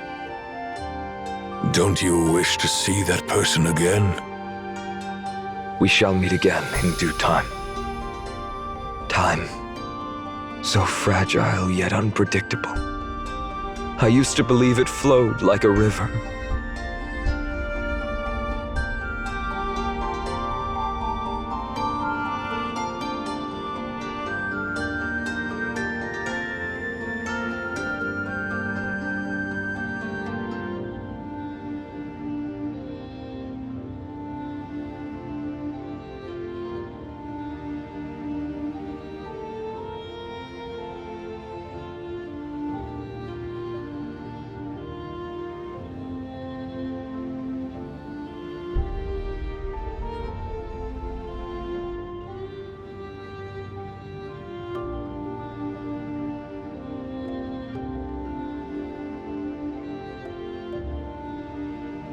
But I forgot. Rivers turn to clouds, and rain falls to earth.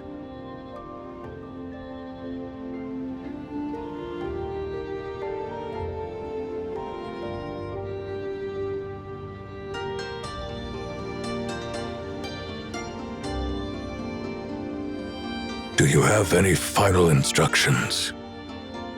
Well, I believe you are already privy to what I know, so I won't dwell on it. No need to sound like a stubborn old ghost haunting the living. Any regrets, perhaps?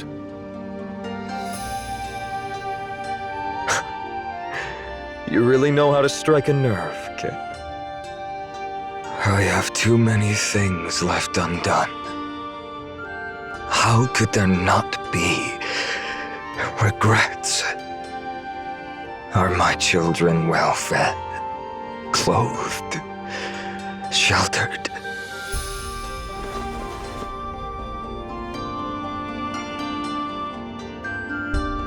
You no longer need to concern yourself with that. Your children will succeed where you failed. This land no longer needs the Lone, the Immortals, or the Emperor. Your children no longer need you, Your Majesty.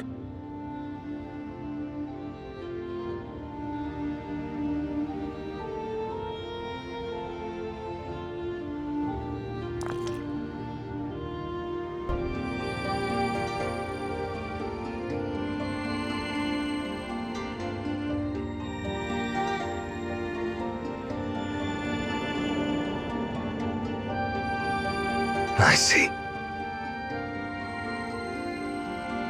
Good. That's good.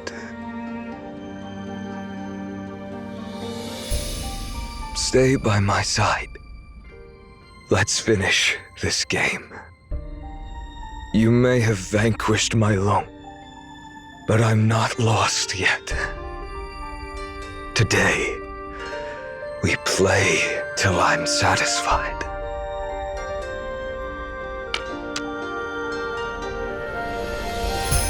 As you wish.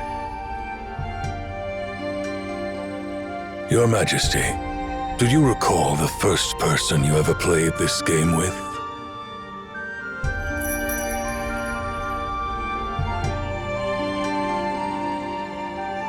It was you.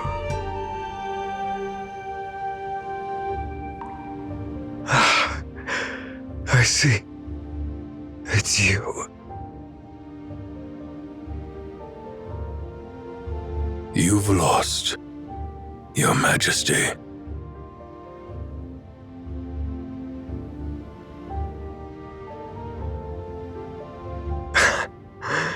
You cheeky pup. I've never lost in my life. Still got one move. Let me think. Just a little longer.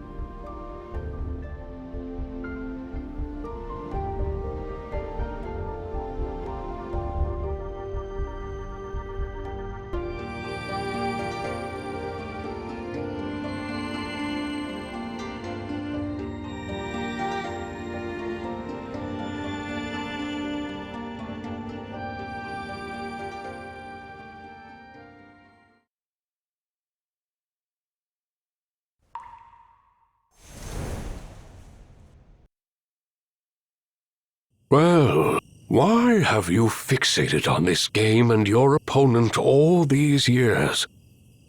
Curiosity seems flimsy. Because Tsang is my family name, Master. A scribe's brush can cut like a blade, and words can wound a person's soul. Those are his teachings.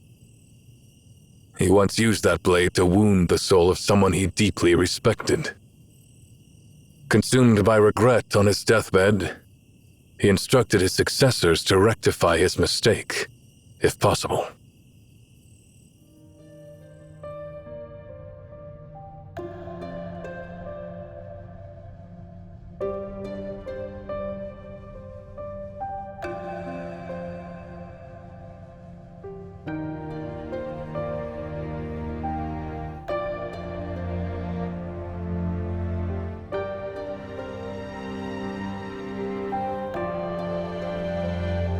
Chieftain, rest now.